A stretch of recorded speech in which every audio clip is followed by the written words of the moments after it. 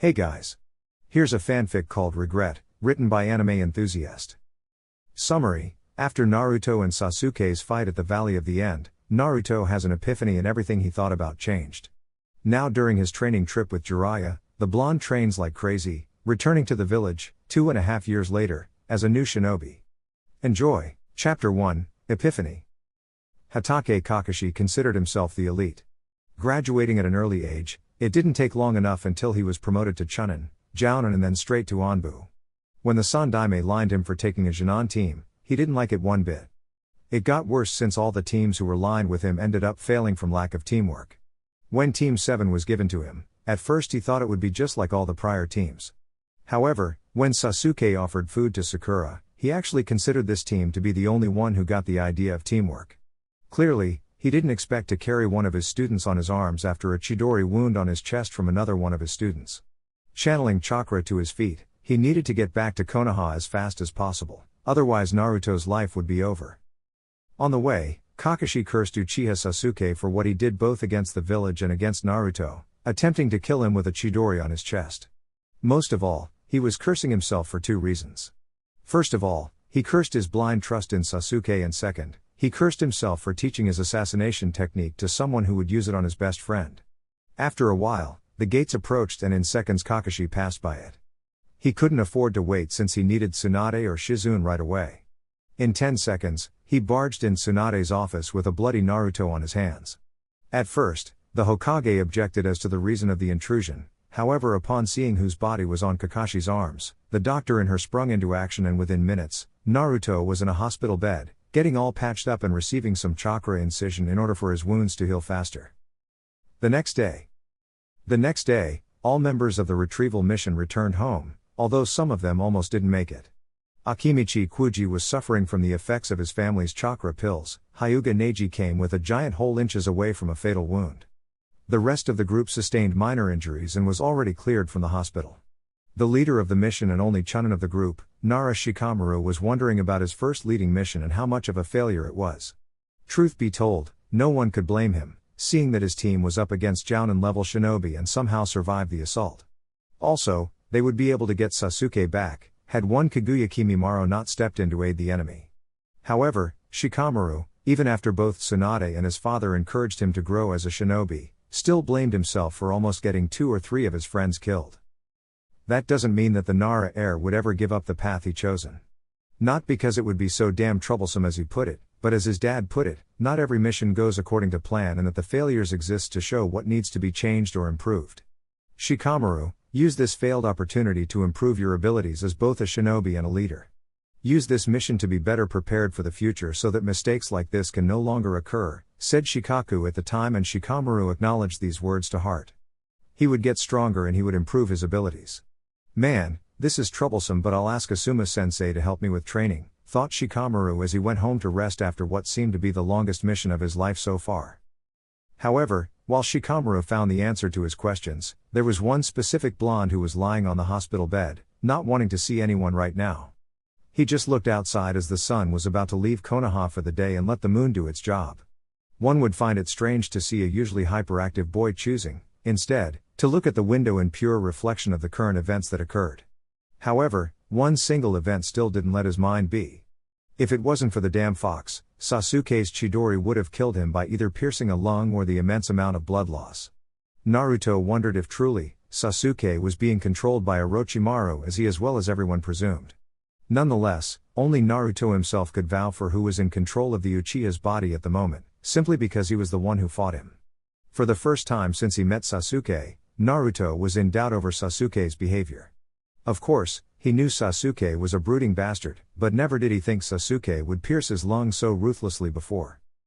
These events made Naruto realize that maybe he was the only one being delusional as to believe that Sasuke wouldn't be capable of something like this. Right before the Chidori attack, Sasuke did admit that Naruto was his best friend. However, after the attack, the blonde questioned himself as to the Uchiha really understanding what meant the expression best friend. Killing someone they consider a friend, it would be safe to say the person was mad, but to kill a best friend, it would be like saying the man didn't have blood running through his veins. He remembered how much the others suffered as well trying to bring Sasuke back, and it sickened him to realize that had Sasuke not left, None of his real friends would be injured in the first place. For the first time, since he met the Uchiha, Naruto became skeptical over his friendship with Uchiha Sasuke. What if Sasuke was always like this and the cursed seal was just the push needed for him?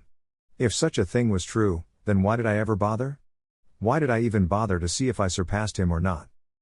Those were the thoughts that now occupied Naruto's mind up to the point of him going through every experience that he had inside his mind and wondered why he focused only on beating the traitor than trying to improve the areas he lacked. Naruto immediately felt like he played the part of an idiot all this time. He was remembering every single screw-up he ever committed and how delusional he was for thinking that with just Kage Bunshin and an incomplete Rasengan, he would be able to grow as a shinobi.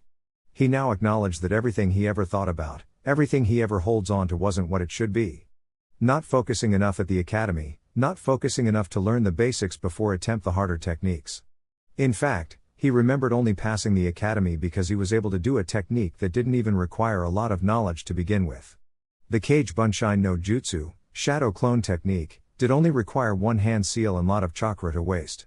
The only thing he needed for this technique was to be able to mold chakra, and that he learned just after he entered the academy. Now grinding his teeth in agony upon not applying himself when needed in the past, Naruto cursed his very existence and also his lack to concentrate on his goal. This was the scene that a certain silver-haired jounin saw upon opening the door. Kakashi knew Naruto didn't want to see anyone and he was worried for his student. Usually, Naruto wouldn't behave like this, and truth be told, Kakashi was a little frightened that this event ended up closing Naruto's heart for good.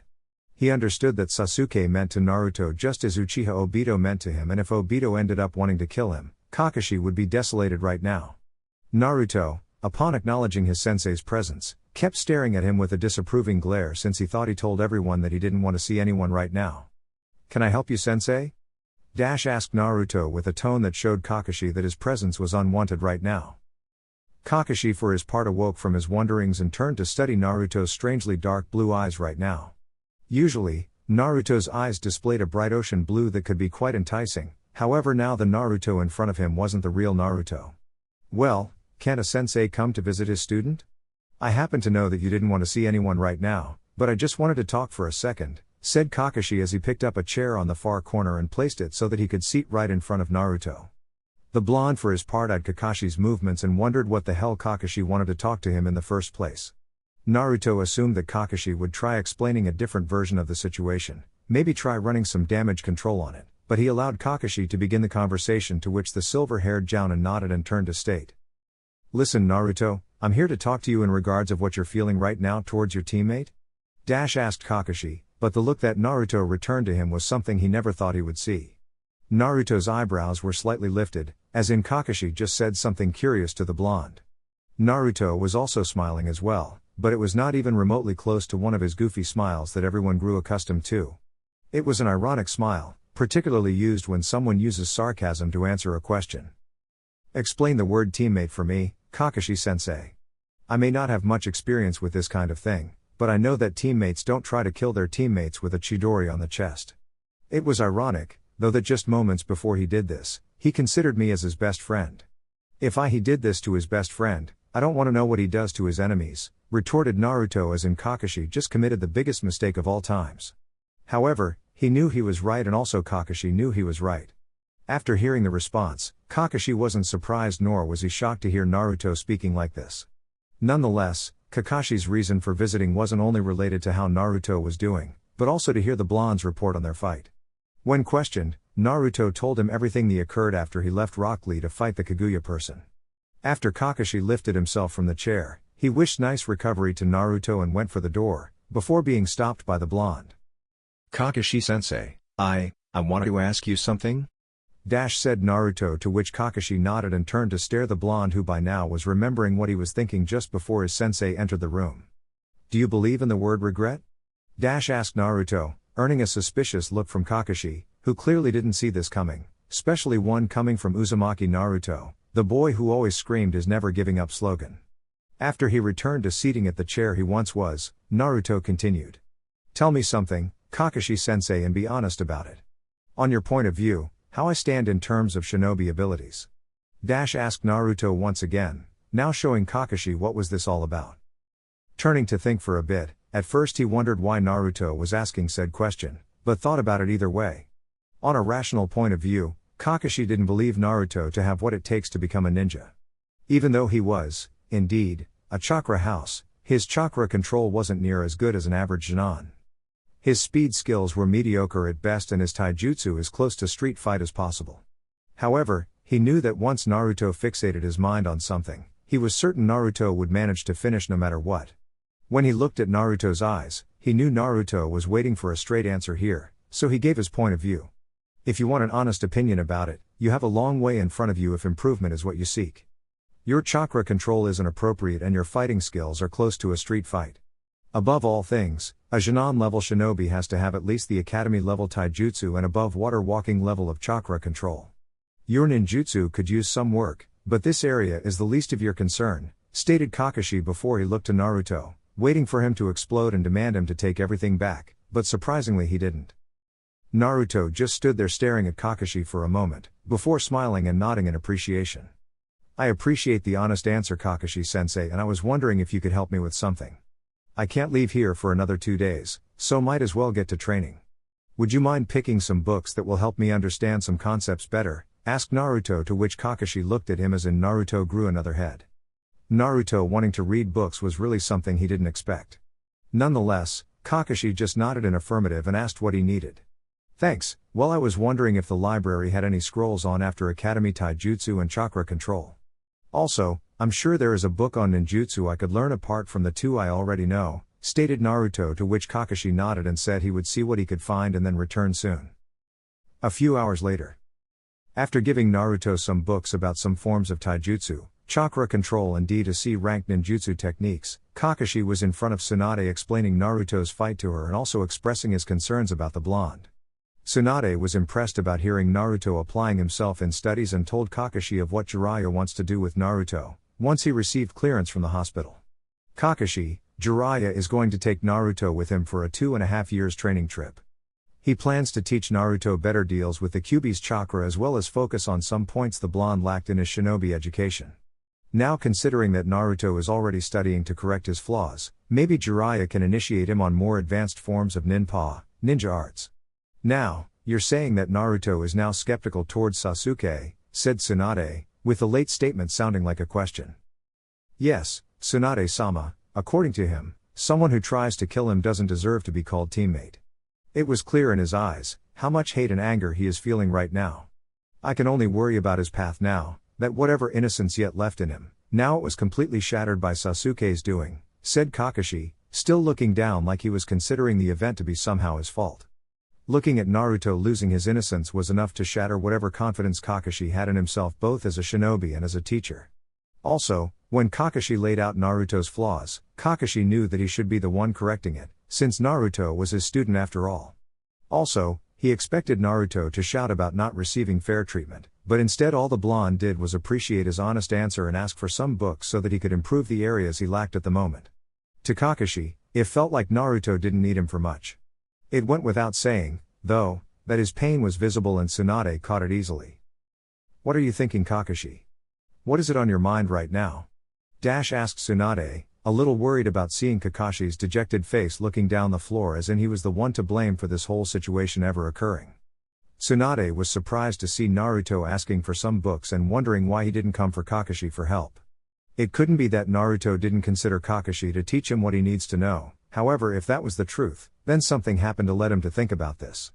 Lifting his head to look at the Hokage in the eye, he answered with all honesty possible. Seeing Naruto asking for books to help him improve, made me realize where I made a mistake. Out of pointing out Naruto's mistakes, not one time I set myself to correct them. Not even when he managed to succeed in passing to the last phase of the Chunin exams, did I try to improve his abilities. Instead, I focused on Sasuke and placed Naruto under the hands of Ebisu, before Jiraiya came up and taught him some stuff. Naruto must believe that he wouldn't get any help from me, so he chose to train by himself. I guess I'm not a competent teacher as I led myself to believe, said Kakashi, to which Tsunade sighed, but she had already figured something like this happened.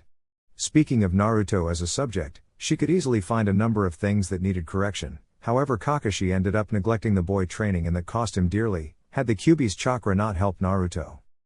Kakashi, I understand how you feel, but bear in mind that not everything is lost. Naruto will receive the training he needs from Jiraiya, and I'm sure he'll come back an entirely different shinobi. I just hope that he doesn't come back a different human being, though, but that's something to worry for later. Also, since I nominated Sakura as my apprentice, I'm afraid Team 7 is adjourned until Naruto comes back from his training trip. Now, the village is soon to recover its financial support it once had, and more missions requests are coming. I'm placing you on some of them. Present here tomorrow at 10 for debriefing, and I consider that you're not late this time, if you know what's right for you, said Tsunade, more like threatening Kakashi, to which said man swallowed hard and left the place. With Naruto. After Kakashi brought him the books, Naruto didn't waste time and took the taijutsu book. He initially thought about using Kage Bunshine all the time to do the fighting, however using said technique ended up misdirecting his concentration to the point of his attacks being pitiful to watch. As Naruto went through some advanced forms of taijutsu, he was remembering some aspects of the Academy taijutsu style, which was good since he could practice now when he leaves the hospital. Defensive positions, offensive positions, Naruto was recollecting everything he saw at the academy, and he was remembering that he didn't use it once during his missions. It was already late at night, but the blonde didn't want to sleep right now. He's been lying down for enough time to condemn sleeping, so he instead focused on studying and improving his knowledge. He considered sleeping later, since he wouldn't be able to leave the premises anyway, so he continued reading through several taijutsu katas, which consisted of attack and defensive forms of the fighting style. It didn't take long to finish the book, since it contained a number of images to explain the positions rather than an actual text. Moving on, he took the chakra control book and was surprised to see that water walking and tree walking are just Shinon level chakra control. According to the book, the next level would be suspending a kunai on top of the ninja's hand using chakra to sustain the object in the air. Naruto learned that in order to attain this level of chakra control, he had to constantly exhale a thin layer of chakra off his hand in order to keep the kunai suspended. He also learned that this exercise is extremely complex to do, simply because just like all kinds of chakra control exercises, using too much chakra will send the kunai flying, and too little, the kunai wouldn't even leave the ninja's hand. He kept reading the book on chakra control all night and didn't even bother to look when the first ray of sunlight entered his room.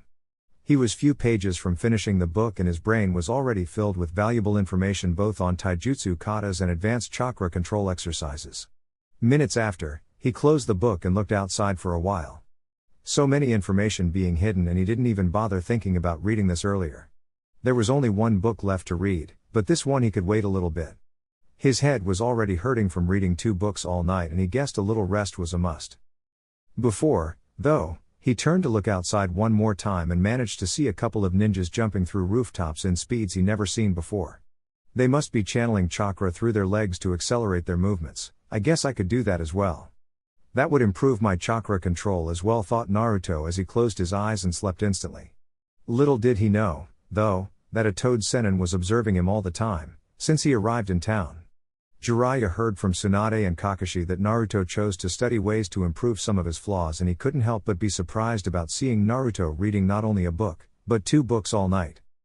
Jiraiya considered focusing more on controlling Kyuubi's chakra, however seeing the level of focus that the boy attained, he guessed that making him stronger would be better. A stronger body had a stronger spirit, and a stronger spirit wouldn't be subjected to being controlled by anyone. This Naruto is a wild card, isn't it? Asked Jiraiya, presumably to no one at all, until Kakashi's figure appeared hiding in the shadows, nodding. I guess his last fight showed a lot to him, and now he's correcting his flaws. Those books I gave him actually contain Chunin level material.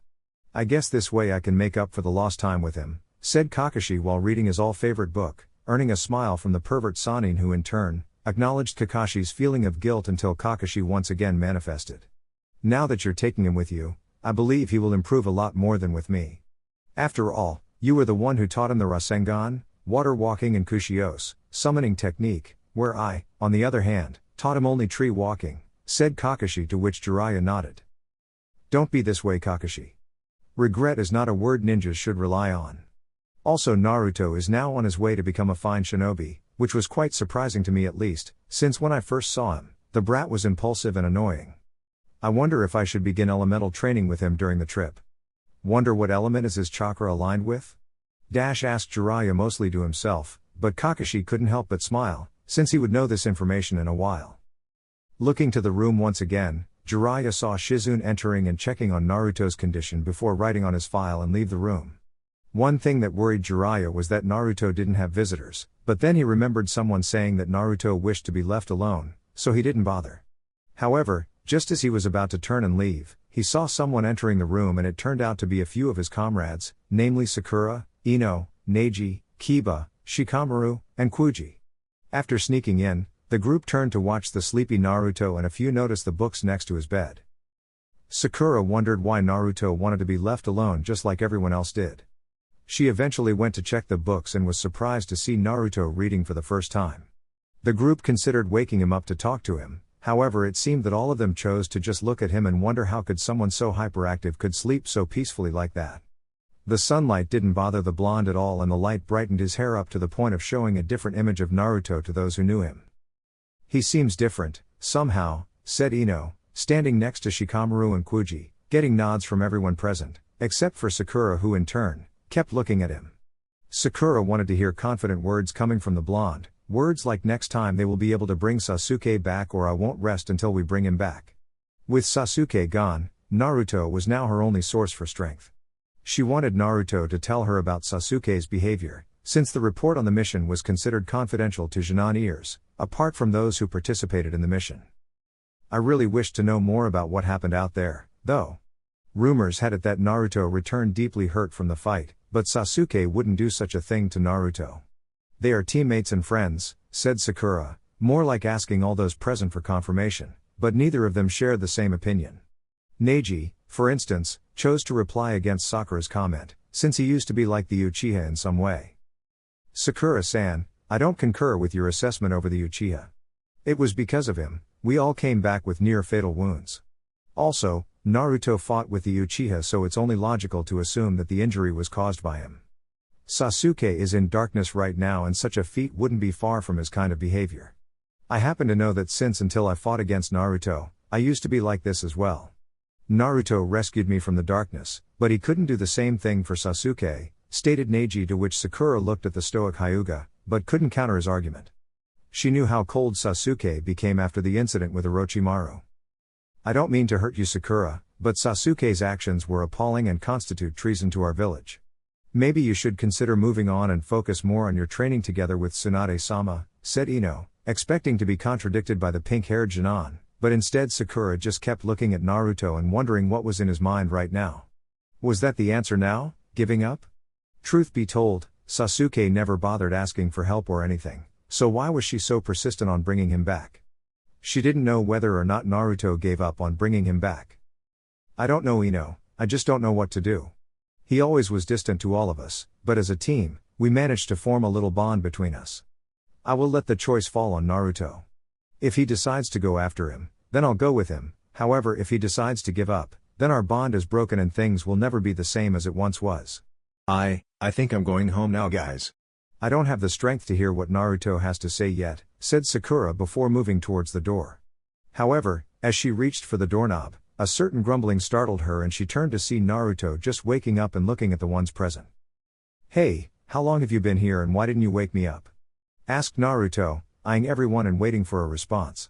It was Shikamaru who explained that since he was sleeping, they didn't want to wake you up and how troublesome would be to do such a thing. Needless to say, Naruto dismissed the issue since it was pointless to comment further. So, how is everyone? Asked Naruto, though now the difference was plainly visible to all of them. Naruto's once crystal blue eyes now were like dark blue eyes, and where he always smiled, now his face was akin to a bothered person. The group exchanged a few monologues like I'm fine and alright, to which Naruto nodded and stretched a little bit. Sakura's ear was pounding like crazy since she now would know about what happened with Sasuke and Naruto. However, she hesitated to come forward with the question, and that was pretty much visible. She secretly appreciated when Ino asked Naruto as to why he didn't want to see anyone right now.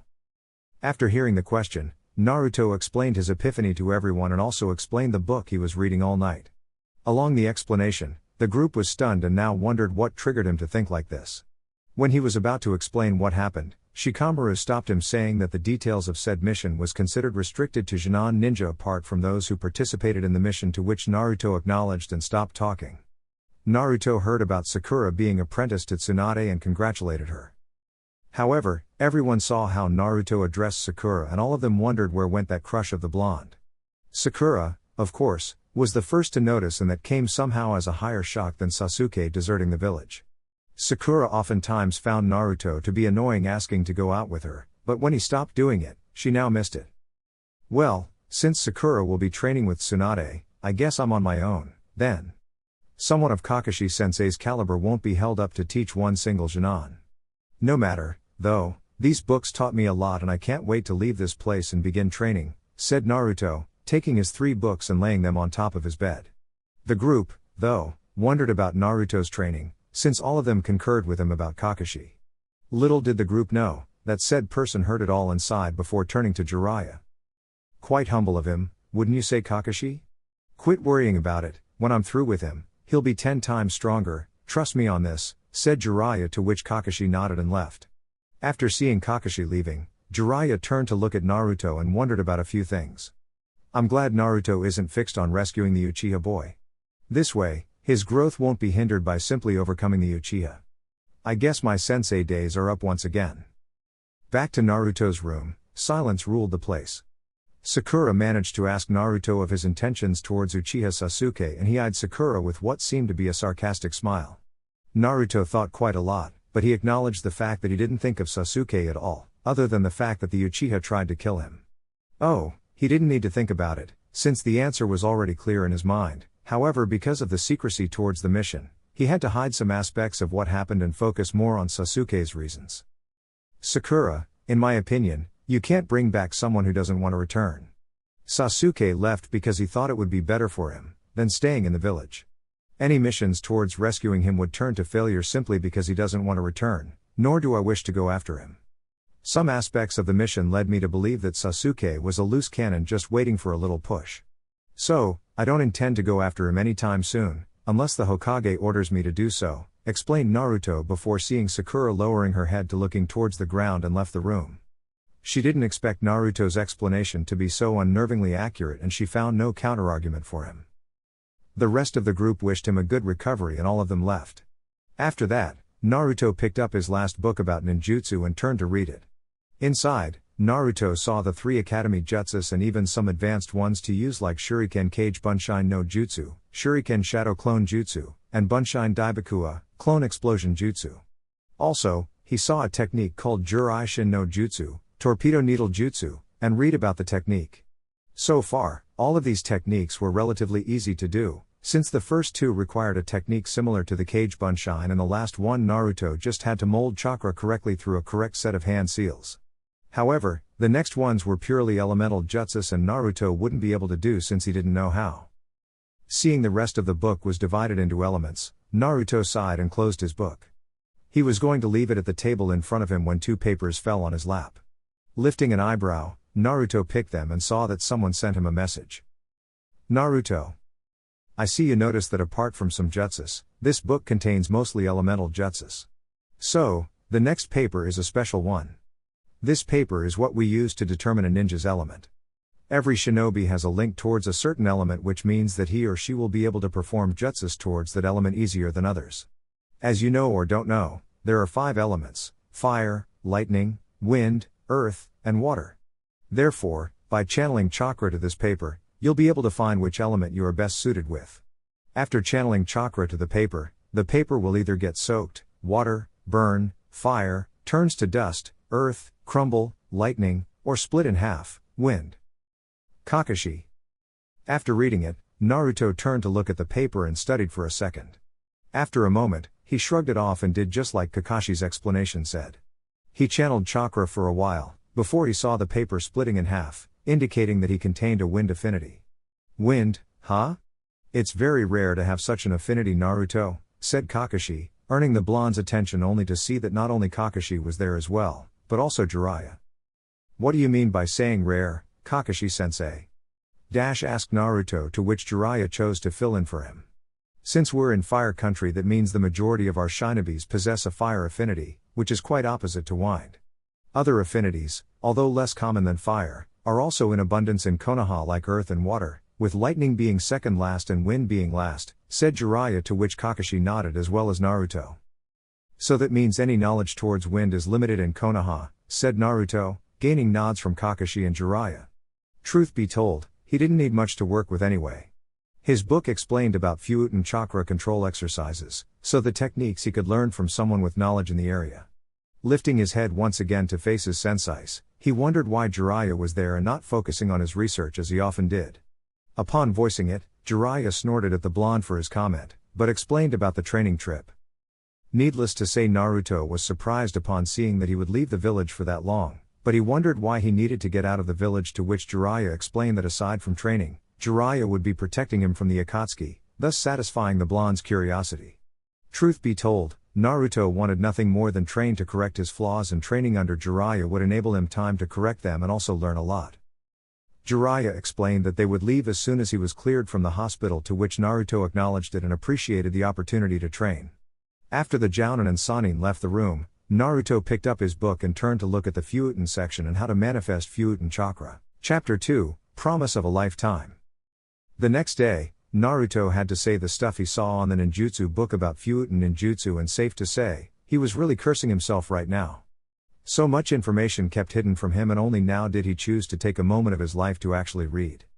It was only after the nurse that checked on him came here to discharge him from the hospital that he took his clothes and left straight to a training ground where he could train and incorporate everything he learned through reading during his stay in the hospital. After all, Naruto didn't want to waste any more time than he already did. He now knew that in order for a shinobi to grow strong, he or she had to have the strength and will to never give up and always fight through numerous obstacles that appear through life. Immediately after arriving in one of Konoha's many fields designated specifically for ninjas to train, Naruto went to one of the taijutsu logs on the field and began to beat the hell of it by going through the katas that he learned from the book. Although he knew his form was still far from perfection, he also knew that taijutsu required practice, so it wouldn't be possible for him to just read a book and immediately know how to do it. Nevertheless, he continued to beat the log in hopes of getting it right. After a while, he looked at his dirty hands and a few wounds from beating a log repeatedly and remembered when Lee was fighting Sasuke right at the beginning of the Chunin exams. Closing his hands once again, forming fists, he looked once again the log and began once again, the katas this time, adding some kicks as well. This time, however, Naruto found he was better than before, and he realized that Lee was right. Only through harsh training can the ninja evolve. Stepping away from the log for a bit, Naruto began the katas on pure air, like he was in a showdown of martial arts. It wasn't as painful, and Naruto could see that the speed of his movements was increasing periodically. It was only after 2 hours that he sat on the ground and looked up as the sunlight obscured his viewing for an instant. It went without saying that Naruto felt better than ever before. He felt like he already improved a little bit, and now his taijutsu wouldn't be considered street fighting like Kakashi mentioned before. Getting up once more, Naruto changed the subject and went to ninjutsu. The 3 jutsus he saw in the book were, in theory, easy to do, but just like taijutsu, one couldn't hope to master something just by reading it in a book. Picking one shuriken, he threw towards the log. Naruto made the hand seals necessary for shuriken Kage Bunshin no Jutsu, shuriken Shadow Clone Jutsu. However, when approximately 4 shurikens should have appeared, only 2 did instead, and none of them had the same properties as the original one. Such a result was expected since Naruto took close to an hour to master the Kage Bunshin no Jutsu.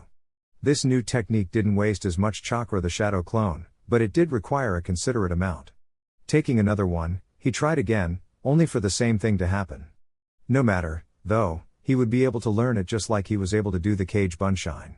It took him 10 tries to be able to master the technique, and the last one, he was able to create close to 10 clones of the shuriken, and all of them pierced the log in multiple locations, thus completing the technique, but not without its price, though, as Naruto felt on the ground from slight fatigue. It didn't matter, though, he did it just like he would complete the other 2 as well.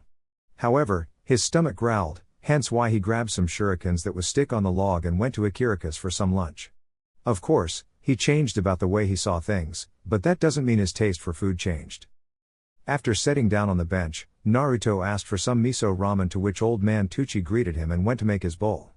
As the noodles were being prepared, Tucci asked about Naruto's training with one of the Sanins and congratulated the boy on the opportunity. Naruto appreciated and said that he would be stronger and don't waste more time than he already wasted for petty reasons. Tucci was confused at first, but waved it off, seeing it was Naruto, and Naruto was impossible to understand. After paying the old man, Naruto said to take care since he wouldn't come back for a while, to which Tucci smiled and wished the blonde a safe trip. Upon returning to the training ground, Naruto remembered the needed hand seals for the Jiraiya no Jutsu, torpedo needles jutsu, and also the theory behind the technique. According to the book, the ninja must mold his chakra towards creating tons of thin layer shapes and then throwing it at the enemy. Of course, the book made it as easy as a simple henge, but the blonde knew better that chakra manipulation was a chunin level material. Nevertheless, he was committed to doing all three of the techniques before Jiraiya could come to pick him up, so he immediately got to work. Little did he know, though, that a few people were looking for the missing blonde. At the hospital Jiraiya, Tsunade and Kakashi were standing in what used to be Naruto's room only to find it was empty. Naruto's clothes was gone too, except for his orange jacket which was tossed on the ground near the window, thus showing them the obvious: the boy escaped the hospital and now they have to find him. Tsunade was furious at the head nurse for discharging the blonde, even after she made it clear that only she or Shizune were authorized for such a thing. Well, Jiraiya, I guess you have to find your student out there. You and him are scheduled to leave tomorrow morning, so take your time, said Tsunade before leaving the hospital room, thus leaving Jiraiya and Kakashi inside. Where do you think he is right now, Kakashi? Asked Jiraiya, actually a little concerned with the blonde, since he didn't expect the damn imbecile to run off seconds after being released from the hospital. Kakashi for his part was reading his book and didn't pay attention to what the pervert was saying, earning a vein popping from the Sanin's forehead, who in turn, sighed and shunshined out of the room. Seconds after, Kakashi lowered the book and activated his Sharingan to see if Naruto left a trail of chakra to follow. True to Kakashi's wonder, looking at the window, Kakashi's Sharingan spotted Naruto's chakra as he jumped through the rooftops, heading to what appeared like a training ground a couple miles north. Smiling at the boy for pumping chakra to his legs and increases his speed, Kakashi started following the path Naruto took. He somehow knew that the blonde wouldn't take long before practicing what he learned, and he began to wonder if perhaps, he should have done this a long time ago. If Naruto was already able to do one of the techniques on the book and settle for the right taijutsu stance, Kakashi would have been wrong about the blonde. Truth be told, the Jounin always presumed Naruto would quit being a ninja, since he didn't have what it takes. However, as the time passed and Naruto was able to do stuff that no one would think it was possible. Learning the 3 steps to the Rasengan in little more than a month was outstanding to say the least. The Yondaime Hokage took 3 years to create it, and Jiraiya, one of the Sannin, took 4 months to learn. It was amazing that Naruto reduced that timing to only a month.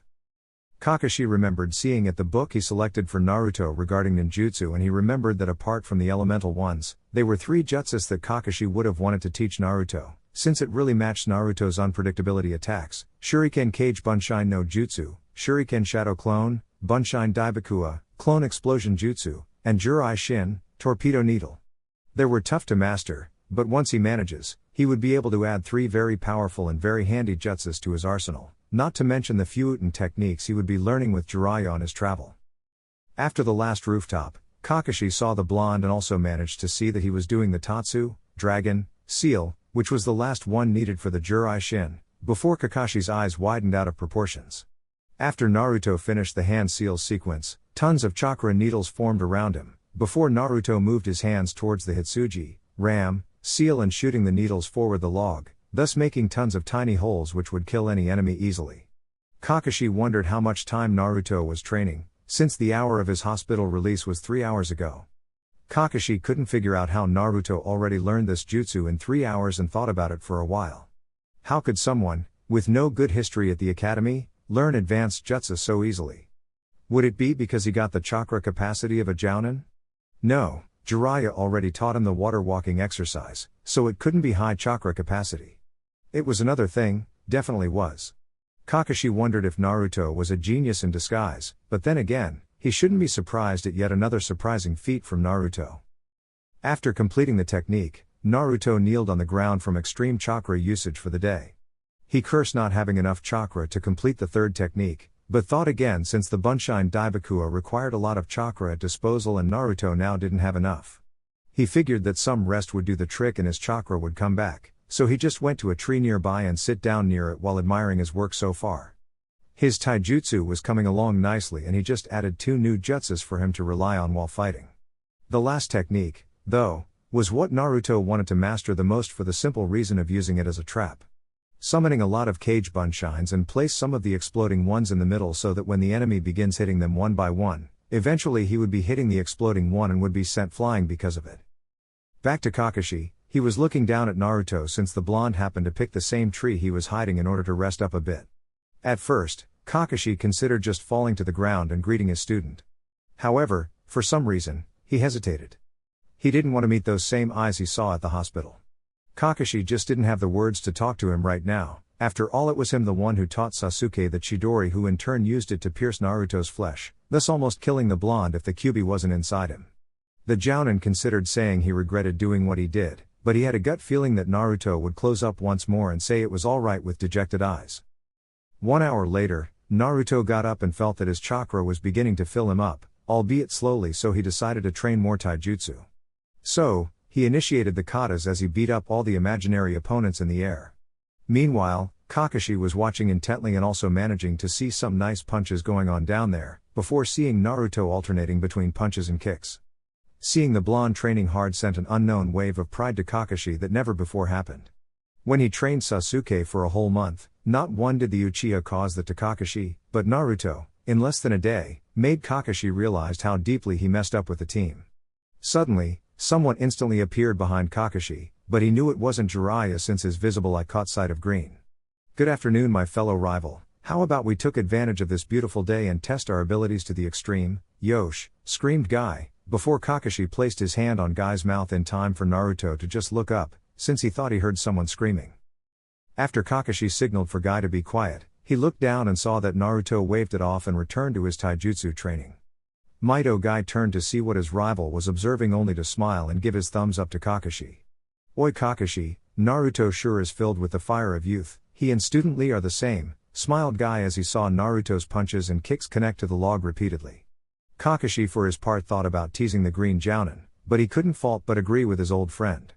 So, unlike any other precedent, Kakashi smiled and nodded. The green beast was astonished with the normal reply and wondered what was wrong with his once hip rival. However, before he could answer, Kakashi filled in the blanks. "Naruto has a keen sense of never giving up and he will use that to become stronger. He doesn't need me as his sensei for that," mumbled Kakashi. Guy, for his part, understood what happened. He heard about what happened from his student Neji and thought about how unyouthful the Uchiha was for trying to kill his teammate with the technique Kakashi taught him. "Did he learn that stance all by himself, Kakashi?" Asked Guy, clearly concerned for his rival's supposed lack of teaching skills. However, to his relief, Kakashi nodded his head in the negative and explained that he selected some books for Naruto to read while he was recuperating in the hospital, but Kakashi already knew where his rival wanted to go. "I know what you're trying to do, Guy, and I thank you for that, but all I ever did was show him the books to read. He was the one who drew the conclusions and you can see now how good he is on his own," whispered Kakashi, to which Guy nodded and looked at Naruto once again, who in turn was using both his fists to pound the log mercilessly, and he remembered his student Lee doing the exact same thing. "You know what, Kakashi, I think you should go there and train him. He'll be with Jiraiya for a long time and maybe, you can at least help him with one technique." "Well, I'm off to run some laps around Konoha, Yosh," screamed Guy before vanishing and leaving Kakashi alone to watch Naruto. He thought about what Guy said and wondered if really Naruto would be resentful to him now wanting to be a sensei to him. It's not that Naruto ever showed resentment at the Jounin, so what was he thinking that the blonde would blame him? Sighing in dismay, Kakashi vanished a few meters away, so that he could approach the blonde, by walking casually. In Tsunade's office. After trying to search for a little while, Jiraiya was called by Tsunade and now both of them began talking. The pervert explained about what he would be training Naruto in and how he would be power up his spirit and resolve enough to combat the Kyuubi within his stomach. Tsunade nodded, but still was reluctant to let the blonde go. She didn't see the need to leave the village for training all that much, but Jiraiya was insistent, saying that the Akatsuki would come for him when he's vulnerable, hence why they need to stay on constant move. Tsunade also expressed her concerns about the blonde being too far behind his peers in terms of rank and that maybe, he could go after the next Chunin exams. "Tsunade, that kid has potential to come back as Jounin level, you know that. With his chakra potential and a few powerful techniques, there is no way he wouldn't be able to do the Chunin exams once we come back.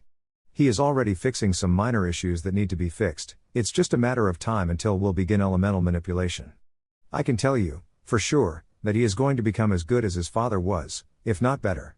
He learned the Rasengan in only a month, that's got to be saying something," explained Jiraiya, to which Tsunade sighed and zipped some tea. "Okay, he can go. But if I hear that you neglected him training for doing perverted activities, I'll make sure to beat you all the way to Iwa, do you understand? Threatened Tsunade, earning a nod, a gulp from the pervert. Now, you're not going to search for him? Asked the Hokage, looking at some scrolls, before seeing the pervert shrugging his shoulders, saying that when the blonde was ready, he would appear to him, earning a nod from Tsunade. With Naruto . Back with Naruto, he was just finishing beating the log mercilessly when he heard steps coming his way. He didn't want it to be Jiraiya since he wanted to finish the 3 techniques before leaving, but it was already night time and still one was left. The sound of the steps was increasing, until the figure finally revealed himself as Kakashi smiling. Hey Naruto, what are you up to? Asked the silver-haired Jounin. Naruto for his part smiled at seeing the man and said that he was practicing the taijutsu and 3 jutsus he learned from the book.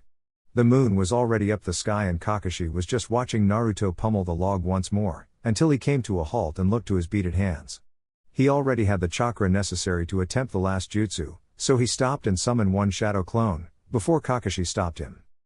Naruto, I think I know what technique you're trying to do, but with the clone so close, you could get caught in the explosion. Send him a couple steps further and pump as much chakra as you can in one go, that's the secret of the Daibakua, taught Kakashi, to which Naruto nodded and looked as the clone began walking a few steps before stopping and looking to the real one, who in turn, focused on the ram seal and immediately molded as much chakra as possible in one go. The clone was suddenly enveloped in a big explosion, thus completing the technique. Of course, Naruto's explosion wasn't as big as Itachi was, but it would certainly cause damage to the enemy. Kakashi smiled upon seeing that Naruto already managed to master 2 of the jutsus that he set for the blonde. Not to mention that the Jinan's taijutsu was now up to low Chunin level. Looking back at Naruto, Kakashi saw that he was smiling, but the smile was different. This smile was a satisfied one that someone wears it upon being able to overcome an obstacle, after failing a few times before. Upon asking, though, Naruto said that for a long time, he thought he was doing fine as a shinobi, but now he saw that he was just being delusional about his abilities. Listen Naruto, seeing as you'll be gone for a long time, how about I buy you some ramen, invited Kakashi, earning a nod from Naruto. Some minutes later, teacher and student each took a sit at the ramen stand and placed their respective orders. As they waited, Kakashi asked about how it was to travel and train with the Sannin. Naruto thought about it for a while, but in the end, he didn't have much to say, other than the fact that the man would only teach him one time and leave him to practice.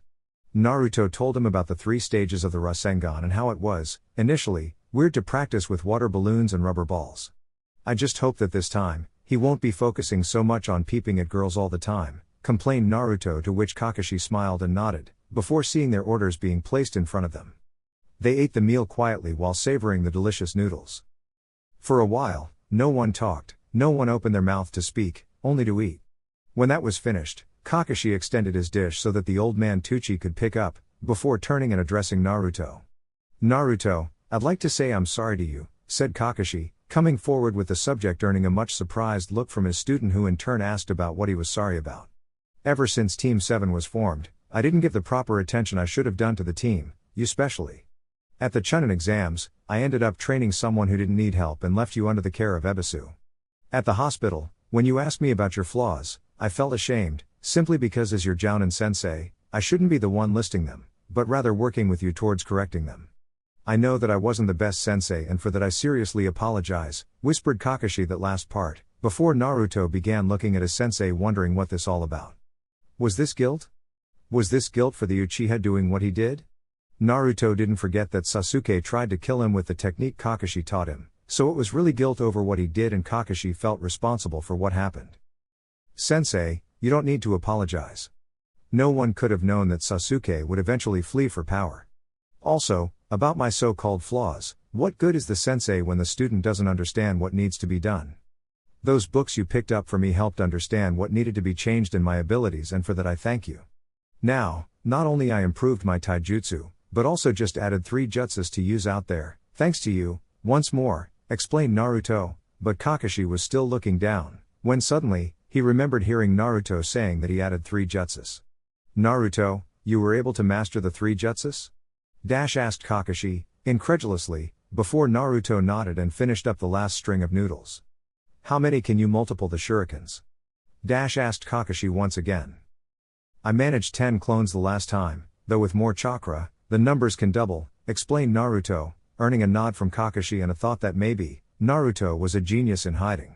Furthermore, Kakashi asked some more questions about the techniques and the taijutsu, to which Naruto responded, before the blonde said his goodbyes since he was supposed to be packing his things for the trip tomorrow.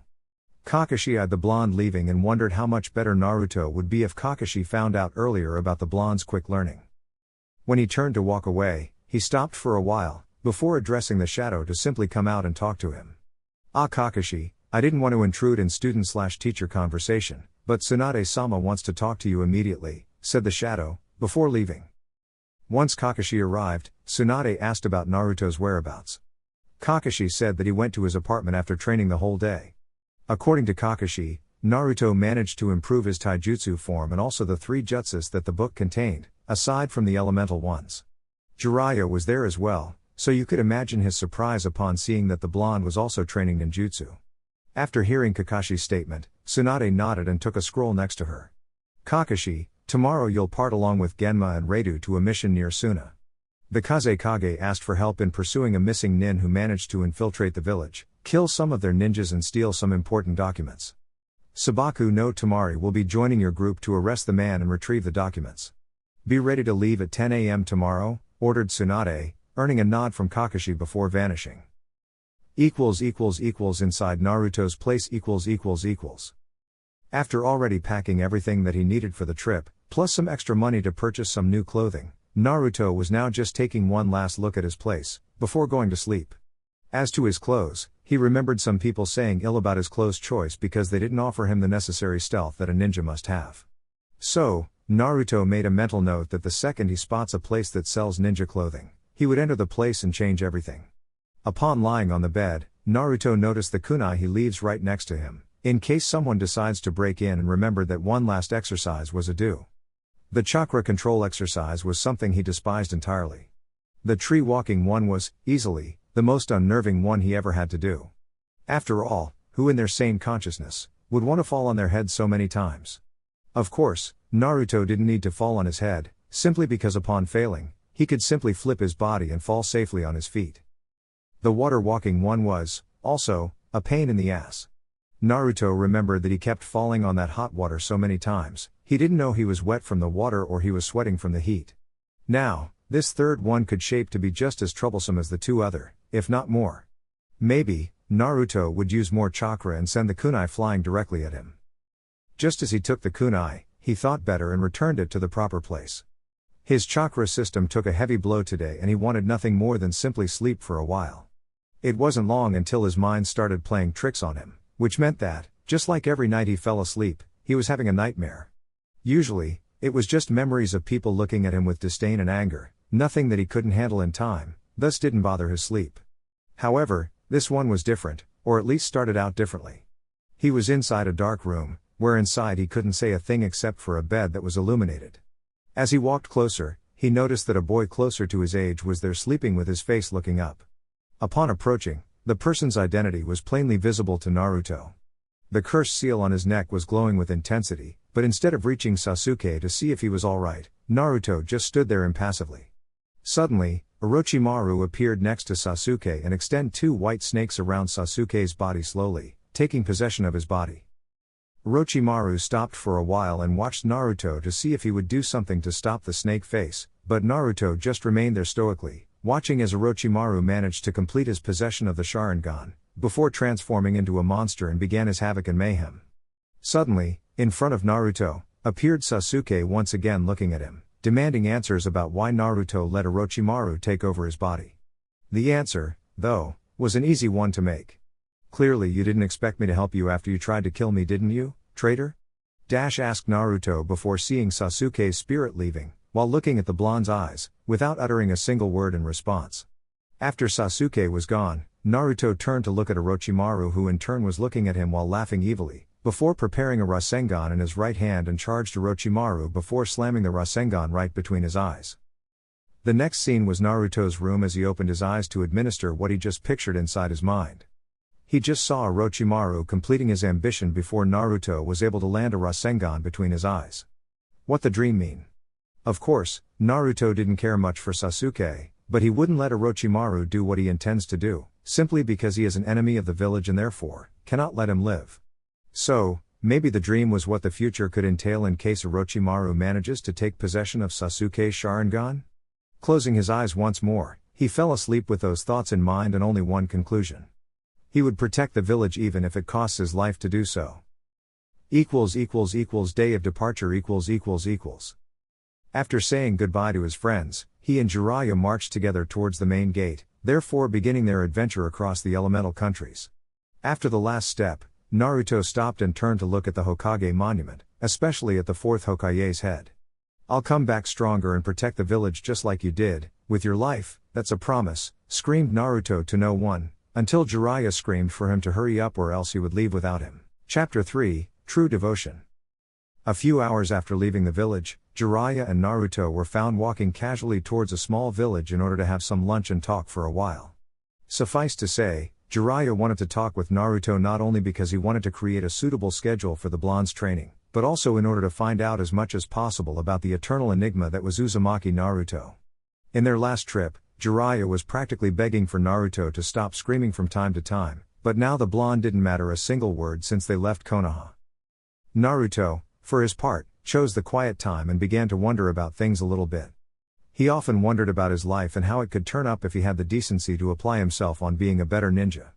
Of course, he felt stronger and more capable now, but Naruto couldn't help but think about what would happen if he was better trained. Surely, he would do better in missions and maybe overcome the Uchiha in battle because of it. Naruto was not stupid enough to realize that he just learned 3 advanced jutsus in only a day, therefore it was safe to say he could be already proficient in Fuuta ninjutsu by now. "I surely messed up with my training, no matter though, I'll have 3 years to make up for the lost time and hopefully become strong enough to be of aid to the village," thought Naruto as he looked up only to see that they were approaching a small village. "Naruto, why don't we stop here for some lunch? I bet you're hungry," offered Jiraiya, earning a nod from Naruto who appreciated the offer and said that his feet was already hurting from that much walk. Jiraiya couldn't help but laugh upon eyeing his new student's determination. Another aspect of Jiraiya's concern was towards Naruto maybe becoming respectful for a change. He did insist for the blonde to address him with respect, however a part of him wanted to be called Uro-Sennin. A few moments later, Naruto and Jiraiya were having some sushi and Jiraiya chose that moment to talk to the blonde. "Oi Naruto, as you know, we'll have 3 years to spend on your training and I expect that in the end of this 3 years, your level would be somewhat close to Jounin," said Jiraiya, earning a look in surprise from Naruto who thought he heard that Jiraiya wanted him to be close to Kakashi's level upon returning. "That's right kid, you were already close to Chunin material and as I remembered carefully, you did beat that Neji kid, who was considered the genius of the Hyuga clan and you saved Konoha from the one-tailed beast Shukaku. Now, stop interrupting me and let's get down to business," stated Jiraiya to which Naruto rolled his eyes away, before eyeing the pervert once more. "Based on the material I've gathered on your file, your taijutsu is now, after you left the hospital, more refined, so it is considered low-level Chunin, however we'll sure improve this area. Genjutsu, I'm sorry to say your ability is practically none, however I'm sure that learning Genjutsu wouldn't suit your fighting style, so we'll focus on learning to interpret the illusion and how to dispel them effectively. Chakra control won't be much of an issue here in our training, since you already completed the tree and water walking," explained Jiraiya, but Naruto stopped him for a second. "What about the kunai lifting exercise? I saw that this is the 3rd level of chakra control," asked Naruto, earning a thinking pose from Jiraiya. The kunai lifting exercise, although completely useful, wasn't obligatory for a ninja to complete. This exercise was only completed by those of the Hyuga clan in order to learn the Juken and for medical ninja to be able to learn their techniques. This exercise required a steady flow of chakra to be expelled from the ninja's hands, thus keeping the kunai hovering around. Although it's nice to be able to Naruto, truth is, it isn't a necessary skill to have, especially for someone more suited for taijutsu and ninjutsu such as yourself. If you truly wish to learn, we'll leave it for the end of our training, also if you wish you could attempt on one of our free times. Moving on, ninjutsu and chakra capacity. The latter is rather easy to train since you only need to use a lot of chakra and then wait for your reserves to be fulfilled again. "Now ninjutsu," said Jiraiya, before seeing Naruto smile which in turn caused him to smile in return. As you know, ninjutsu are mostly divided between shape and element manipulation with a few exceptions that doesn't rely on them. You already is proficient in shape manipulation from the Rasengan and the Juraishin no Jutsu, Torpedo Needles Jutsu, however we are still due to perfect your Rasengan. Also, we'll be focusing on your Fuutan element, I happen to know the formula necessary to be able to use Fuuten chakra and also some techniques that will be easy to teach. I happen to have a friend in Suna that happens to be a Jounin. He will teach you 2 to 3 advanced Fuuten techniques, but the rest will be up to you, explained Jiraya. Also, it will be up to you to figure out our schedule. You'll have to come up with a suitable timetable that will incorporate all of the subjects we talked so far. After hearing that, Naruto was rather angry to say the least. Jiraiya was supposed to be the teacher and yet he was stuck with fixing the training schedule. It was ridiculous. Jiraiya explained that such abilities are vital in the ninja world and would help Naruto greatly while going on more advanced missions or even leading a team. After paying for the meal, Jiraiya left Naruto at the local library in order to think of the schedule, while he would do some researching. Naruto didn't complain, but he knew of the damn pervert's reasons for leaving and wondered if the damn pervert would do this more often in the future. Looking at the blank page for a moment, Naruto decided to settle down everything he needed to place at the schedule and listed down. After finishing it, he proceeded to think. The old Naruto would settle for 3 whole years of badass ninjutsu and cool moves, but now after what he saw in those books, the blonde realized that he needed to pay attention to his other skills. 3 years and 3 abilities to focus on: taijutsu, genjutsu and ninjutsu. Also, ninjutsu would be divided into 3 phases, using the Rasengan with one hand, learning Fuuten chakra and learning Fuuten techniques. Taijutsu and genjutsu didn't need a full year, Naruto wondered. Of course, he could learn more advanced stances in probably 6 months and then do some occasional spars with Jiraiya. Also, genjutsu disrupting wouldn't require much time to learn, so maybe he could assert both taijutsu and genjutsu within a full year of training. Well, I guess we could focus on these 2 arts as well as doing some chakra control exercises, thought Naruto as he began scribbling on the paper, the following. First year, 6 months of taijutsu and chakra control exercises, extended periods of running on top of water and maybe even doing occasional spars to increase the pace. Naruto really wanted to learn some new ninjutsu, but then the ones he already knew could need some time mastering it. The Shuriken Kage Bunshin no Jutsu, Shuriken Shadow Clone, was one of them and Naruto always wanted to see a suitable number of Shuriken clones to be created for the technique to be effective.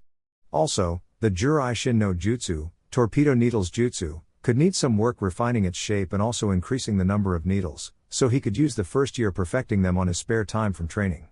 The Bunshin Daibakua, Clone Explosion, only needed more chakra burst, so Naruto didn't need to train that.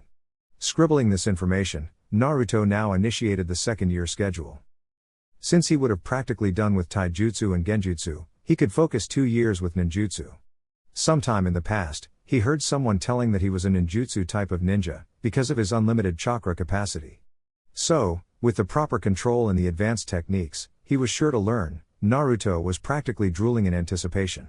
Nevertheless, he needed, before learning any other jutsu, to use the Rasengan in one hand, so he settled for 3 months exclusively for the Rasengan. After that, Jiraiya would be teaching him how to have access to Fuuten chakra. However, Naruto was clueless as to how much time it would be required to do this. The part of the book didn't say much about it, so he settled for taking the rest of the year for such a feat. After all, in case he manages to learn before the end of the 2nd year, maybe he could focus on other abilities. Looking at the paper, he turned to scribble once more.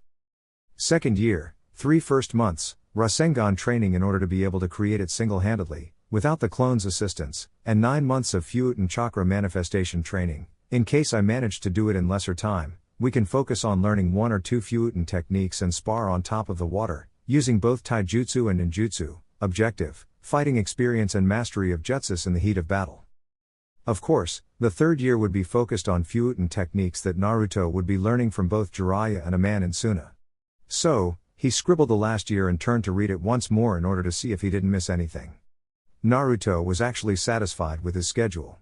Truth be told, the schedule was a good idea, since it would keep not only him in place but also for his perverted sensei. Leaving the paper on top of the table for a moment, Naruto began to look around a bit. This wasn't a shinobi library, hence why he couldn't pick anything that would interest him. However, they did have some adventure books to read and Naruto knew he would have to wait a while for Jiraiya to arrive. Upon arriving at the respective section, he glanced at the titles and was surprised to see that some of the books involved the shinobi world, even if all of them are fiction. He took a few ranging from Kiri Shinobi's war against pirates to an adventure between 2 powerful warriors in Iwa battling for the Tsushikage position. After picking them, He went to the table he was seating earlier and placed the books on top of the table. Picking the first book, which was actually the one that described Kiri's war against the pirate organization, he opened and started reading. With Jiraiya . After leaving Naruto alone at the library, Jiraiya decided to run into an old friend of his that happened to leave at the village. Actually, the reason Jiraiya stopped by was because this man contacted him a while ago because of some sensitive information about Suna. Jiraiya had informants up there, but couldn't just dismiss information like that, especially because this man wasn't limited to sensitive information and could easily tell more. After a while of walking, he reached a normal 2-story white house and knocked on the door. It took some minutes before the door opened, although just a little for the man inside to see who was knocking. "You appear like him, but how do I know you're really him?" asked the shadow, earning a snort from the perv. Really, must every informant of his ask that question? True, it was shinobi protocol to be certain of the one in front of him, before opening his mouth. Before one became his informant, Jiraiya would say a secret password that only he could know. "Orochimaru is a pedophile," muttered Jiraiya, earning a nod from the man before he fully opened and greeted the white-haired Sannin. Clearly, Orochimaru has been given many names and curses, but only Jiraiya would call him like that. "Seriously, I'd think I earned your trust enough so that you shouldn't feel the need to have a double check," said Jiraiya, earning a snicker from the man. "Well, one couldn't help but keep a few vices, besides it's better to be assured than be stabbed in the back. Come in," gestured the man, to which Jiraiya muttered something unyouthful and then entered the house. The inner walls were rather simple, but what could anyone expect from a ninja's retirement home? Nakato Shinji was really an ordinary shinobi. Retiring early because of losing one of his arms while on a mission, he decided to leave the village and settle down in a village where he wouldn't hear the word ninja.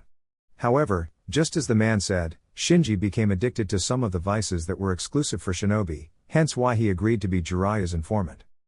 "So, I believe you have something to tell me, so let's hear it," said Jiraiya, earning a nod from Shinji, who began. "I have news of Suna. Apparently, they took Orochimaru's betrayal pretty heavily and are now restructuring everything. I heard from a Suna ninja that they have plans of formulating a mutual agreement with Konoha in order to exchange knowledge regarding Genin training in the Academy of Shinobi Wannabes. Also, there is a rumor of a nomination for the Godime Kazekage, although he couldn't confirm me the nominee's identity," explained Shinji, earning a nod in appreciation from the Sannin. Although it wasn't urgent news, Jiraiya was famous for knowing pretty much everything about everything. He knew of Suna's growing interest in allying once again with Konoha for the famous mutual benefits. The news of the new Kazekage, though, was unexpected, since because of the Yondaime Kazekage's death, the council took over everything until a next suitable shinobi becomes nominated for the Godime Kazekage. Jiraiya thanked the man for the information and gladly accepted some tea that Shinji, just now, made.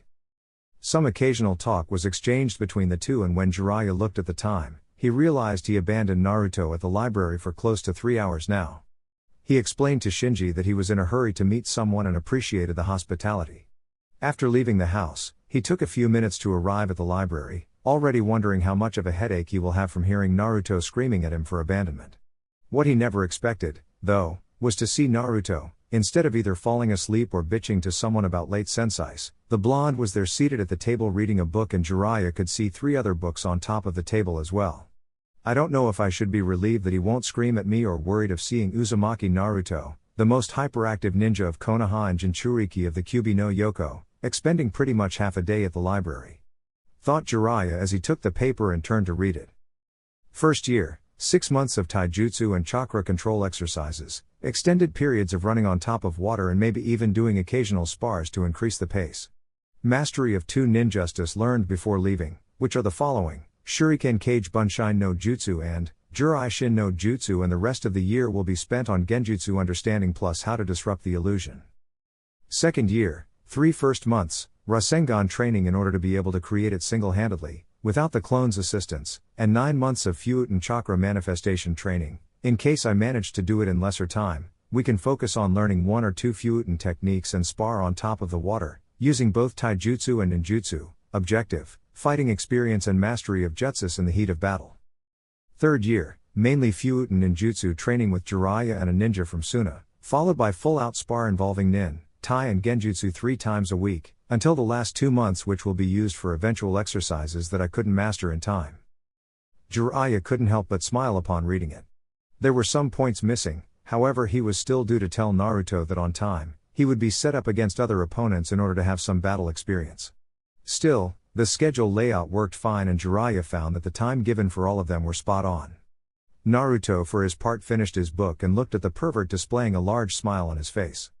"I suppose that since you're smiling is because you approved my schedule?" asked Naruto, before earning a nod from his now sensei. "Indeed. I first thought you'd put 3 whole years of ninjutsu, but then I guess you are now a changed shinobi. The schedule is great and we can begin right away. Since the sun is still up, we'll use it to test your skills so far. We'll find a clearance for us to have a spar so I can gauge what you need correcting. Let's go," said Jiraiya, to which Naruto nodded, before getting off the chair and following the pervert. It was only when they left the library that Naruto remembered something. "What took you so long, Uro-sensei?" asked Naruto, earning a sigh in dismay from the change in names. "Well, at least he placed the word sensei in it. I went to find a friend of mine who contacted me for some information," stated Jiraiya. A few miles away from the village.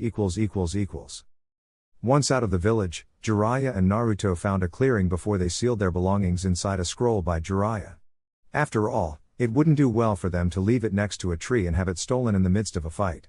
"All right, Naruto, come at me with everything you got, but mind you, I'm not just standing here waiting for the attack, so be prepared," said Jiraiya, before already beginning a set of hand seals before whispering Suten Sweryu Udan no Jutsu, Water Release, Water Dragon Jutsu. Instantly, from a lagoon nearby, the dragon suddenly emerged and attacked Naruto, who was frightened to death upon hearing the dragon roaring. The blonde realized, though, that he had to face the danger and used some chakra to jump at the last minute, thus evading the technique. He charged Jiraiya once again, adding chakra to his feet for an upgrade in speed, before reaching and aiming the man's chest. Jiraiya used his hand to block Naruto's kick and used the other arm to punch the blonde's ribs, but barely missed, since Naruto bended his body a little bit. After falling, Naruto did some backflips and jumped a little higher, before taking some shurikens and throwing at Jiraiya before making hand seals for Shuriken Kage Bunshin no Jutsu, Shuriken Shadow Clone. Jiraiya was impressed upon seeing the 4 shurikens become 40 and made some hand seals of his own. Doton Doryuki, Earth Release, Mud Wall Jutsu. Still in the air, Naruto saw the wall being formed and saw all the shurikens being blocked, before cursing at the man's elemental jutsus. Charging once again, Naruto went up the earth wall, using chakra since he couldn't see where Jiraiya was. Inside the protection, Jiraiya smiled at the blonde's insight. The earth wall technique had a weakness of blocking the user's sight, thus Jiraiya couldn't see the blonde, but he heard the sound of steps, so he just connected the dots. Looking up, he saw as Naruto jumped the wall and made some hand seals before chakra spikes appeared around him. With Naruto's shift of seals, the needles charged forward and pierced Jiraiya like a pin cushion. Naruto actually believed he accidentally killed the pervert when he saw said man to his right, aiming a kick at his side stomach, thus sending the blonde flying. Using the momentum, Naruto made a spin and landed safely on the ground, before he eyed Jiraiya for a while. The pervert for his part jumped and landed right in front of Naruto while looking at him. "Very good, Naruto, your ninjutsu was surely flawless, although in the midst of battle, you'd need to increase the speed in which you make the hand seals, however that will come with experience. Your taijutsu, although good, needs some correction in terms of defensive katas. At some point there, you left your guard open and that is unacceptable. Overall, though, you did pretty good," said Jiraiya, earning a thanks and appreciation from the blonde. After a while, the two were already marching towards the next village in order to get some sleep. On the way, though, Naruto was picturing his fight and smiled. Of course, Jiraiya was fighting with at least 5% of his abilities, but that was considered high Genon level, so if Naruto was on pair with the Sannin using 5%, then perhaps Jiraiya was right about him being low Chunin level. Still, Naruto couldn't help but remember the pervert using both Suten and Doton and wondered about each ninja's affinity. "Uro-sensei, how come you were able to use more than one element? I thought each ninja had one affinity," asked Naruto, earning a smile from Jiraiya. It's true that the majority of ninja has only one affinity, however there are exceptions out there that have 2. However, that does not mean you couldn't learn jutsus from other elements. The tricky part is that would be more difficult and more chakra demanding than the element you're aligned with. For example, I have a Doton affinity, but I also can use Suten, Katen and a couple Fuuten techniques, explained Jiraiya, earning a nod in surprise from Naruto. However, since your schedule is done, we'll focus on taijutsu and genjutsu this year, plus some occasional spars with either myself or others. As Jiraiya talked, Naruto looked at him explaining and felt something different from the pervert. It certainly was different from the Jiraiya he traveled to find Tsunade. Speaking the truth, Jiraiya was feeling rather nostalgic about teaching another blonde in the past, and he couldn't help but look at the sky and speak to the clouds to his deceased student. Minato, Naruto truly is your son. Tanzaku Gai . After another hour of casual travel, Naruto and Jiraiya arrived at Tanzaku Gai, before quickly renting a room for 2 days. On the way, Jiraiya explained that they wouldn't be more than a week in one place even if nobody would be around to see them. The reason behind this was to avoid unwanted attention and alerting Akatsuki of their presence. After all, one of the objectives of this training period is to avoid bumping into one of their members while on a random mission. After that, Jiraiya said for Naruto that he would be meeting another friend, before giving his giddy smile, showing to the blonde that he would be peeping around the place for a while. Sighing in dismay, Naruto said that he would wander around town for a while and maybe have some dinner. Jiraiya wondered for a moment, before shrugging it off and left the hotel as well. Since Naruto left his hit-eye inside the room, there wasn't much worry in him walking around for a while. After all, simply waiting inside the room wouldn't please anyone. The sun was just setting and the village lights were beginning to appear. In minutes, the entire village was surrounded by festival lights, since the whole city was one. Millions of merchants would come here with the opportunity of selling their products to the population. As Naruto wandered around, he could see many little stores going from restaurants to shinobi games. However, Naruto was actually looking for a place that sells ninja clothing, however that could wait, after all. His stomach pretty much begged him to have something to eat, so he went to a ramen stand and asked for 3 bowls of miso ramen. While nothing compared to Ichiraku's, this one was rather good, Naruto thought. He appreciated the food and then paid for it, before leaving and searching around town for a while. It wouldn't be possible for this village not to have a shinobi store, however Naruto was wandering for a while and was practically giving up the search and returned to the hotel when he spotted what he was looking for. Once inside, Naruto blinked several times and then blinked once more. The store was huge in every sense of the way. The reason for Naruto's surprise was that it didn't look as big from the outside. Looking around, he saw a bunch of cool stuff like weapons, sealing scrolls, survival kits, everything a ninja wanted, he could get in here. Eventually, he found the clothes section and quickly began to look at the samples. He was searching for something neutral, although more for the dark side. Obviously, he would get some dark paints and maybe something with a few pockets for him to store. Once the pants were chosen, Naruto went for the shirts. He remembered thinking about buying neutral colors like gray or even a much darker shade of the color. Searching for a while, he found what he was searching for, a dark gray shirt with no drawings or engravings of any kind, being perfect for his idea. Upon selecting other dark colors such as dark green and a brown one, he went to the counter and asked for 3 pairs of the paints he selected and if possible, engraved the shirts with the whirlpool symbol on his back, although now, instead of orange, or red I don't remember, Naruto wanted it all black. The attendant smiled at him and told him to wait while she would go to the back and start with the order. Meanwhile, Naruto decided to take a look at the sword's weapons. He wasn't looking forward to studying Kenjutsu anytime soon, but the swords in display were nothing short of amazing. There were some of them who had engravings added to the hilt and Naruto's creative mind was already picturing his engraved with the whirlpool symbol. For some reason, though, Naruto felt attached to that symbol, although it wasn't Konoha's symbol per se. After a while, the woman arrived with Naruto's orders and gave him the price for the whole thing. Grabbing the money he separated, he turned to look at some gloves that happened to possess metallic knuckles. Needless to say, he bought them as well. After appreciating for the service, Naruto left the shop towards the hotel. The next day. After doing his routine, Naruto was already outside the village wandering around for Jiraiya, who in turn was still due to show his face. Looking around, Naruto suddenly was feeling a little bit unnerved by so many people staring at him. The stare itself didn't bother him, since he was used to it back at his home village.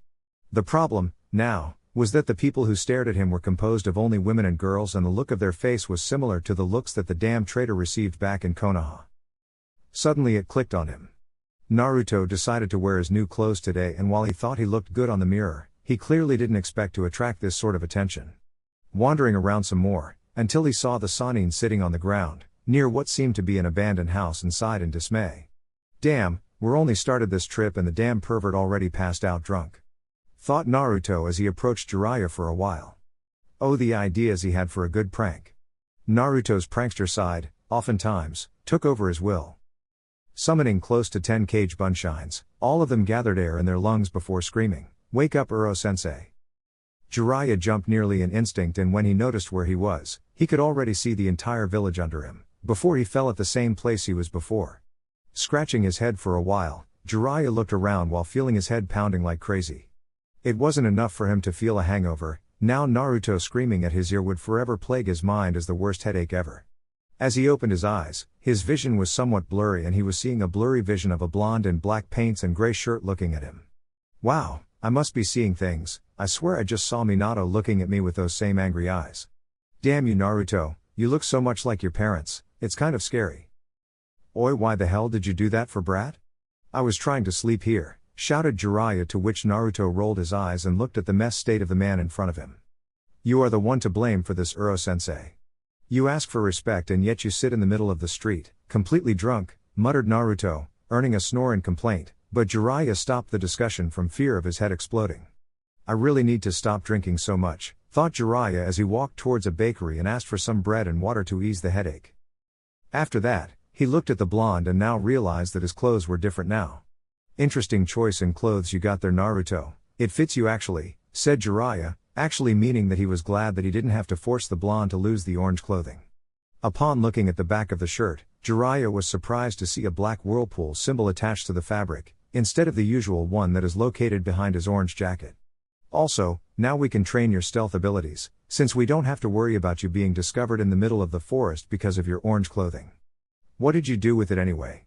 Asked Jiraiya, to which Naruto answered that he simply threw it away and then turned his back to Jiraiya, not really wanting to deal with Jiraiya in this stage right now. Jiraiya for his part rose from the ground and looked at the blonde in front of him.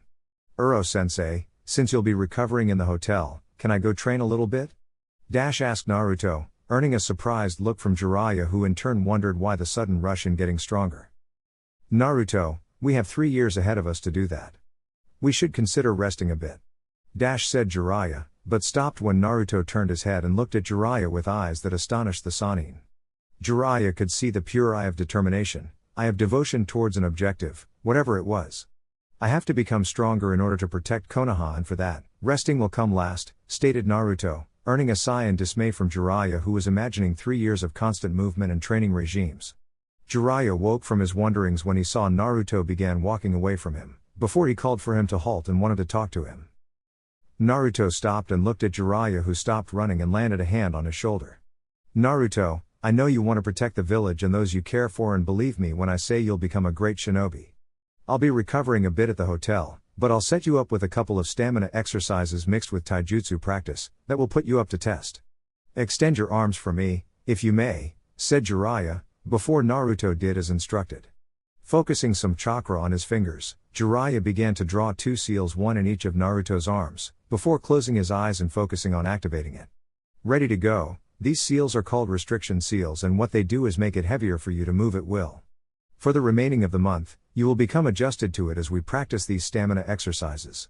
Now, a complete lap around Tanzakugai takes about half an hour, mostly.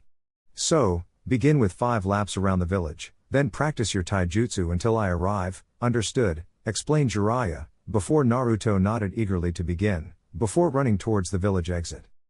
However, he found out how the seal operated and it was tough to say the least. But he went nonetheless, and Jiraiya smirked at the sight of Minato's training. Wait, no, this is Naruto, not his father. I got to sleep a little bit, and definitely cannot call him Minato.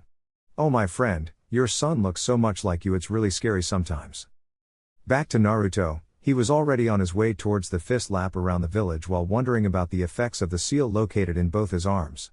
He could already imagine how much these exercises could improve not only his body mass, but also the strength behind his taijutsu attacks. Not only that, but while adjusting to the restriction of the seal, Naruto could also improve his speed. Uro-sensei is a genius. Chapter 4, Rasengan Training.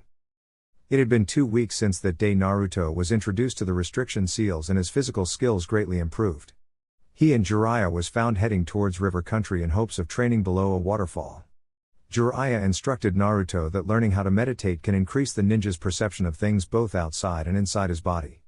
For instance, by meditating, Naruto could have more access to his chakra and learn how to ease his chakra flow inside his chakra coils. Back to Naruto's physical skills, he was able to gain some muscles from constantly using them to be able to move. Naruto learned by pure experience how the restriction seal worked.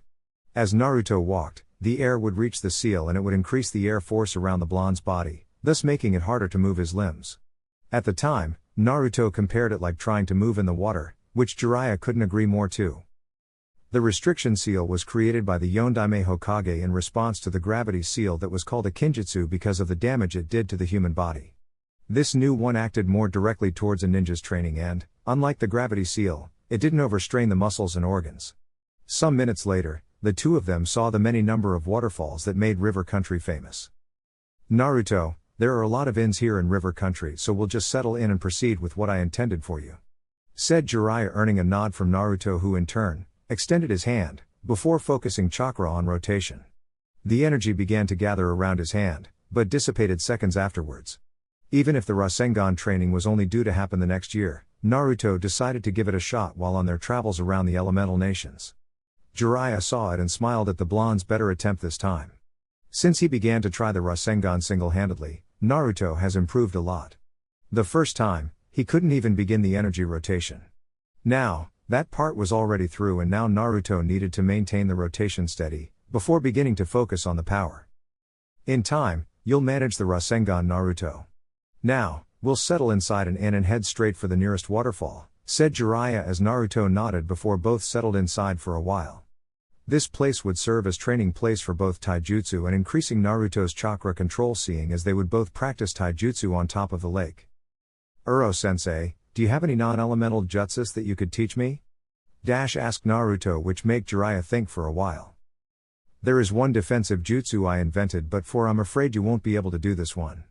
The technique is called Ninpa Hari Jizu, ninja art, underworld guardian spikes, and is a defensive jutsu and consists of focusing chakra through your hair and to sharp its edges before covering your whole body with it.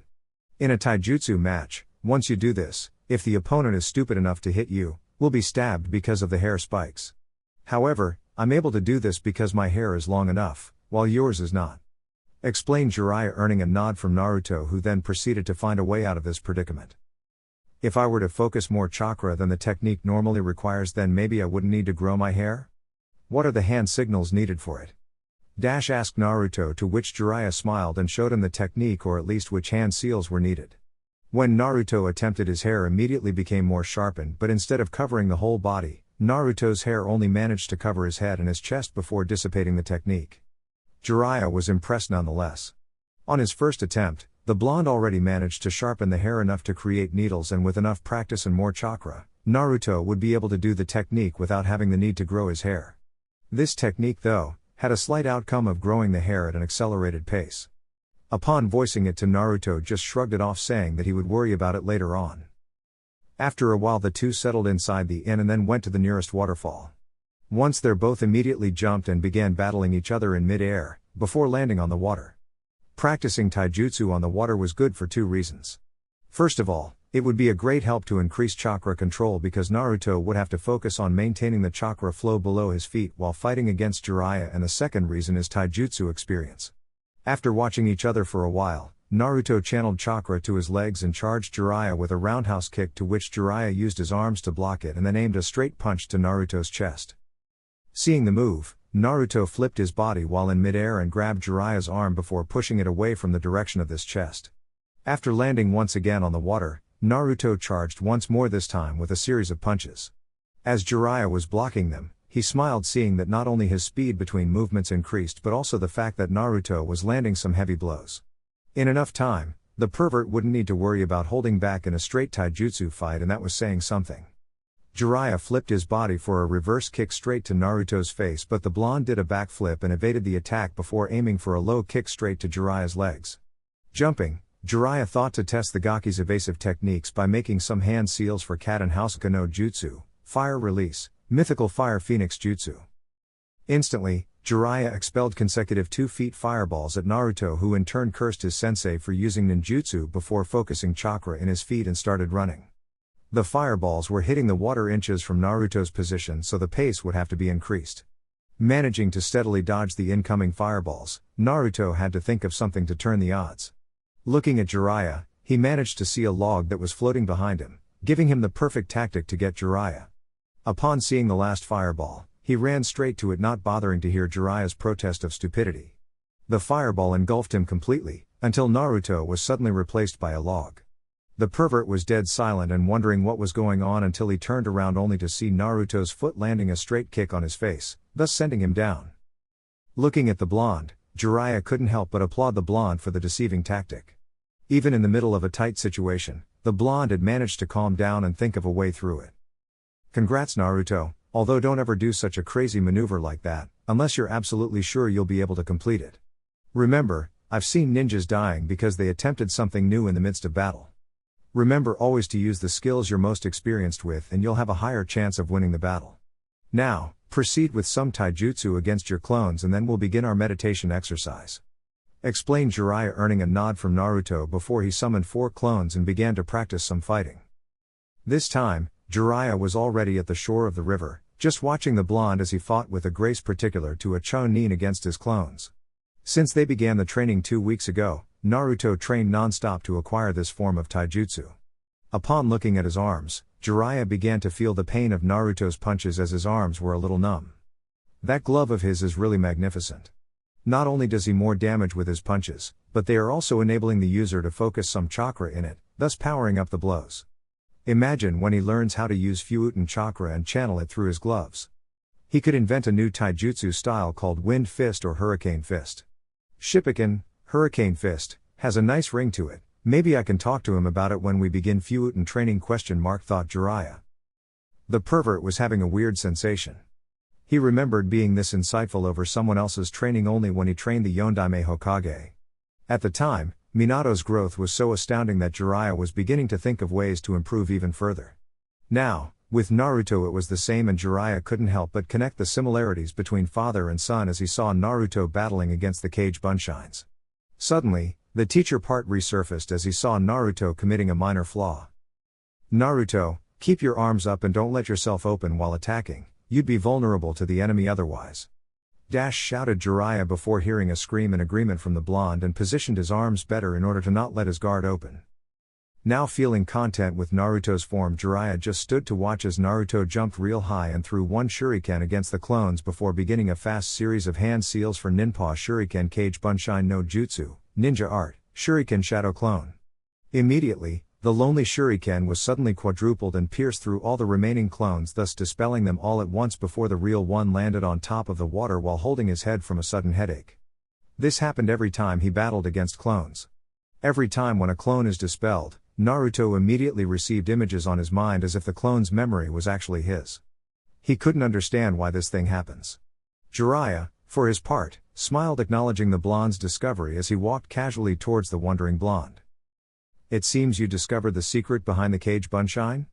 Said Jiraiya as he stopped in front of the blonde, who in turn looked at him startled. What secret? What are you talking about, Uro-sensei? Asked Naruto while massaging his temples a bit in order to ease the pain. After a cage bunshine is dispelled, everything he saw, heard or read is sent straight to the real one. This technique is originally intended to be used for infiltration purposes alone. By sending a cage bunshine inside a castle, for example, the clone could see where the traps and guards are, before dispelling and sending the information to the real one. I bet that after you dispelled the clones, you received images from the clone's point of view, am I right? Asked Jiraiya before seeing Naruto nod, and Jiraiya continued. This is a good bonus for you, Naruto. Because of your chakra capacity, we could use the clone's abilities to decrease the time needed for us to train something, like for instance, the Rasengan and the Harijizu technique, explained Jiraiya, waiting for the information to sink in before he saw Naruto's smile almost reaching the boy's ears. Deciding to contain the boy's enthusiasm, Jiraiya asked the blonde if he wanted some lunch, to which Naruto eagerly accepted as he was hungry as hell, earning laughter from Jiraiya, and together they turned back to the inn in search for some food. On the way back, Naruto summoned 2 cage bunshines and all 3 of them attempted the second part of the Rasengan.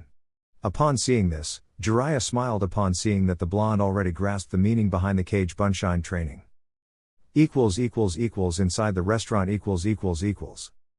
Once back at the inn, the two went to the place's restaurant that happened to be a sushi restaurant. Hearing this, the blonde asked if there was any ramen before being slapped on the head by Jiraiya, who instructed Naruto to eat more healthy food in order to grow stronger and be better prepared to defend the village. Upon hearing this, Naruto couldn't help but nod and decided to try this sushi. As they sat at the table and placed their orders, Jiraiya began asking Naruto about his training so far. Naruto was enthusiastic, that's for sure. He began to speak about how useful the restriction seals were and how it helped him to grow stronger and faster. Uro-sensei, do you have any seals that could provide an aid in battle? I've never seen you using any and I was wondering if Fuuinjutsu could be used in battle, asked Naruto, to which Jiraiya nodded. Fuuinjutsu requires a lot of precision and chakra control, and using it in battle is not advisable. For one, any Fuuin technique requires some level of concentration and the enemy won't necessarily wait for you to finish the move. The last shinobi who used sealing techniques in battle was the Yondaime with his Hiraishin. Other than that, those seals are used mostly as exploding tags. However, the team Orochimaru managed to invent something, although it isn't necessarily useful, said Jiraiya, before Naruto asked what it was, to which Jiraiya continued. It's called Kushios Raiko Kenka, summoning lightning blade creation, and it consists of 2 seals located on the user's wrists in order to summon any time of projectiles you want to. The seal itself is easy to make, if you want I can do it for you. Afterwards, in order to activate it, you just have to tap 2 fingers at the seal and focus some chakra to it. The projectile of choice will appear immediately. Do you want this skill, Naruto? Asked Jiraiya, earning a prompt nod from the blonde. With this technique, I wouldn't have to worry about carrying shurikens or kunais, plus I won't have to reach my holster for it, making more space for other survival equipments, said Naruto, earning a nod from Jiraiya, who in turn asked the blonde to extend his arms with his hand palms facing the ceiling. The seal engraving will hurt, so hang in there, said Jiraiya as his finger suddenly glowed with chakra before he began to inscribe the needed seal on Naruto's wrist. Jiraiya was right when he said the procedure would be painful. Naruto was gritting his teeth in agony while he was feeling the wrist burning while in contact with Jiraiya's glowing finger. After a while, the right hand wrist was done, leaving only the left one. Jiraiya explained that for the procedure to be complete, both wrists had to be done at the same time. Naruto nodded, saying that he was now more accustomed to the pain, to which Jiraiya nodded and proceeded to do the next hand. They're all done, Naruto, we'll place a ribbon around it to help ease the pain and then we can take it off. I, however, advise you not to take the bandage off if surprise is what you're aiming for. We could use a ribbon that covers the entire forearm and no one will see the seal until it's too late. Also, we could initiate from your hand as well, seeing as these gloves of yours hurt a little bit to use, no? Said Jiraiya as he took off Naruto's gloves and began the job. In minutes, Jiraiya managed to cover the seal as well as Naruto's hand, before the meal arrived. Naruto could only stare at the food in front of him as he wondered if it is any good compared to ramen. He looked at what appeared to be rice with salmon on top of it and grabbed one. After eating it, he was feeling kind of strange, seeing that the food didn't exactly require much chewing. However, when Naruto swallowed, he actually liked the new food. Looking at his plate, he took the next one and this time dipped with a black sauce that followed the dish. The result was even better and Naruto ate the whole plate the same way he ate ramen. I'll take it you like sushi, Naruto? Said Jiraiya as he smiled at Naruto's face when enjoying a meal. Liking it is an understatement, Uro-sensei, it's delicious. It's nothing compared to ramen, but at least now I found other food to eat besides the noodles. Said Naruto before he called the waiter and asked for more sushi, earning a smile from Jiraiya. In Konoha's hospital Inside the village's hospital, Tsunade and Shizune were visiting a kunoichi member of the Anbu forces as she was interned from heavy bruises and severe chakra exhaustion. The person was from Anbu, so any data regarding the kunoichi was restricted to Anbu personnel and the Hokage herself. Tsunade was reviewing the treatment on the patient's history board and wasn't pleased at all. This was the second time the woman had to come to the hospital with the same level of bruises and chakra exhaustion, and quite frankly, Tsunade was concerned with her health.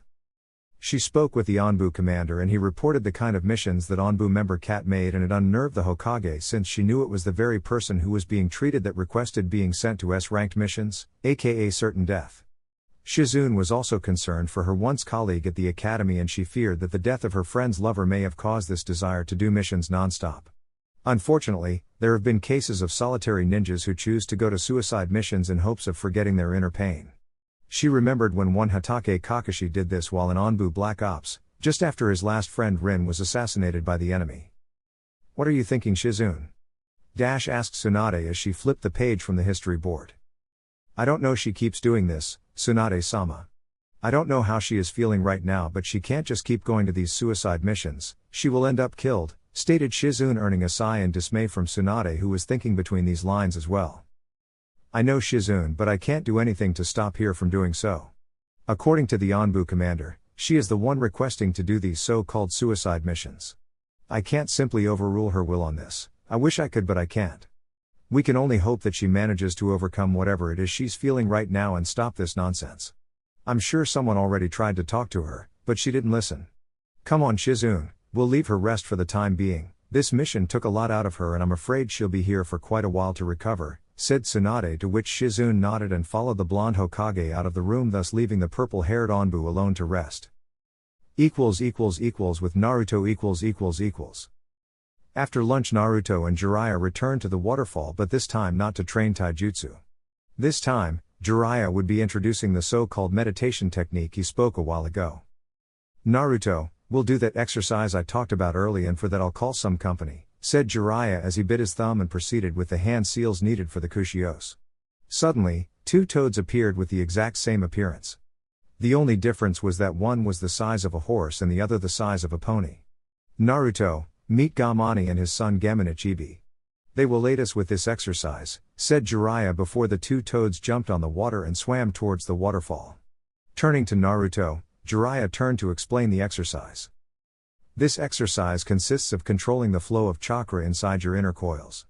By focusing on a single hand seal, you'll close your eyes and imagine yourself controlling the chakra through the chakra pathways. By doing this, you'll learn to be more controlled in tough situations and manage to think clearly despite being interrupted by the enemy. Now strip to your boxers and let's join them under the waterfall, explained Jiraiya, to which Naruto nodded and took off his clothes before jumping on the water and waited for the little toad to swim under him and lift him a little bit. In minutes, they began to receive the brutal punishment of gravity as the 60-foot waterfall came crushing on their shoulders. Jiraiya immediately made the simple's hand seal and began to control his chakra inside him, thus ignoring all sense of pain from the water falling on his shoulders. The toads were as well not bothered by the water.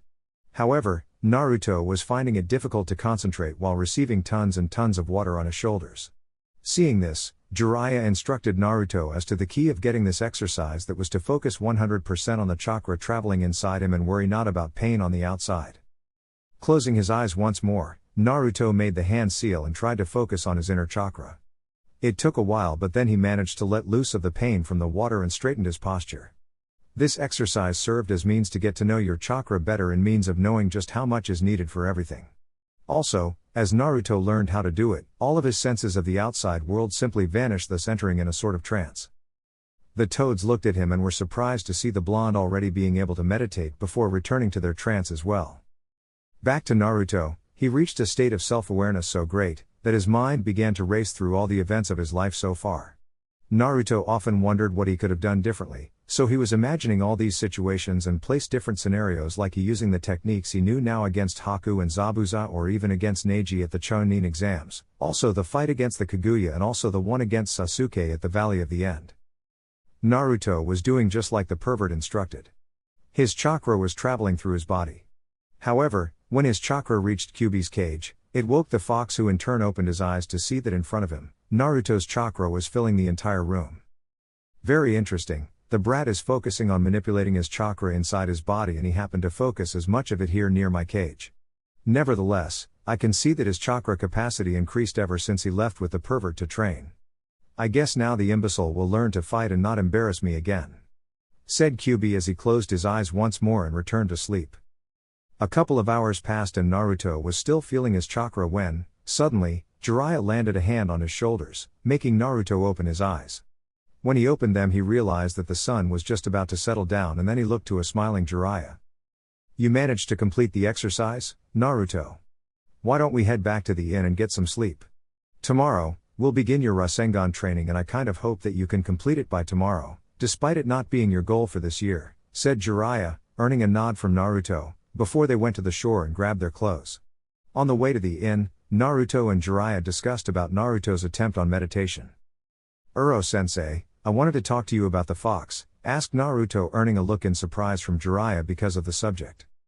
When my chakra reached the fox's cage, The usual tension inside that place was suddenly diminished greatly. Do you know why? Asked Naruto, to which Jiraiya turned to think for a while. Naruto, the seal placed on the Kyuubi's cage acts according to your chakra. It's possible that since you overflowed the room with chakra that the seal acted strongly against the fox, thus controlling its urges. If this is true, then your chakra capacity must have increased the last couple days. While we're here, you'll be doing this exercise more times. Today you managed to reach the state of trance, thus being able to look inside your own body, but meditation has also the purpose of self-awareness, and that's where I want you to be at the end of our stay here in River Country. Okay, explained Jiraiya, to which Naruto nodded. A couple hours later, both were at their room snoring like crazy from chakra overusage. Next day The next day, Jiraiya and Naruto stood at a clearing in order to complete the one-handed Rasengan. Naruto, the first phase of the Rasengan you already know how to do, let's attain to the second, okay? After it, we'll move to third and final phase. Summon close to 20 cage bunshines and begin training. Keep this pace, and if you manage to go to the next one, do it. While you're doing this, I'll visit one of my sources around these parts. Said Jiraiya, to which Naruto nodded, before seeing the pervert leave the premises. Turning once more to the empty clearing, Naruto made the necessary hand seal for the cage bunshine and used the equivalent chakra to summon his clones. However, instead of 20, Naruto chose to summon 40 clones, in order to attempt the Hari Jizu technique, while the others and the real one would attempt the Rasengan completion.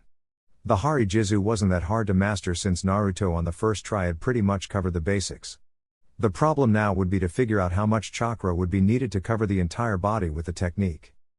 With Jiraiya . After leaving the brat alone to his training, Jiraiya traveled a couple miles before reaching a house in the middle of nowhere. Clearly a simple 2-story house in the middle of the forest would be considered like that. When Jiraiya knocked on the door, he heard what seemed to be a couple yelling to each other before a man opened the door and shouted angrily at whoever it was in order to vent out the frustration of marrying a bitch.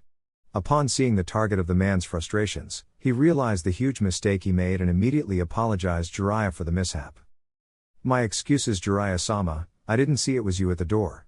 It's just that Sasami is behaving like a bitch these days and it is being tough to get some rest around here, said the man known as Kurama before seeing Jiraiya wave the man off as in dismissing the issue. No problems there, Kurama-san. Now I was wondering if you could give me information regarding this man? Said Jiraiya as he gave Kurama a picture of a C-ranked Konoha missing nin called Azato. Kurama, after seeing the picture, recognized the man instantly and informed Jiraiya that he asked for shelter to the River Country Daimyo and the man gave him a house to stay not far from their location. Jiraiya appreciated the information and asked if Kurama could draw a map for him. Sure, I'll draw you a map, no problem. I'd ask, though, why are you after a C-ranked missing nin? Surely he wouldn't be of concern to a Sanin such as yourself, asked Kurama, though Jiraiya smiled and simply said that he would like to have a small conversation with the man and be on his way. I'm not of a hunter, Kurama, so I'll just leave the job for them. I'll just talk to him, in order to acquire some info, that's all. Thanks for the map, by the way, said Jiraiya, to which Kurama nodded and then returned to the house where his wife started screaming for him to get a job instead of sleeping all the time. By this time, however, Jiraiya was far away from the house as possible. He needed to check if the information was accurate before he came with Naruto to battle this guy. Little did the blonde know that Jiraiya wanted to test the boy's fighting skills against a number of opponents, so he acquired the latest copy of Konoha's bingo book and selected a few enemies he knew Naruto would be able to beat. At first, he wondered if the hunter nins would be angered with him for taking away their subsistence, but he dismissed it, seeing that the book was thick enough to provide a good number of hunts for everybody. Upon arriving at the place indicated on the map, Jiraiya smiled upon finding the house and even the man he was looking for, returning from a forest nearby with wood on his arms for a fire, it seemed. Smiling once again, Jiraiya turned and returned to where Naruto was training in order to see how the blonde was faring with the Rasengan. With Naruto . After 2 hours of training, the clones dealing with the Hari Jizu technique were already dispelled, since the technique was already mastered by Naruto. So now, the blonde was left with the Rasengan to master. The second phase of the technique went down fast, as Naruto with his clones needed close to 30 minutes to be able to do one-handedly. The third part, though, proved to be difficult, as now, both Naruto and the clones needed to use the first and second phase altogether. Also, since Naruto was unable to do the technique, he was hard-pressed not to simply use a clone to aid him and the technique would be completed. However, he needed to concentrate and finish the technique today. His hands, though, were already trembling from practicing for so long, so he stopped for a while and let the clones continue, since they didn't feel pain. The clones protested a little but returned to doing the Rasengan single-handedly. Minutes passed and the technique was slowly being formed, only to dissipate seconds later. It was unnerving to say the least. Getting annoyed, Naruto dispelled the clones and immediately felt the rush of information inside his head. The technique was almost complete, so Naruto wouldn't need a bunch of clones to cut the time. Resting for a while, Naruto decided to rest a little bit from slight chakra usage and loss of stamina. This was the scene that Jiraiya came. The pervert was surprised to see Naruto resting a bit because of his excess chakra capacity, but he chose not to press it. After all, getting the blonde to calm down for a while was like a gift for the old sensei. "Hello there Naruto, how's the training going?" asked Jiraiya, earning Naruto's attention. "I managed the second phase alright, but the third is a whole different thing," said Naruto, though Jiraiya was certain the blonde wasn't telling the whole truth. Jiraiya wasn't one of Sannin for nothing, and he asked why Naruto didn't manage to finish the Rasengan, even though Jiraiya knew Naruto used more than 20 clones to master the Rasengan. "Tell me Naruto, have you been working on something else beside the Rasengan?" asked Jiraiya, seeing Naruto playing the innocent, before he made hand seals and said Ninpa Hari Jizu, ninja art, underworld guardian spikes jutsu. Jiraiya was astonished to see Naruto's hair growing, enveloping his body completely. He knew the blonde would work on more than one area at the same time because of the clone's assistance, but he never figured that Naruto would be able to master the Hari Jizu technique.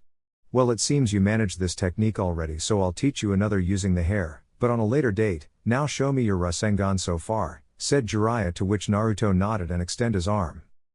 After focusing the necessary chakra, the ball began its formation before being completed for 2 seconds. Naruto cursed once more his inability to do the damn technique, but Jiraiya was too much lost in wonder to hear him complain. The technique execution was flawless, and all it needed was to maintain the technique's rotation and strength instead of stopping after getting the ball done. Is it possible that this brat managed to truly learn the Rasengan in less than 6 months? Thought Jiraiya as he heard Naruto continue the complaint. "Naruto, stop complaining and try maintaining the rotation and force of the technique instead of releasing once making it," instructed Jiraiya, to which Naruto cursed once more and attempted one more time. This time, though, he did as instructed by Jiraiya, only to see the technique completed right in front of his eyes. Both he and Jiraiya marveled to see the energy being contained within a small sphere. "Congratulations Naruto, you managed the Rasengan single-handedly. Now it's time to learn how to expand the ball's size, to at least double of your current one. However, I believe we covered enough ground for today. So let's wait for tomorrow for more training. Now, remember when I said you would get to face different opponents?" asked Jiraiya, to which Naruto nodded, before receiving the picture of the missing nin. "Naruto, this is serious right now. I understand you're getting stronger and you have a good battle experience for a Chunin, however you still need to feel the pressure of fighting someone who could kill you if you're not careful enough. I know you sensed Momochi Zabuza's killing intent, and I agree was quite threatening. However, you didn't sense the full killing intent cause it wasn't directed towards you, but at Kakashi instead," explained Jiraiya, earning a nod from Naruto, who understood what the pervert wanted to say. A ninja is required to kill, and as such, he's also subjected to being killed by the one he was supposed to eliminate. Killing someone was a strange concept to Naruto, even though he remembered being seconds away from killing Haku at Wave Country if he wasn't able to control his urges. "So you're suggesting that I kill this missing nin?" said Naruto, to which Jiraiya nodded with a serious expression. "I wouldn't do this normally Naruto, however your first kill is going to be tough on you, believe me. Ask any ninja in Konoha that is killed already and they will tell you how hard it was to overcome this phase.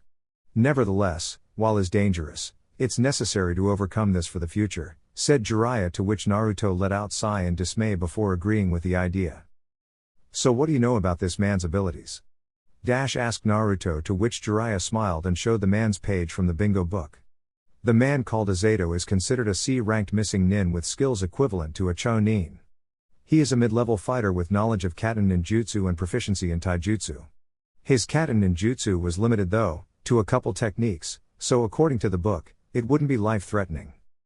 He is located a few miles away from here, so we'll go there right now and face him. Are you ready?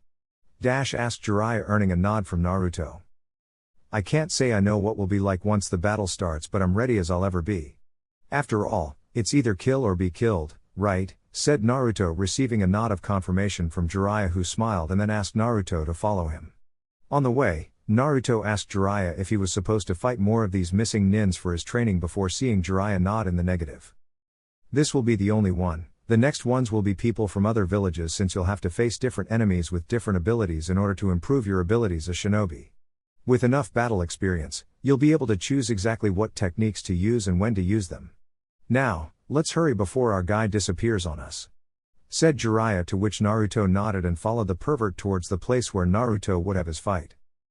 Near the missing nin's location Hiding behind a tree, not at all bothering to hide their presences, since according to Jiraiya, they were testing the man's awareness of enemies. Naruto saw his target and frowned a bit. The man didn't look much, probably 20 years old, but his presence wasn't as strong as those he faced before, probably low Chunin level. Naruto wondered. Jiraiya turned to him and observed Naruto for a while before smiling once again. The boy was learning faster than he thought. Naruto was analyzing the man, hoping to learn as much as possible from Azato. Naruto, I'll leave you against him. It will be you who will defeat him. I'll be close by in case you are in need of help, okay? Asked Jiraiya before seeing Naruto nodding at him. Okay, I'm ready to do this, said Naruto as he began to approach the enemy while suppressing his chakra. Naruto wasn't stupid to hope that he would be able to sneak behind the enemy and simply slit his throat with a kunai. However, he hoped, at least, to cover as much ground as possible in order to have the upper hand in battle. After a while, when Naruto entered the open field, he took out a kunai from his holster and only waited for an attack from Azato, which soon came as the man flipped his body fast and threw a couple of shurikens towards Naruto. Using the kunai, Naruto managed to block them all and jump in order to be in front of Azato, before addressing the man. Azato, from your crimes against Konoha, and as a shinobi from the village, I'll be the one to kill you. Prepare yourself, said Naruto before taking his stance of fighting. Azato, for his part, began to snicker in total underestimation at the blonde's abilities. Get serious, kid, what are you, a Jinan? I thought Konoha would send hunter nins against me, not a little Jinan. I guess they underestimate me, stated Azato, earning a snarl from Naruto, who didn't like being underestimated like that. Underestimating the enemy isn't a nice thing to do. You could be caught by surprise, but I'm afraid that is only one way of knowing this, doesn't it? Asked Naruto, earning a nod from Azato, who at least would like the warm-up of beating a Jinan. From out of nowhere, Azato charged against Naruto with a powerful punch, but Naruto managed to evade and twisted his body and landed a straight reverse kick on Azato's chest. The man was taken aback by the sudden increase of speed and even passed his hand on the wounded area, surprised that it was hurting like hell. Looking at the blonde, the man snarled in anger. How dare this boy, Azato thought. He decided to not hold back anymore. Molding some chakra, Azato began some hand seals before whispering Katengu Kakyu no Jutsu, fire release, great fireball jutsu. Suddenly, the fireball erupted from Azato's mouth and charged towards Naruto. The blonde, for his part, smirked at the insignificant size of the fireball. Both Sasuke's and Jiraiya's fireball were at least 3 and 4 times bigger respectively, and he managed to dodge it. Charging some chakra on his feet, Naruto used it to dash to the right and charged against the man with a straight chakra-powered punch to the man's jaw, before hitting straight on. Because of the power behind the punch, Azato was sent flying. Naruto, however, didn't stop his attack as he made hand seals for Jiraiya no Jutsu, Torpedo Needles Jutsu. Instantly, chakra needle began its formation around Naruto's body, until he shot them straight at Azato, who was still in mid-air. The needles hit the target and immediately, Azato's body was pierced multiple times. Instantly, blood splattered everywhere and the man fell down on his knees, since some of those needles happened to pierce the leg's muscles. Azato looked at the blonde now with blood in his eyes. This technique was strange, he thought. Azato wasn't familiar with the concept of chakra manipulation, since he was still Chunin when he left Konoha. However, he knew a normal Jinan would know how to use chakra like the blonde used. Looking at the blonde one more time, Azato found that he was now feeling fear. He knew someone would come eventually and that he would have to face whoever it was, but he was in no way prepared to die. As the blonde approached him, Azato could see the boy's eyes as not familiarized to the world of killing. His pure cerulean eyes did well to show Azato of Naruto's innocence regarding the true way of the ninja. Naruto, for his part, wondered what he would do right now. Clearly, the man was incapacitated since his needles managed to pierce his leg's muscles, so his movements were nullified. However, the thought of simply grabbing his kunai and cutting the man's jugular sickened the blonde to no end. The blonde wondered if by killing others, he would be compared to the one living inside of him. If I can't do this, what will happen if I'm unable to deal properly with those who pose a threat to Konoha? Thought Naruto as he picked his kunai once more. Without thinking, Naruto did pretend that he was pulling off a band-aid. He positioned the kunai on the guy's neck, and without wondering any more about what may happen from now on, Naruto did killed for the first time. He just killed a man who was already beaten. Instantly, Naruto's eyes were lifeless as he looked at Izato's dead body while knowing it was him who killed the man. Jiraiya was already there by his side and wondered what the blonde must be thinking right now. The fight was quite one-sided, and if Naruto used the Rasengan, the fight would be over before it started. However, the whole point of fighting missing nins was learning the harsh reality of killing like a ninja, and Naruto would just have to face this issue and surpass it with time. Chapter 5, Udama Rasengan. 6 months had passed since Naruto learned the hard way of the ninja by killing one missing nin from Konoha. After that event, it took Naruto almost 3 days to get back to normal. Until then, he wouldn't mutter a single word to his sensei, but Jiraiya never pressed the issue, knowing that Naruto would have to deal with it on his own. In the end, Naruto came clean to Jiraiya about his fear of being compared with the Kyuubi inside of him, but then he calmed down and understood that being a ninja sometimes means being ready to take lives. He hadn't just grown emotionally but psychically too, growing up a few inches in height. His muscles were now ripped because of the resistance seals. Also, Naruto's training only increased. Surprisingly, both Naruto's speed and strength nearly doubled. Some time ago he had to stop using the restriction seals simply because he was already used to using them. Now he had to settle for weights like Lee and Guy so that his speed could increase in time. He now managed to give Jiraiya a run for his money in straight-out taijutsu match, and that was saying something about his training. His training regimen was going nicely since his taijutsu portion was almost completed. Of course, after that, he and Jiraiya would spar on occasion, but Naruto's taijutsu was now on par with a high-level Chonin, bearing on low Jounin level. Now, because of Naruto's regimen, Naruto was learning about genjutsu, or rather what it takes to break one at least.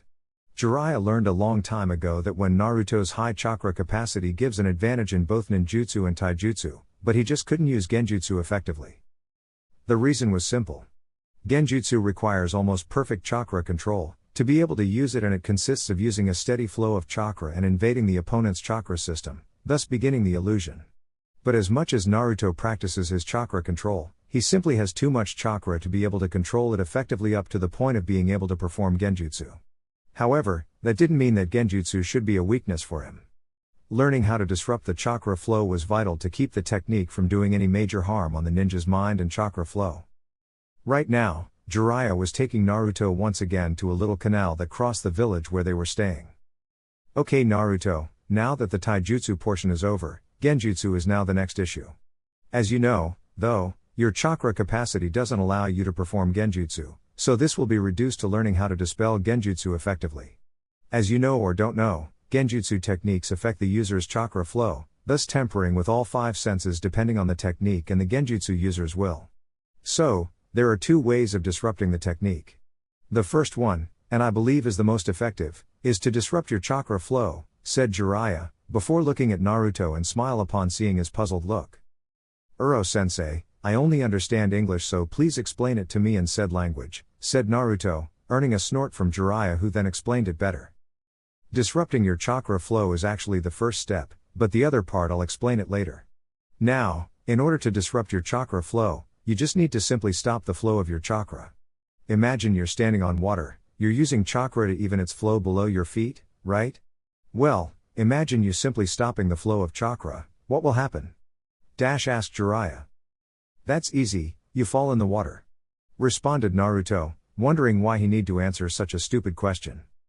Right, then the next step is to apply an even stronger chakra, thus disrupting the genjutsu technique, explained Jiraiya, earning a nod from Naruto before Jiraiya continued. Of course, just explaining to you is easy, but when you get to practice it, you'll see it's tougher. Don't worry, though, we'll be practicing a lot of genjutsu disrupts and then, I'll be using you as my target. I'll be hitting you with every genjutsu that I know and you must disrupt it at any cost. Got it, explained Jiraiya, earning a contemplative nod from Naruto, who afterwards crossed his arms while trying to digest the information. Upon seeing this, Jiraiya smiled at his pupil. Every time Naruto didn't get the idea right away, he would accept the explanation and then try to elaborate it inside his head, thus trying to explain what needed to be done. Right now, the art of illusions was a foreign concept to the blonde, not only because it was indeed a hard subject to learn, but also because he truly didn't show much interest in the field. The theory itself is complicated enough for Naruto not to use in the midst of a fight, so just like the pervert said, he would just learn how to dispel the illusion, instead of hoping to be able to use it effectively. Now as he was processing the information inside his head, Naruto was thinking of the concept behind disrupting genjutsu that according to Jiraiya, it consisted of disrupting the flow of chakra and then re-establishing it with a surge, thus overcoming the opponent's chakra. Problem was that if Naruto wouldn't be able to overcome the opponent's chakra, the procedure wouldn't help. Uro-sensei, I was wondering about something. You said that after disrupting the chakra flow, I have to re-establish it with a surge, thus overpowering the opponent's chakra. But what can I do if the enemy's chakra is more powerful than mine? Asked Naruto, to which Jiraiya nodded and explained. Indeed, some genjutsu masters managed to overcome the dispelling technique, so it would be useless to use it. In that case, there are two other alternatives. One of them you could use when you're alone against someone, but I wouldn't use it if I were you, said Jiraiya, earning a look in confusion from Naruto, before he elaborated further. Immeasurable pain enables the illusion to fade almost instantly, but the cost is way too high. Therefore I'd say it's forbidden, explained Jiraiya, earning a nod from Naruto, who then asked from the next alternative that didn't involve sticking a kunai on his thigh. Well, the next alternative is using a foreign chakra to invade your body and end the genjutsu. So, in other words, you'd need an ally in battle for that, explained Jiraiya, hearing a snort afterwards from Naruto. So, basically, if the first alternative doesn't work, I'm basically screwed and would have to depend on someone else to aid me. Great, said Naruto with bare sarcasm, but Jiraiya simply smiled and acknowledged Naruto's blunt expression. Don't worry much about it, Naruto. After we train genjutsu, you'll know almost instantly that someone is casting on you, having even better chances of breaking it. Also, genjutsu masters decreased since the last war, so apart from the Uchiha, there won't be much genjutsu users, explained Jiraiya, but he knew Naruto wouldn't even hear the rest. Some time ago, Naruto declared war against what was left of the Uchiha clan. Sasuke almost killed him because of selfish reasons, and Itachi is after the Kyuubi living within him. I have to be prepared in case either Sasuke or Itachi uses a genjutsu on me. I heard that Itachi has the supreme genjutsu that's impossible to break, is it true? Asked Naruto, earning a nod from Jiraiya. There are few things that are impossible these days, and Itachi's Tsukuyomi is impossible to break. To beat him, you have to stop resorting on your eyes to fight or either find a way to avoid direct eye contact. Such genjutsu do not even require a strong mind either. You enter an alternative world where he controls everything, and trust me, he knows how to break anyone like he managed to break Kakashi's mind. You do remember that only Tsunade was able to heal him, don't you? Asked Jiraiya, earning a nod from Naruto. So, how can I hope to go against him if he could simply look at me and I'm finished, snarled Naruto, since he didn't know the answer. Facing Itachi alone was one thing he would never do. Well, Naruto, let's focus on today, alright. You are miles away from having the strength needed to face him. We'll train your genjutsu abilities, okay? Asked Jiraiya, to which Naruto nodded as they continued to walk towards the little river. At Takigakure . Unlike many hidden villages, Takigakure was considered the invisible city simply because it was virtually impossible for someone who wasn't a villager to know where the city was located. For this reason, that their shinobi placed one condition for hosting their first Chunin exams. Also, it served to be the first phase of the exams, since in order for the teams to arrive, they must find their way through the mountain in order to reach the village. The problem was that because the caves inside the mountain had so much earthquakes, the pathways that lead to the village would change, thus protecting them from enemy invasions. That being said, only those highly experienced in the shinobi arts would be able to progress to the next part of the exam. In the village's arena, only 5 teams managed to pass the pathways from the 20 that tried. Of course, the Chunin hopefuls signed a waiver, so the village would be safe from some old beings from some village's council blaming Takigakure for deliberately killing their Jinan. Sakura, Shino, Kiba, Tenten, Neji and Lee were waiting for their matches to start, as they were watching Asuna Jinan battling against one from Kiri. Due to clan circumstances, both Hinata and Ino were unable to participate, and since Ino couldn't go, Tsunade couldn't find a team to place Kuji-en. Ever since Naruto left the village, the Konoha 9 trained themselves to the brick of exhaustion. Their goal was to pass the next Chunin exams at all cost. Sakura studied under both Tsunade and Shizune and was already considered a prodigy on the medic field. Plus, the fact that both her agility and strength nearly quadrupled. A couple months prior to the Chunin exams, she managed to master Tsunade's taijutsu technique and even managed to use to break a couple of boulders that were meant to end her team's life in the caves. Also, since she filled Hinata's place in Team 8, Kurenai managed to teach her a couple of useful genjutsu techniques for her to learn. The crimson-eyed woman was astonished at Sakura's level of chakra control and understood why she perked Tsunade-sama's interest. Of course, she didn't know that it was Naruto who asked Tsunade to accept Sakura, but still it was commendable. Shino and Kiba, after the Suna invasion, turned to their parents for more advanced family techniques, managing to learn quite a few before the Chunin exams date. Neji and Lee helped Tenten with her training with weapons, and her accuracy was now better than most Jounin and Konoha. Now, however, was the real test to see if they trained hard enough to earn the title of Chunin. Looking at the arena, the Jinan from Suna focused Fuuten chakra in a kunai and threw it at his enemy. The kunai was instantly compared to an arrow that pierced the sky straight towards the Jinan from Kiri. Seeing that dodging would be impossible, the Jinan from Kiri, which turned out to be a blue-haired beautiful girl called Kaori, used a Mizu Kawarimi, water substitution technique, thus escaping the deadly attack. Now turned as a puddle of water, she moved quickly to the other Jinan's side and materialized once more, before making hand seals, hoping that her opponent wouldn't be able to escape. Suten Sweryu Udan no Jutsu, Water Release, Water Dragon Projectile Jutsu. The one from Suna focused upon sensing the chakra usage, but it was too late as the dragon was already hot on his tail, hitting him dead on. The man was unconscious even before hitting on the ground. Up in the stands, all ninjas applauded the girl from her mastery in Suten ninjutsu, and the Konoha teams were talking amongst themselves. "Wow, I wouldn't like to go against her any time soon," said Kiba, earning a nod from Shino and Sakura, while Lee only displayed his enthusiasm and Neji displayed an arrogant smile.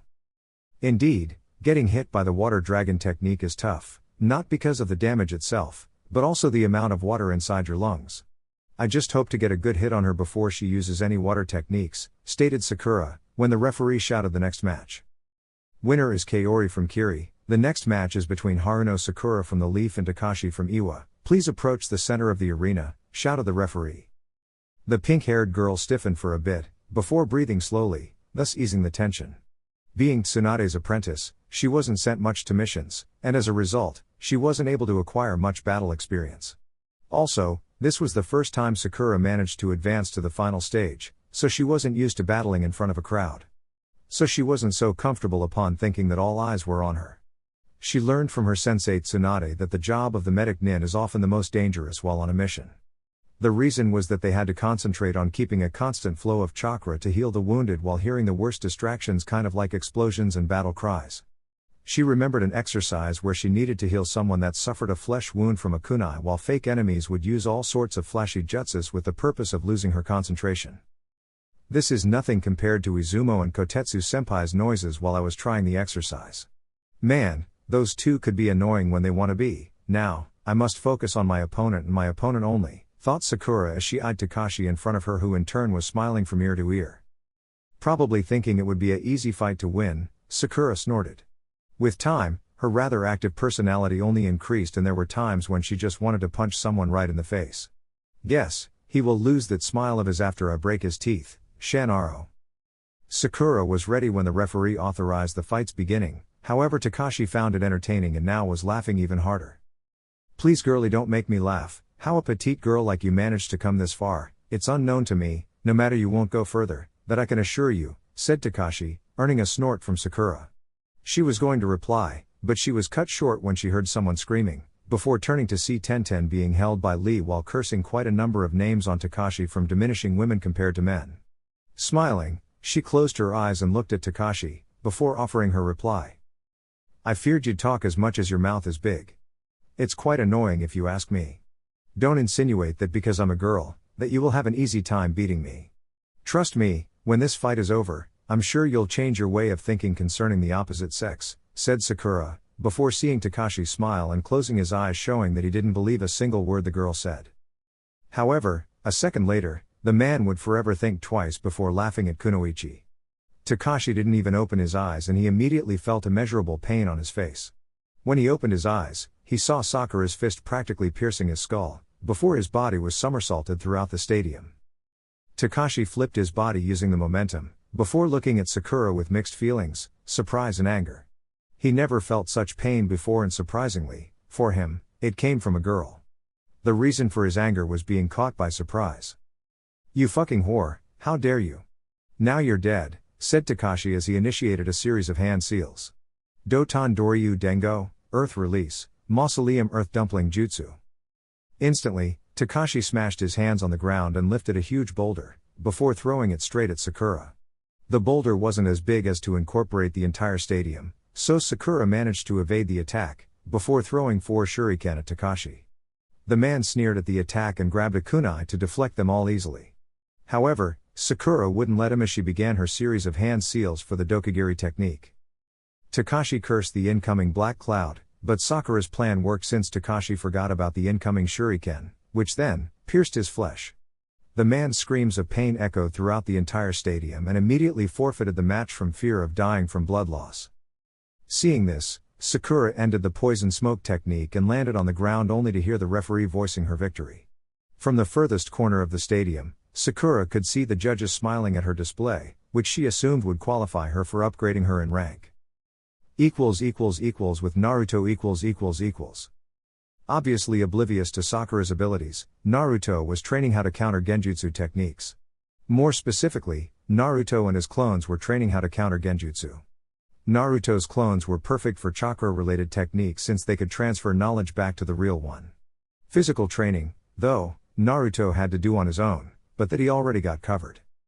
Since his chakra capacity only grew with time, Naruto was able to fill the lake with clones, earning a lot of complaints from the local villagers because they couldn't use the lake for their needs like washing their clothes or gather some water for cooking. Seeing this, Jiraiya called all the Narutos to a halt, since the boy also needed the rest, even though the blonde never complained. "Oi Naruto, come here for a second, I want to talk to you," shouted Jiraiya, earning a gathered scream from the blondes, before they began to dispel one by one. It actually took a while for all of them to leave, but the results were instant. "What's up, Uro-sensei? I believe I almost got it covered with the Cage Bunshin training," gloated Naruto, earning a nod and acknowledgement from Jiraiya who, then, took a sit on the ground, ushering Naruto to do the same. "Naruto, I've been thinking about your schedule of training and ways to increase your training," said Jiraiya, instantly piquing Naruto's interest, before the pervert elaborated. "With your Cage Bunshin training, you managed to train close to 4 months worth of genjutsu. The only issue left is to practice for real. Now, I have a proposition for you," explained Jiraiya. "What kind of proposition are you talking? Is it a new jutsu?" asked Naruto, earning a chuckle from Jiraiya, who couldn't help but feel that way upon seeing Naruto's eagerness to become stronger.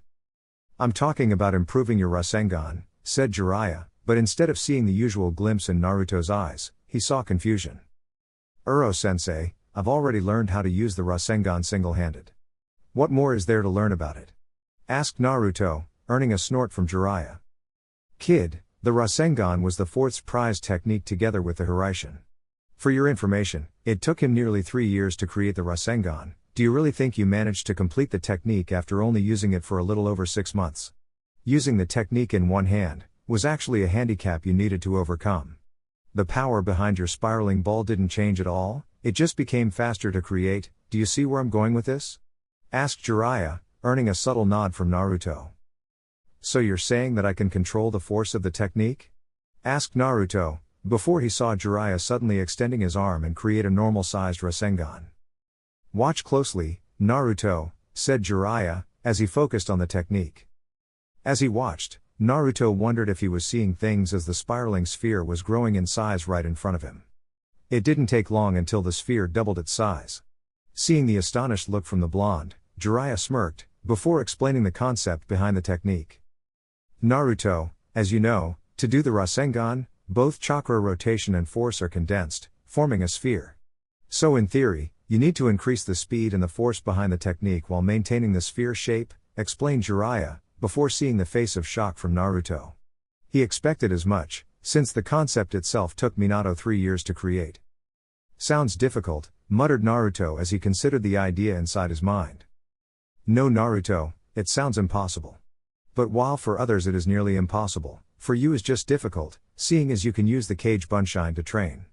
But, let's worry about this another time. For now we'll test genjutsu attacks on you and it will be up to you to break them. Got it, said Jiraiya, earning a nod from Naruto. I'll begin with a D-ranked illusion and then I'll increase to a C level. The higher the rank, the more chakra is used, thus you have to overcome the amount of chakra I'm using, okay? Asked Jiraiya, earning a nod from Naruto, who put up some distance between him and the pervert, before nodding once more. Jiraiya understood the cue and molded his chakra with the simplest illusion, by using the rat seal. Megan Narakumi no Jutsu, demonic illusion, hell viewing jutsu. Instantly, Jiraiya disappeared and instead the demon fox itself appeared before Naruto, showing his hell viewing, aka the Kyuubi's escape. The demon grabbed Naruto with his claws and was about to eat the blonde when Naruto began the sequence for disrupting genjutsu. First, he stopped his chakra flow and then he immediately flooded his chakra coils with his chakra. Kai. Jiraiya appeared in front of him smiling at Naruto for managing to break a D-ranked genjutsu. Nicely done, Naruto. Now let's see the higher level illusions. Remember, the higher the technique, it will take an even higher amount of your chakra to overcome my illusion. Now let's see you overcoming a C-ranked illusion. Try increasing your chakra even more than the amount you used for the D-ranked genjutsu. Let's go, said Jiraiya, before initiating a different series of hand seals and molding the necessary chakra for Kori Shinshu no Jutsu, Sly Mind Effect Jutsu. Now, Naruto saw the landscape in front of him slowly falling upon him and he wondered what type of illusion this was. He remembered Jiraiya explaining that illusions are powerful allies of a ninja, since with them, pain, suffering, grief, fear, all negative emotions could be transferred to the opponent and make him suffer everything simultaneously. He once again began the technique needed for disrupting the technique, but since the mountain would take some time to fall down on him, he had time to test how much chakra is needed to overcome a C-ranked genjutsu. He used the amount he used for the D-ranked one, but this time it wasn't enough as the mountain kept falling on him. Once again, he began the sequence, only this time he used a larger quantity of chakra, before the real mountain appeared in front of him. Good Naruto, very good. It's okay to use this opportunity to test how much chakra is needed, but in a real fight, be sure to know that the enemy won't give you time to use a counter. When we spar once more, we'll be able to use all three forms of ninja arts and by that time, you'll be able to disrupt the technique before it actually starts. Next one, is the B-ranked genjutsu, and for now on Naruto, the illusions are powerful enough and susceptible to inflict mental trauma if the mind is weak. Focus on the objective and don't face the illusion like it was real, okay? Asked Jiraiya, to which Naruto nodded, before the pervert began a complicated series of hand seals for Megan Jigoku Guka, demonic illusion, hellfire jutsu. After Jiraiya stopped with the last seal, Naruto expected for the illusion to begin, except that nothing happened. Jiraiya was just standing there with his eyes focused and with his hands doing the last hand seal. Suddenly, though, the temperature began to increase exponentially. When Naruto looked up, though, he regretted this decision forever as a huge fireball engulfed him in milliseconds, burning his skin. Naruto knew this was an illusion. Hell, he saw Jiraiya doing it, but the pain was so much unbearable that he couldn't focus on the disruption technique. All he could do right now was to scream from the pain. Upon seeing this, Jiraiya had to stop the technique from fear of further damaging Naruto's mind. Naruto was in so much pain that even though Jiraiya broke the illusion, he kept screaming as his memory believed he was still burning to death. It took Jiraiya to shake him a couple of seconds to wake him up from the nightmare that was to burn down. Naruto, are you okay? Answer me, please, shouted Jiraiya, but the only response he got was Naruto shakily nodding his head in acknowledgement. It's better that we stop for now, let's head to where we're staying so you can rest, advised Jiraiya, earning a nod from Naruto, who had to be carried by the old Sannin since his legs were shaking a lot. Hours later, Jiraiya was staring at the fireplace of the hotel and they were staying as he remembered the scene before his eyes. The genjutsu that he used on Naruto was only B-ranked chakra-wise, but the effects can lead to an A-ranked illusion if the opponent never faced it before. Jiraiya's concern was that perhaps, Naruto has been training so much that he didn't have the chance to simply wander around a little, take in the sights or even have a bath at the onsen. Jiraiya wondered if he should cut some of the blonde slack. It wasn't that Naruto complained about the overload of training, which he never did, but what happened today was, clearly, a result from fatigue. The pain was unbearable for sure, but Naruto just couldn't train all the time during these 3 years. It wasn't long until Jiraiya heard some footsteps coming his way. He didn't need to turn to see who was making the noise as the person just seated next to the pervert, but for some reason couldn't meet eye to eye. Don't worry about it, Naruto. Genjutsu, sometimes, can deal more damage than ninjutsu and taijutsu combined. The key to a powerful genjutsu is to attack the very mind of the user, making him see, hear or feel things that aren't there. Also, if you don't want to feel prey to it ever again, you'll need to have a strong mind, or strong resolve to settle your differences and grieves in life. The only reason genjutsu is able to affect us so much, is because we can't help but be human. We all have emotions, we all suffer from them. It's inevitable, said Jiraiya as he looked at the blonde's eyes for a while. I know that somewhat, but if I want to fight an Uchiha, I have to get accustomed to genjutsu attacks. I'd be damned if either Sasuke or Itachi just look at me and the fight is over, explained Naruto, earning a nod from Jiraiya. We'll have plenty of time to train you in that area, amongst others as well, so please do not worry. Rest for today and we'll give another try at the genjutsu later on, said Jiraiya, but Naruto's face was clear to Jiraiya.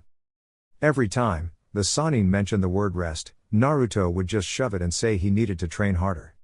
Jiraiya once remembered how he had to use a genjutsu to get the blonde to sleep. Naruto, I'm serious this time. I told you that resting your body after a stressful exercise is imperative. You don't want me to use that technique once more, do you? I'll use it if it means to slow you down somehow, stated Jiraiya, to which Naruto snorted, but said nothing at first. He then turned toward his bed and simply walked for a while, before turning to face Jiraiya. I guess I'll go to sleep, then. Good night, Uro-sensei, said Naruto, to which Jiraiya nodded. Don't worry, Naruto, you'll be stronger in no time. Rest up, kid, and tomorrow we'll take a look at the new Rasengan we talked about, said Jiraiya, earning a nod from Naruto, who then continued to walk towards his bed. In Konoha . Looking at the ceiling for what seemed like forever, one Uzuki Yugao tried hard to remember what happened for her to be back at the hospital. Didn't matter though to her, as in a matter of seconds, everything that happened in her last S-ranked mission came flooding her mind. She remembered the warlike mission she threw herself in and the number of opponents she faced pretty much alone. She even remembered being hit so much in the ribs that she passed out right there on the field. It was good that she had at least someone to rescue her, or else she wouldn't be alive right now. That was the thing though. Yugao thought oftentimes about what she could do to end her misery, and going through high-risk missions seemed like an honored way to go and in the same time, get to join her lover in heaven. Gekko Hayate died trying to warn Konoha from the impeding Sand Sound invasion in Konoha, but on the way, he engaged in battle against a Sand Jounin who used an elemental blade and killed him. At the time, Yugao saw his limp body for a while, but she couldn't cry. After all, she belonged to the most prestigious ninja order in Konoha, but while she couldn't cry throughout the mission, she could at least have some time alone to do that once she goes to sleep alone in his apartment. So many memories of her lover were impregnated throughout her life and personal belongings that she couldn't forget his death and move on with her life. Friends already tried to encourage her into moving on. She even remembered the Hokage advising her to stop getting herself killed all those times, but she just couldn't. Being a strong ninja like herself, eventually the only way for her to vent her frustration was going on mission after mission. Looking to the left, she saw her belongings and got out of bed to collect them. However, because of spending so much time in bed, her entire body ached to no end. Plus her ribs were still hurting. Man, those Iwa nins hit hard. I can still feel his feet hitting my stomach hard. I guess I'll have to do some routine missions for the time being, and then I can ask for a tougher mission, thought Yugao as she grabbed her cat mask and placed, before opening the door to her room, and disappeared before the nurse could come and check up her health, just like all the other times Yugao had to heal. With Naruto . When the first ray of sunshine entered the room, Jiraiya opened his eyes after a nice drunken sleep. Well, actually, he was already feeling the hangover, but the sleep was fantastic. He was only waiting, though, to hear the same thing he hears all the time. Kage Bunshin no Jutsu. There it is, thought Jiraiya as he smiled. Every day, Naruto would wake up sooner and do some light workout by summoning some clones and fight against them in straight taijutsu. Getting up, Jiraiya dressed up and head straight outside to see Naruto fighting off against 10 of his clones. Usually, Jiraiya would be surprised to see such a display of taijutsu, but after seeing for God knows how long, he ceased to be amazed. Naruto, with one roundhouse kick followed by one reverse kick on the other side, managed to dispel 3 of his clones, and another 2 of them were already on his tail, obliging him to use his arms to defend against the barrage of punches that soon followed. However, the best defense is offense, so Naruto kept defending the punches for a while before seeing an opening given by one of the clones, thus aiming a straight punch at the clone's nose, thus dispelling him. The other one was surprised and looked to the smoke next to him, allowing Naruto to land a reverse kick on the last clone's ribs. Looking at the pervert from afar, Naruto dispelled the rest of the clones and ran straight to his teacher. "Good morning, Uro-sensei," greeted Naruto, but now displaying a much healthier smile which was noted by Jiraiya. "Good morning, Naruto, I see you're already warmed up for today, let's begin with the Rasengan training, then," said Jiraiya, earning a nod from Naruto, who instantly summoned a couple hundred cage bunshines, before all of them screamed the word ready in unison.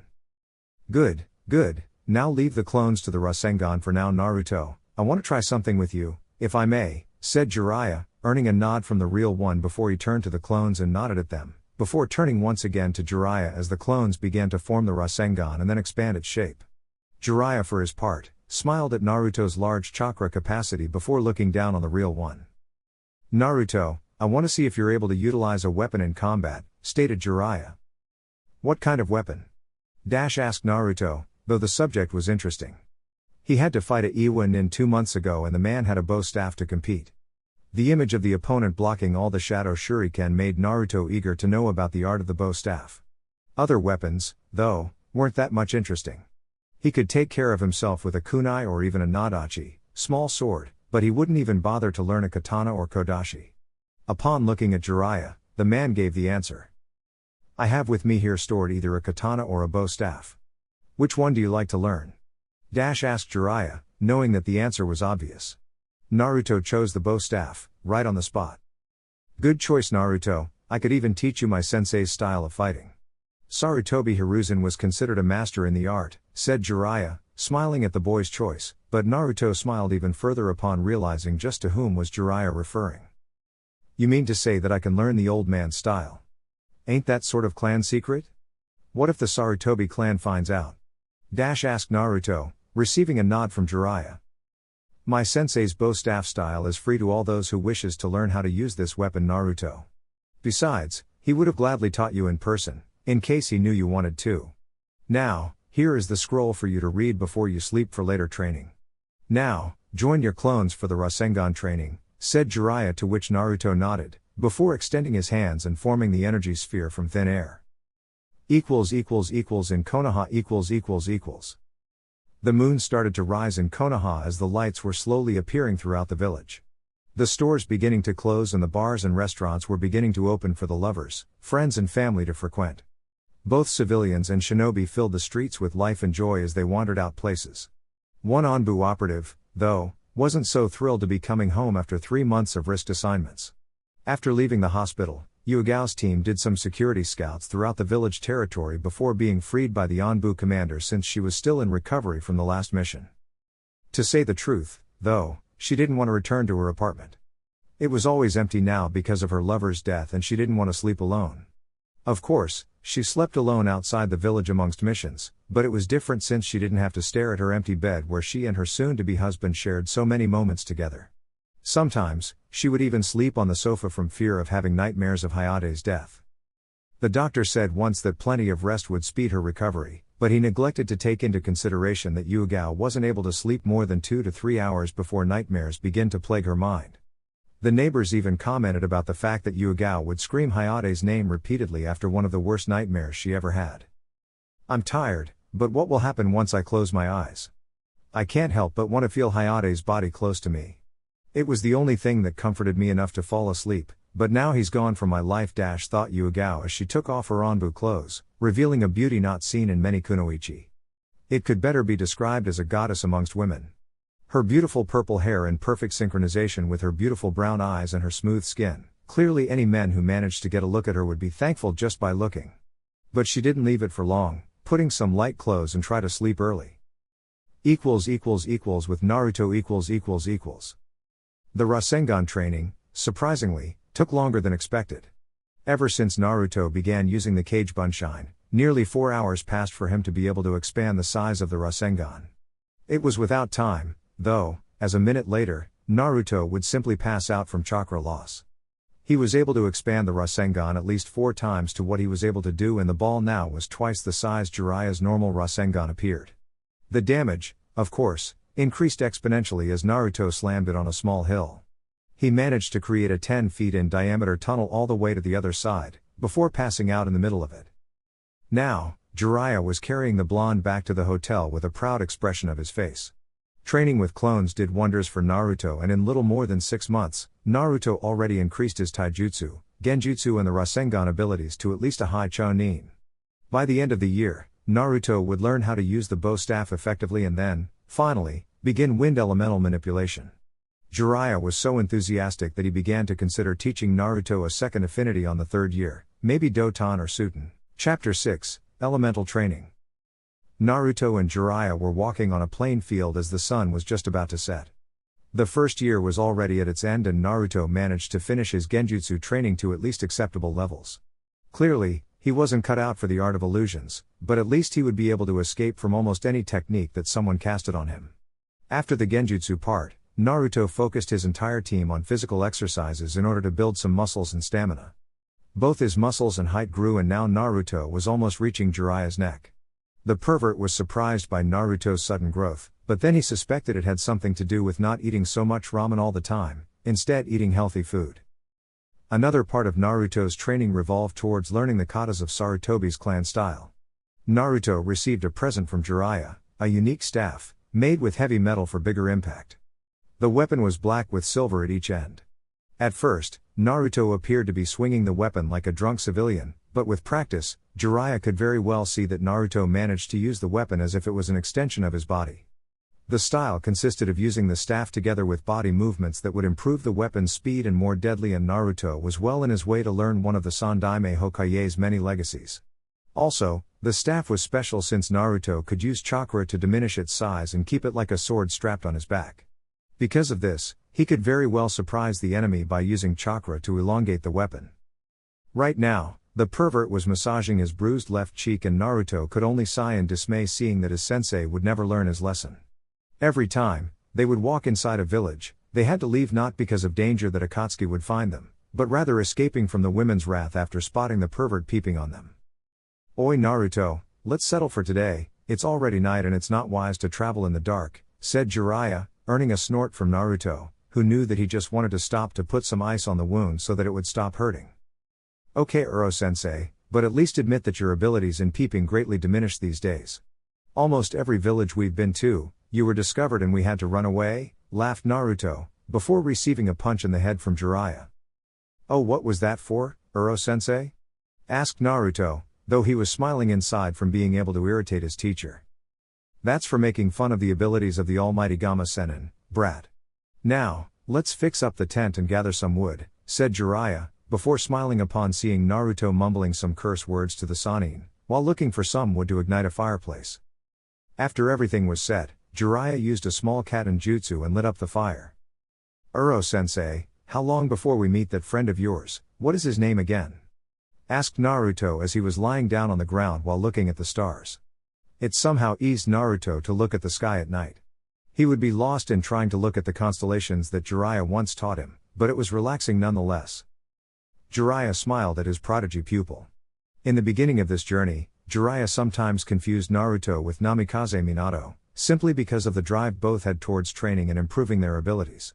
However, with time, Jiraiya managed to separate their personalities simply because Naruto was more of a prankster than Minato, often playing jokes with the Sannin, a trait that Naruto's mother had. His name is Makoto Sujiro and he lives in a village close to the desert that separates Fire Country from Wind Country. In actuality, he is now a retired shinobi, but the man was responsible for great deeds for Suna in his prime. Some say that his Fuuten skills rivaled none and even say that he could have become Kazekage if he so pleased. "He'll be more than adequate to teach you the art of wind and jutsu," explained Jiraiya, earning a nod from Naruto as he flipped a dengo stick in his mouth. "I wonder, though, if I will be able to use the element effectively. I've read a book that said that Fuuten in jutsu was hard to learn and even harder to master in order to be used in battle effectively," wondered Naruto, but Jiraiya only smiled before explaining to Naruto. Indeed, wind users were rare in this world because of those reasons. However, for those who manages to learn the element, that information alone sends an opponent on edge. Wind is the most feared element in all the elemental nations, Naruto. It serves both as close and middle range, and anyone who dares to face a wind user will most certainly lose. The only weakness, though, is long-ranged, but you don't have to worry about it. Long-range users are easy to beat, once you know the most important thing, explained Jiraiya, before Naruto turned his attention to Jiraiya. Those who can only attack from a distance are rendered useless when the opponent learns how to get closer, meaning that once you eliminate the distance between you and a long-range fighter, he's done for and have to adapt his fighting skills, said Jiraiya, earning a nod and acceptance from Naruto. As times passed, student and sensei continued to talk about the difference between close and long-range fighting and how to use the opponent's strength against him. It didn't take long for them to say goodnight to each other as Naruto stayed on guard until Jiraiya would relieve him in 4 hours. The next day. After erasing all evidence of their presence, Jiraiya and Naruto moved towards the place where they would be for at least a couple of months. Naruto didn't know, but Jiraiya did already converse with Sujiro regarding the blonde's training in Fuuten ninjutsu. Sujiro showed interest in training the boy at the time, since he knew from Jiraiya that the boy was strong-willed enough to learn everything about wind ninjutsu. After a couple hours walking, the desert appeared in the horizon, meaning that the two were near from their destination. However, Naruto was confused upon seeing that Jiraiya stopped and was looking for something. "Uro-sensei, what are you doing?" asked Naruto, but Jiraiya offered no response, instead just smiled before beginning an intricate set of seals. The seal sequence took longer than Naruto thought and suddenly Jiraiya slammed his hands on the ground with force. The result stunned Naruto as the image shifted from a plain field to a 2-story house with a considerable garden. After seeing it, Naruto did the only thing he could at the moment. He let his chin fall and the mouth open at the possibility of such a thing. Making a house disappear using chakra was something out of this world, Naruto thought. Jiraiya for his part laughed hard at Naruto's fish face and explained about the art of seals and its uses. He stopped short, though, when he heard a voice echoing in the shadows. "It's been a long time, Jiraiya-san, I've received your messenger hawk," said the voice, but Naruto couldn't find the person's location, since the voice was simply all around. Suddenly, an old but imposing figure appeared holding a simple wooden staff. Gray hair just like Jiraiya, but short. Sujiro was just as big as the Sannin, Naruto wondered. "It's good to see you too, Sujiro-san, I see that time has been kind to you, my friend," smiled Jiraiya, earning a snort from Sujiro. It was common fact, at least for Jiraiya, that just like Orochimaru, Sujiro didn't appreciate the consequences of getting old. "I wouldn't go to the same trouble as Orochimaru to cheat death, but I can't help but agree with him that getting old is such a drag," said Sujiro, earning laughter from Jiraiya. While the elders were talking and remembering the good old days, Naruto was left standing next to Jiraiya as he sees the man upside down. Normally, the blonde would conclude by saying that he didn't look like much, but that would be his old self thinking. Naruto had enough experience as a shinobi now to never interpret what it looks like, instead of seeing the underneath. It actually took a little while for them to stop the conversation, but instead of greeting Naruto, Sujiro just turned his back to them and signaled them to follow him. After a couple of steps, Sujiro turned and began a sequence of hand seals which Naruto wondered about the similarity with Jiraiya's sequence from before. Afterwards, he slammed both hands on the ground and the landscape suddenly shifted, until Naruto couldn't see either the desert or the path behind. Jiraiya looked at his student with a smile on his face. Sujiro happens to be extremely cautious, even after retirement, it seems. With Fuinjutsu, he can hide his house so that no one can see where it is. Also, as you can see, this house doesn't belong to the usual terrain, meaning we just jumped to another dimension where the house is located, explained Jiraiya, before waiting to see Naruto screaming like crazy at the implications of what was said. "What? How the hell are we in another dimension?" shouted Naruto, before Sujiro began to speak on Jiraiya's behalf. "Jiraiya-san said you're loud, but I thought he was joking." "Well, to answer your question, it would require explaining quite a lot of theory regarding Fuinjutsu, and with the amount of experience you have now, it would be impossible for me to explain it to you and also impossible for you to fully understand. The reason why I brought you here is twofold. First, you have powerful enemies that are tracking you as we speak, and second, it will benefit your training in Fuuten ninjutsu. Now, come inside and we'll get to talk about how we will spend the next 4 months, said Sujiro as he turned once again to the house and stepped forward with Naruto and Jiraiya close behind. Once inside, all three of them went to a room that had a huge library of scrolls and a table in the middle for studies. Sujiro took one of the chairs and ushered his guest to do the same as he grabbed a strange object. To Naruto, it looked like simple disc shape made of glass, but for the most experienced, this was a special piece of glass. "Naruto, I happen to know from Jiraiya that you possess a wind affinity. However, while it's rare in your country, it isn't in wind country. As a matter of speaking, our studies with wind jutsus have been carried out since the Shodaime Kazekage's era many years ago. I'll be explaining everything I know about the art, but first we need to know how strong is your affinity towards wind jutsus, said Sujiro, this time earning looks of surprise by Jiraiya, not only Naruto.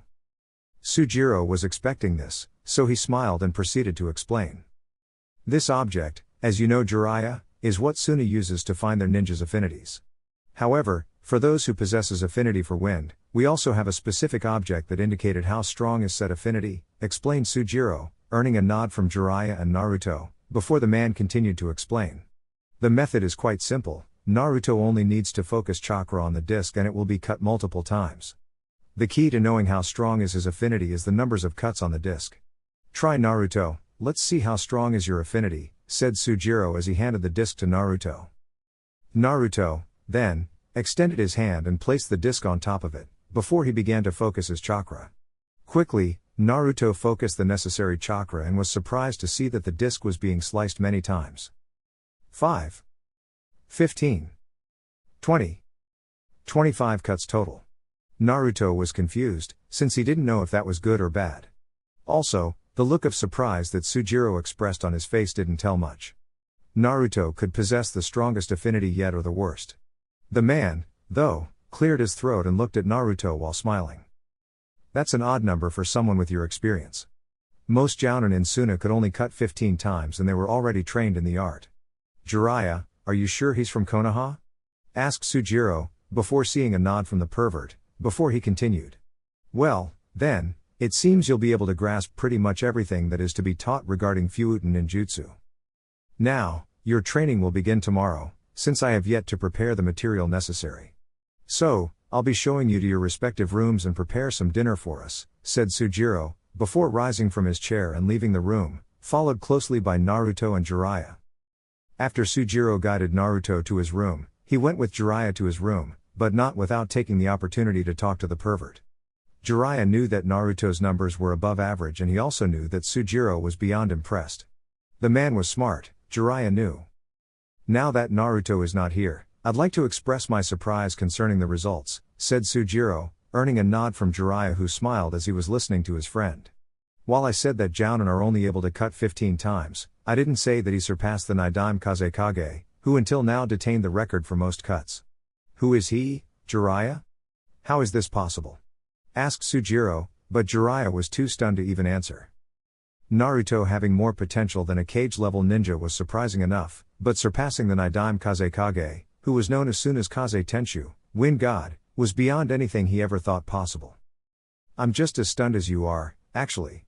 Naruto indeed held great promise in the future, but I never thought he could surpass a cage in elemental manipulation, at least not for a good 10 years. And thinking about it, this number can increase after he masters the element, am I right? Asked Jiraiya, earning a nod from Sujiro who couldn't help but smile upon finding such a prodigy to pass his teachings to. I want to know more about him, Jiraiya. Tell me all his abilities so far and his accomplishments, said Sujiro, earning a nod from Jiraiya, who then invited Sujiro for a cup of tea for their upcoming conversation. After Sujiro made up some tea, Jiraiya began to tell everything about Naruto. He told about the boy's skills up to now, involving, of course, his uncanny ability to learn things faster with the Kage Bunshine technique.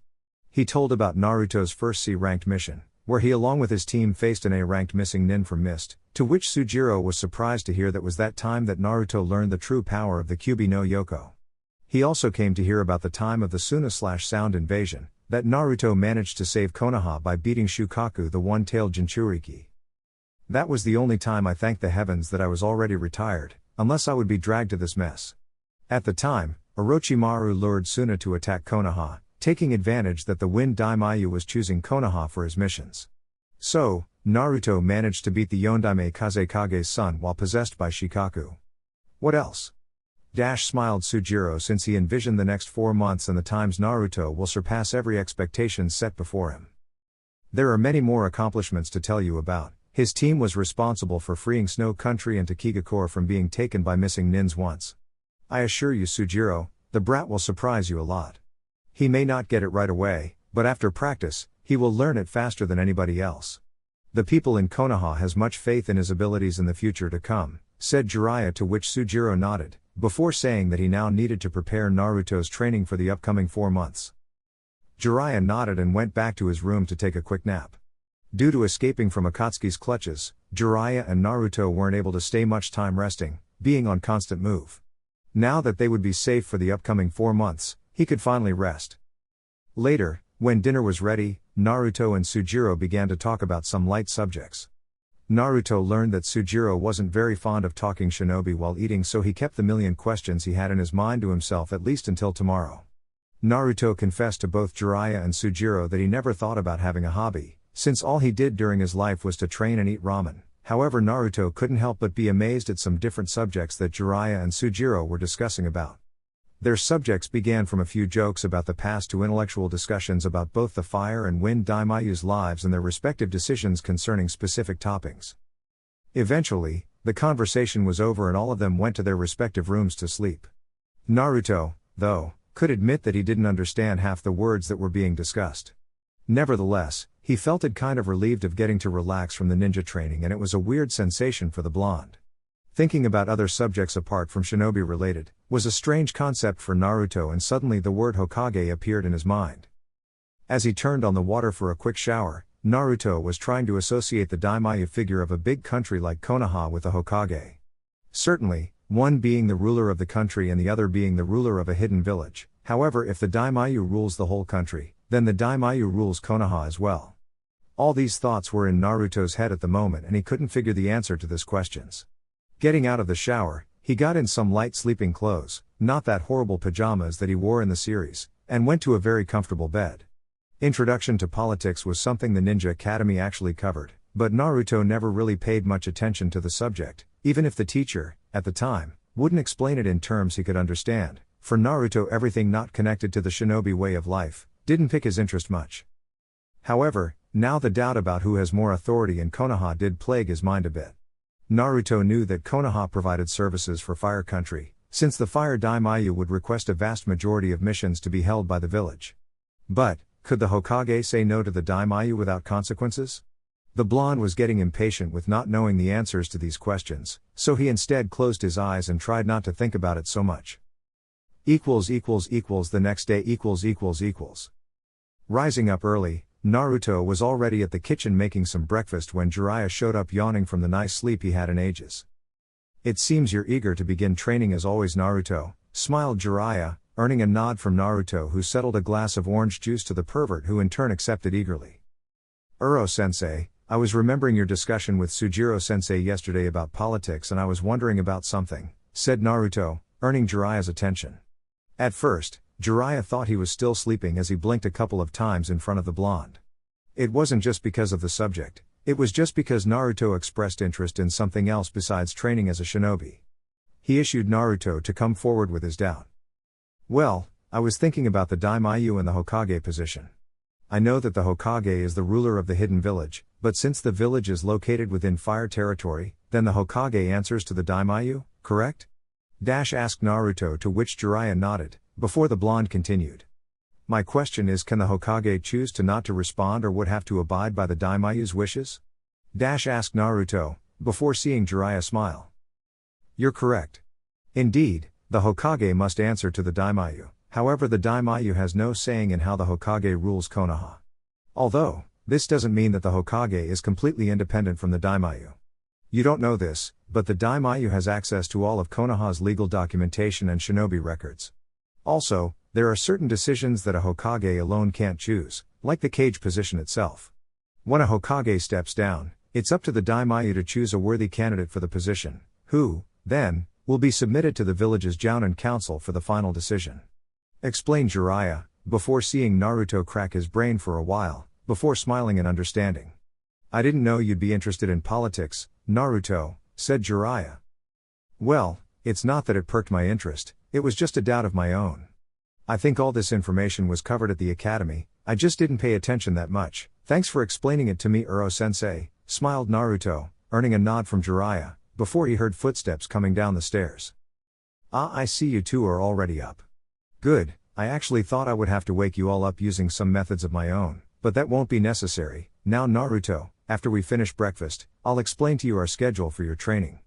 During your stay here, you'll learn everything there is to know about wind manipulation, and when I say everything, I mean it just that. I have with me over 50 years of study in the art, gathered in one major scroll which will be your friend for the duration of your stay here. This will involve not only practical exercises, but mental as well, since learning to control the wind requires knowledge and above all, patience, said Sujiro, before grabbing a glass to fill it with orange juice as well as some cereal in the fridge. Naruto for his part managed to see how enthusiastic Sujiro was and couldn't help but smile in retrospect to what the man said about his training. Once Sujiro finished his breakfast, he got up and ushered both Naruto and Jiraiya to follow him outside when they would be commence. They walked for a while, until Sujiro stopped and turned to set his gaze on his new student. Now, this will be your training ground for the duration of your training, said Sujiro as he motioned the youngster to look around a bit. The scenario was interesting, Naruto wondered. Lots and lots of trees filled the area, but somehow it was different than an actual forest and a small lake with a waterfall to his left. Naruto couldn't help but marvel at the beautiful scenery set before him. The water falling in contrast with the sunlight was an astonishing sight to behold. After some time wandering his eyes around, Naruto smiled and fixed eye contact with his new sensei. You have a nice home, Sujiro-sensei. I could just stare at the waterfall for months on end, smiled Naruto, earning a nod from Sujiro, followed by a smile as he turned to understand what Naruto sees in it. I suppose so. I've been living here for 15 years now, but it's a sight to behold, indeed. Now, I'll explain you what we'll be doing, and as I said before, I'll teach you everything I know. As you know or do not know, Fuuten ninjutsu is, to me, the deadliest element in ninjutsu. Although it's chakra consuming, a wind user is feared throughout the elemental nations, simply because you can use it in close, mid and long range fighting. No affinity covers as much as wind. Now, Fuuten divides itself in 3 subcategories, and you'll learn them all. First one of them is the wind itself. By using chakra, you can focus on increasing the power of the wind, assemble hurricanes and even creating strong gusts of wind capable of tearing out trees from the ground with a simple blow. The second one is the wind slice ability. This type of power is most used with swords as it elongates the metal and also strengthens them to fight. Last, but not least, is air pressure control. The last one is the most advanced form of wind manipulation, and sadly to say, I can't teach you much further than the very basic. Up to now, only one jutsu was created by air pressure manipulation, explained Sujiro, before was interrupted by Naruto. Sujiro-sensei, may I ask why the third type is frowned upon? I believe it would be an advantage to control such element, asked Naruto, while crossing his arms, but this time Jiraiya took the liberty to explain. Air pressure manipulation requires too much chakra and too much concentration to be used properly, and in the midst of battle, the enemy wouldn't wait for you to do that. There were those who lost their lives in battle because of using a skill they weren't familiarized with. As I understand, you'll be learning the first and second abilities of Fuuten ninjutsu and leave the third one for last, said Jiraiya, looking at Sujiro for confirmation. Indeed, he will. First, though, is imperative that you learn how to use Fuuten chakra, and then we'll progress to a most advanced study of the art. Physical training will be held in daylight, and when the sun goes out, we'll head back to read some material about Fuuten ninjutsu and its many uses. Any questions? Asked Sujiro, earning a nod from Naruto. Yes, I know that Fuuten is an offensive affinity, but can we use wind for defensive purposes? Asked Naruto, to which Sujiro smiled. Just like every affinity, Fuuten have both offensive and defensive capabilities. Of course, wind is more suited for offense, but it's also used to defend. I happen to know some techniques that serve for protection. Speaking of techniques, they'll serve as objectives to this training. There are 10 techniques I'll teach you during these 4 months. Of course, there are plenty other techniques, but I choose these for you to learn each one of the wind's capabilities. I'll reveal them as you progress in your training. Your schedule will be divided in 4. The first month will be to teach you how to use Fuuten chakra how it's supposed to be. The next 3 months will be to teach you the 3 capabilities of Fuuten that we discussed before. How is that? Asked Sujiro with a smile on his face as he could almost feel Naruto's excitement. Now, Jiraiya here told me about how you use the clone technique to practice faster, so we'll take advantage of it and learn the first aspects of Fuuten manipulation. You see, that tree over there, pointed Sujiro, before seeing Naruto turn to meet the tree that his sensei was pointing. Sujiro grabbed a lowly leaf from the ground and ushered Naruto to look as he explained. One of the many aspects of Fuuten ninjutsu is to slice objects using only chakra, said Sujiro as he focused some chakra in his hand and showed the leaf being sliced in two before Naruto's very eye. You are to use as many Kage Bunshin and each practice this. At the end of the day, I want to see all these leaves sliced in two, ordered Sujiro, before seeing the blonde make the hand signal for the technique. Instantly, a large group of Narutos appeared before Jiraiya and Sujiro, before each grabbing a leaf to practice, thus leaving the tree without a single leaf. Sujiro was astonished by the number, but when he looked at Jiraiya and saw that the perverted wasn't showing any signs of being surprised, Sujiro just waved it off and watched the clones attempting to slice the leaf. So, how long do you think he'll take? Asked Sujiro, before he heard a small snort from Jiraiya. Hard to say, really, this technique of his reduces time to large amounts. He won't need the whole day, though, that I can assure you, said Jiraiya, though in his mind, he had a conviction that Naruto would need close to an hour or two until one of the leaves is sliced. Throughout the training, Jiraiya would actually count how much time Naruto needed to fully grasp a technique, and even if the boy didn't focus so much in ninjutsu techniques, aside from the ones he already knew of course, Jiraiya was positive that with this amount of clones, it wouldn't take long for the blonde to scream the technique's completion with the same enthusiasm that guy shows when he wins a challenge against Kakashi. Speaking of the blonde, there he was in the middle of his doppelgangers focusing on slicing the leaf in two, however to no avail. Nevertheless, Naruto focused on the prime objective that was leaving this place with a considerable concept of what it means to be a true master of his affinity. The blonde understood the concept behind the Kage Bunshin method of training, so he knew that the training that he will be subjected to under Sujiro would, in normal circumstances, take years to accomplish. However, now was not the time to think of what didn't happen yet. He knew that eventually he will have to focus in other subjects, but right now his objective was for every one of his clones slice the leaf in two, which meant that by the time they are done, the real Naruto will accumulate all their experience with this exercise. 2 hours passed and the Narutos kept on going non-stop with the intention of completing the exercise. Sujiro questioned Jiraiya about the boy's chakra capacity and wondered how could he sustain the bunshines and work on the technique as well. The response, although unexpected, didn't surprise Naruto's new sensei. Sujiro already knew that with Naruto, a lot of surprises would come and that he shouldn't wonder the reason behind it anymore. So when Jiraiya said that Naruto already had more chakra than a high elite jounin, Sujiro whistled, but otherwise didn't show any surprise to Jiraiya. However, all those thoughts of not being surprised any longer with the blonde disappeared when he heard the distinguished sound of leaves being sliced and turned to the clones. The sounds of leaves being cut was like a weapon shooting bullets repeatedly without needing to reload. Well, I guess I was right, he didn't need the whole day, you might as well introduce him to the next step of the training, before the sun goes down, advised Jiraiya, still finding amused to see Sujiro's stunned face upon seeing Naruto finishing the exercise in close to 2 hours. He has 1 month to train on the fundamentals of wind manipulation Jiraiya, also we're not in a hurry here, so I don't see a need for him to waste chakra and fail to absorb the theory later tonight, explained Sujiro, before seeing Jiraiya nod in understanding.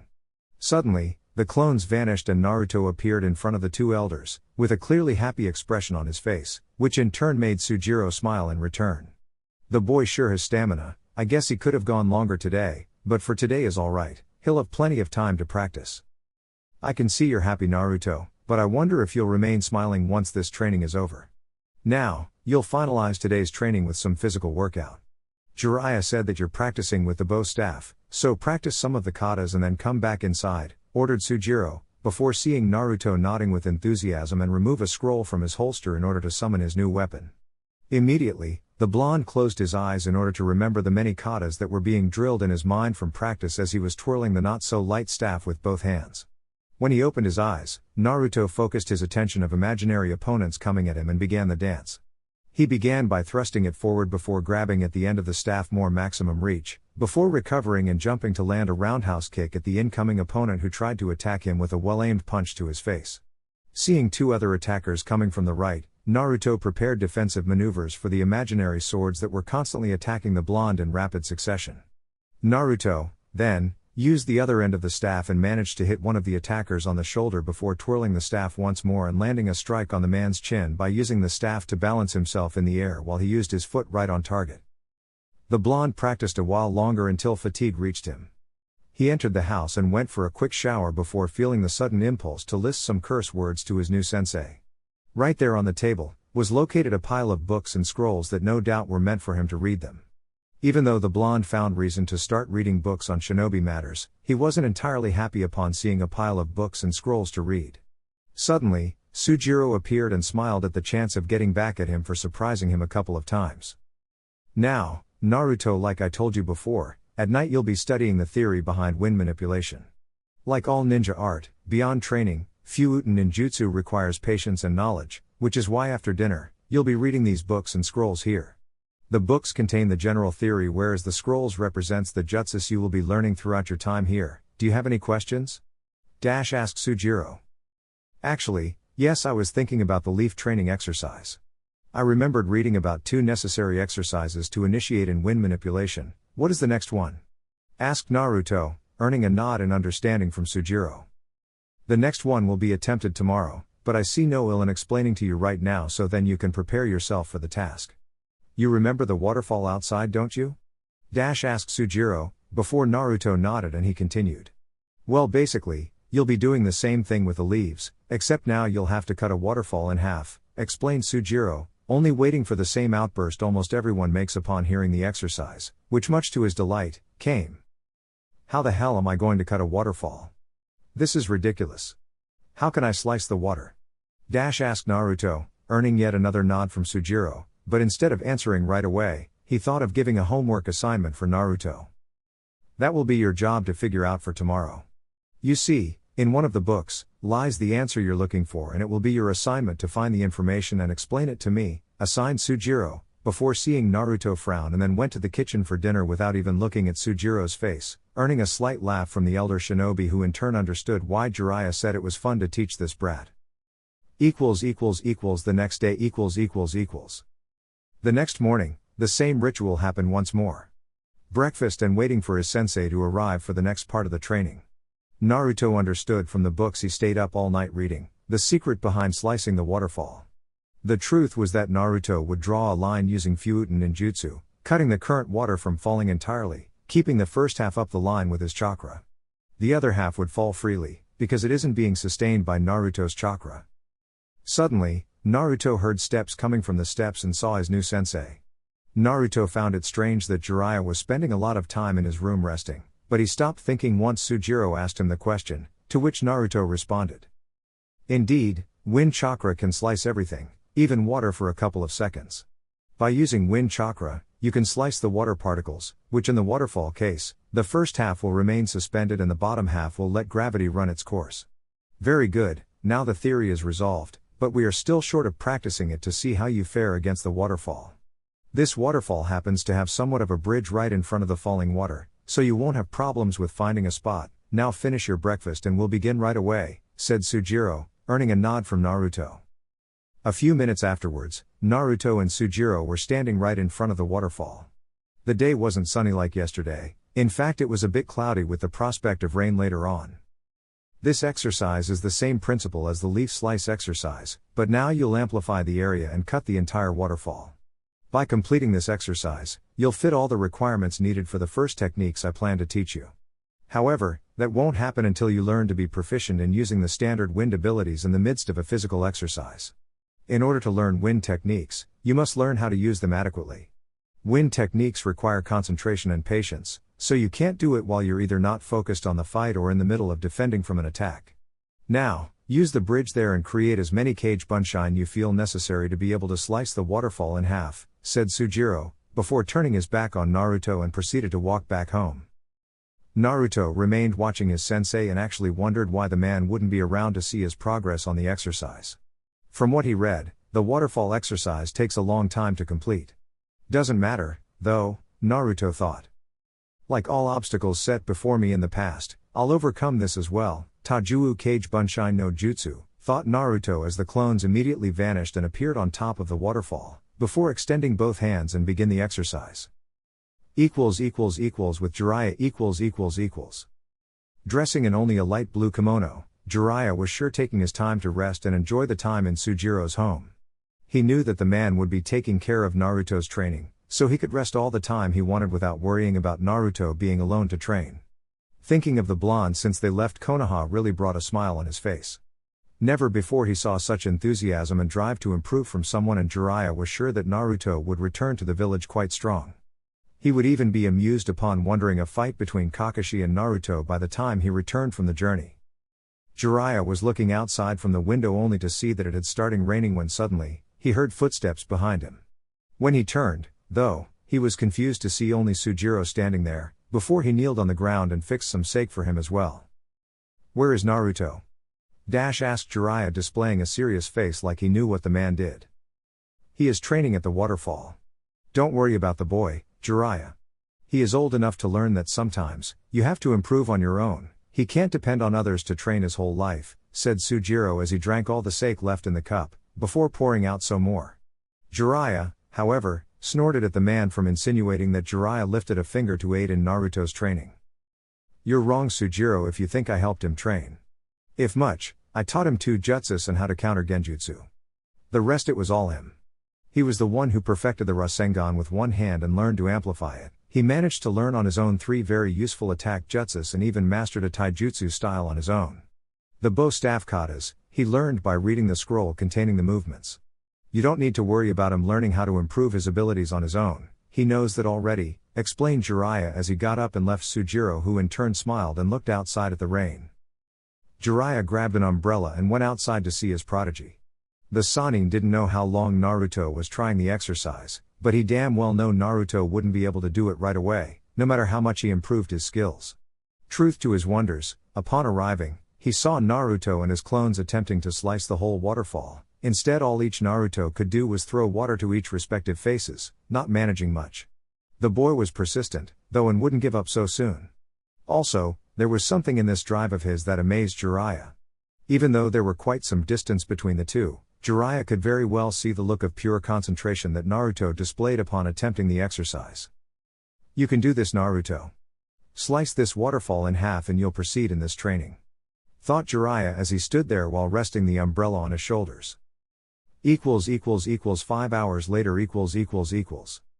After a minor rest followed by a soldier pill, Naruto continued once again. His clones were halfway there and the waterfall was already showing signs of being sliced any minute now. This was the time that Sujiro appeared next to Jiraiya. The rain already stopped and the blonde could now focus more on the task at hand. "How much time do you think he will take to complete?" asked Sujiro, before seeing Jiraiya smile. "Just about now, I'm afraid. The waterfall is already on the verge of slicing. The next one will do it," said Jiraiya. Suddenly, his guess turned out to be right as the noise of the waterfall slicing in half with wind chakra echoed through the clearing. After the clones dissipated, Naruto remained looking at the waterfall, as in looking at his accomplishment in Fuuten ninjutsu. When he turned, he saw both Sujiro and Jiraiya looking at him from the ground, so he used a shunshine and appeared right in front of the elders. "Congrats, Naruto, in only 2 days, you managed to complete the 2 steps necessary to begin the real training. Now, I can see that you're exhausted, so let's back home to take a shower and then I'll show the jutsus you'll be learning from me," said Sujiro, earning a nod from Naruto, who then looked at Jiraiya, who in turn was smiling in acknowledgement. Naruto didn't need to ask, because he knew that look on Jiraiya's face, and he only showed once Naruto managed to complete an exercise. Later at night. After a nice shower and an amazing dinner, in Naruto's mind, the blonde and Sujiro were now reading one big scroll that contained all the techniques Naruto would learn in 3 months. Although he wouldn't practice it for a considerable time, Sujiro advised Naruto to understand each technique's theory before attempting to perform them. The list of jutsus covered all 3 forms of wind manipulations, and the scroll contained wide details of the techniques, informing the hand seals, chakra capacity necessary, jutsu level and, of course, how to perform. Naruto saw the jutsu titles and couldn't contain his smile to go from ear to ear. Fuuten Daitapa, Wind Release, Great Breakthrough Jutsu. Fuuten Suidu no Tatsumaki, Wind Release, Tornado Tunnel Jutsu. Fuuten Kaze no Tate, Wind Release, Wind Shield Jutsu. Fuuten Repiso, Wind Release, Gale Wind Palm Jutsu. Fuuten Kaze no Yaiba, Wind Release, Wind Sword Jutsu. Fuuten Kazikiri, Wind Release, Wind Cutter Jutsu. Fuuten Suresu no Tatsumaki, Wind Release, Slicing Tornado Jutsu. Fuuten Kaiten Shuriken, Wind Release, Rotating Shuriken Jutsu. Fuuten Juiao Saigun, Wind Release, Gravity Force Jutsu. Fuuten Atsugai, Wind Release, Pressure Damage Jutsu. Immediately, Naruto proceeded to read the first technique with confidence that he would learn everything that he needed to, in order to master all these techniques in 3 months. Chapter 7, Anbu Rescue. Being located near the desert, the sun was scorching hot and the sound of the waterfall falling on the small river would send anyone to eternal bliss at the thought of escaping the hot temperature, hence why one pervert was seen with only his belly on top of the water level, like he was on one hell of a vacation. He was hoping to enjoy every single moment of the last couple of days he had, before he and Naruto had to leave the place. Thinking hard, Jiraiya couldn't figure out the next step of Naruto's training. A year and a half already passed and Naruto managed to learn quite a lot. His taijutsu skills were propelled, bearing, easily, the skills of a high-level chunin. Naruto even managed to create a new taijutsu style that relies heavily on wind element, which surprised both Sujiro and Jiraiya at the time. Also he improved his bow staff style a lot, to which Jiraiya himself reasoned him to be on par with a chunin from the Sarutobi clan and maybe rival a jounin at the end of their journey. Also, the boy's chakra-related training progressed nicely with him being almost immune to genjutsu attacks and just added close to 10 Fuuten jutsus on his repertoire. Jiraiya chuckled upon remembering Naruto's new temporary sensei gasping at the speed in which Naruto learned the jutsus, and the man really thought the blonde to be a genius. However, that was only possible because of the blonde's cage bunshine style of training. The question remained, though, about the next step. Jiraiya had a couple of choices to teach Naruto about, which was introducing him to the art of Fuuen jutsu, sealing arts, or even teach the brat a new element to rely on, in cases wind jutsus weren't enough to subdue the enemy. Fuuen jutsu is the hardest ninja art to master, and he doubted Naruto would be interested in seals, rather than simple exploding tags and storage seals, so he pushed it aside, focusing on more ninjutsu. Now the question was which element to teach? He immediately left out Kaden simply because of his prime affinity being wind. It wouldn't make sense for Naruto to learn two heavily offensive affinities and leave the defense side unprotected. Also thinking about it, Raiten wouldn't be considered either. So that left the Sannin with Doton and Suten ninjutsu for Naruto to learn for defensive issues. Doton would be his first choice since it is Jiraiya's prime affinity, but he also has knowledge on Suten techniques and how to learn them, plus with Naruto having Fuuten at his disposal, Suten elemental ninjutsu could be very useful. Plus, the brat was still 15 and he could very well be learning how to use Doton techniques in the future. Suddenly, he saw what appeared to be a shift in the wind before he looked at the waterfall, only for it to be sliced in a diagonal sense, probably a result of the wind sword technique. He, then, turned his eyes to the opposite side of the waterfall before smirking as Naruto and Sujiro were engaging in a full-out spar. Whether or not Sujiro was going all out he didn't know, but for Naruto to manage his own against this man was nothing short of impressive. Naruto was using his bow staff while defending from Sujiro's quick and deadly blows, before performing a major backflip just as Sujiro was about to land a vicious kick on his head. While making hand seals in the air, Naruto, then, collected air through his lungs for Fuuten Daitapa, wind release, great breakthrough jutsu. Sujiro smiled at the kid's ingenuity, but focused chakra to his feet so as not to be taken away by the wind. After the wind died down, Sujiro unleashed some shurikens, before throwing them in the air and making some hand seals for Fuuten Kaiten Shuriken, wind release, rotating shuriken jutsu. Upon seeing this, Naruto immediately was set on edge, seeing that controlling shurikens was a very deadly technique to face. However, he didn't need to wait as suddenly. Sujiro stopped swirling the shurikens near him and sent them all to attack Naruto at the same time.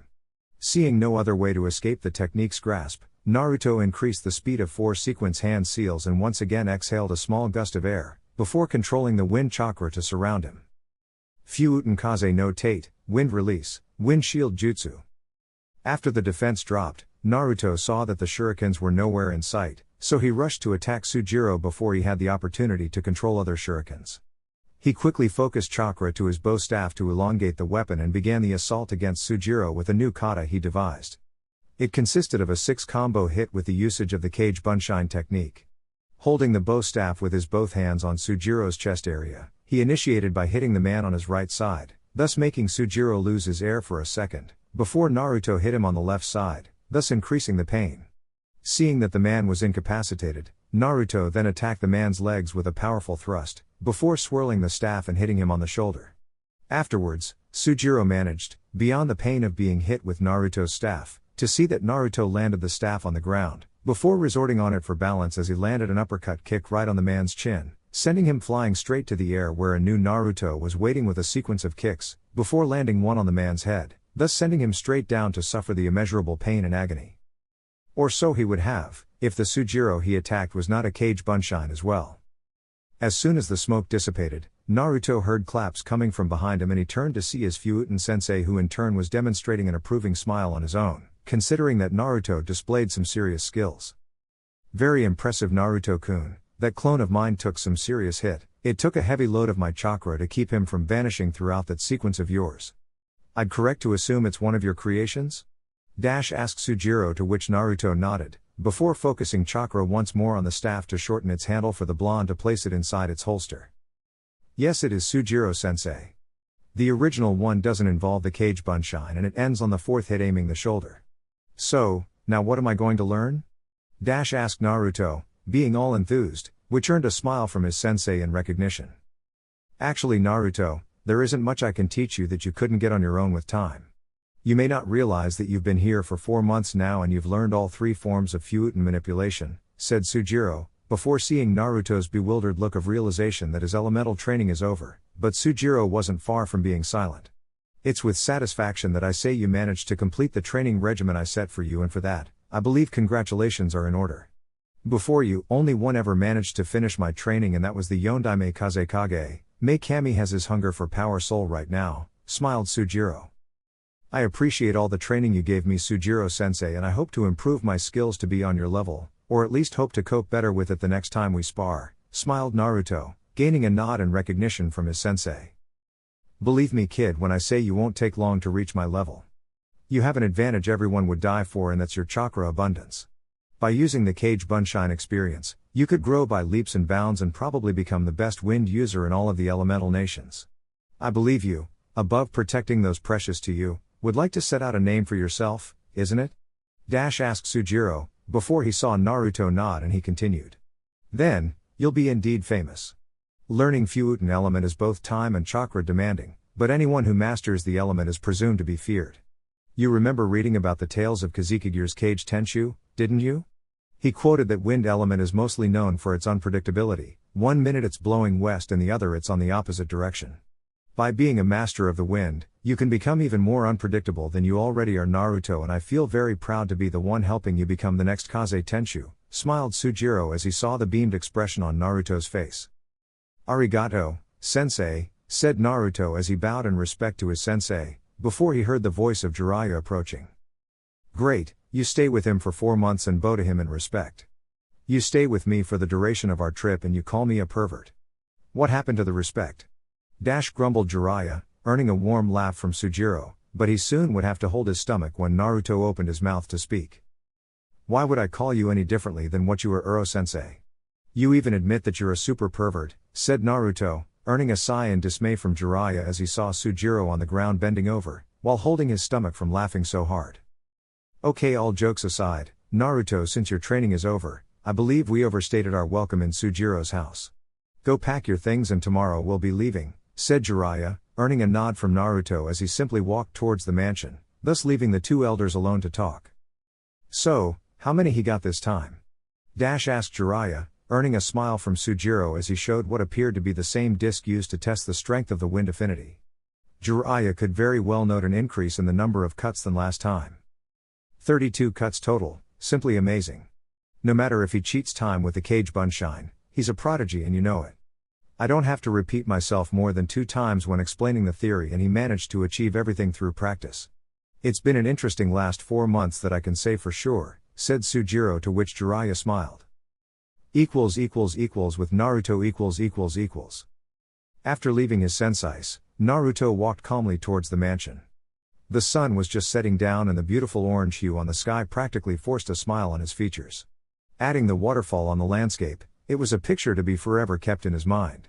He kind of wished that he wouldn't have to leave so soon. Sujiro-sensei was strict in training, but Naruto could very well see that the man's is as strict as his own drive to be stronger. Also, being acknowledged by such a being was like a boost to Naruto's pride. Nevertheless, he very well knew that for his sake and for Konoha, Naruto needed to become stronger, and as such, he needed much more experience than he gathered since he started his career. He needed to fight against opponents who wouldn't think of holding back in case of an opening like either Sujiro or Jiraiya does. He needed to have a better grasp of the idea of kill or die that every shinobi has to learn throughout his career, and he couldn't learn it here. After arriving at his room, Naruto collected a medium-sized scroll, before opening to review a specific kanji.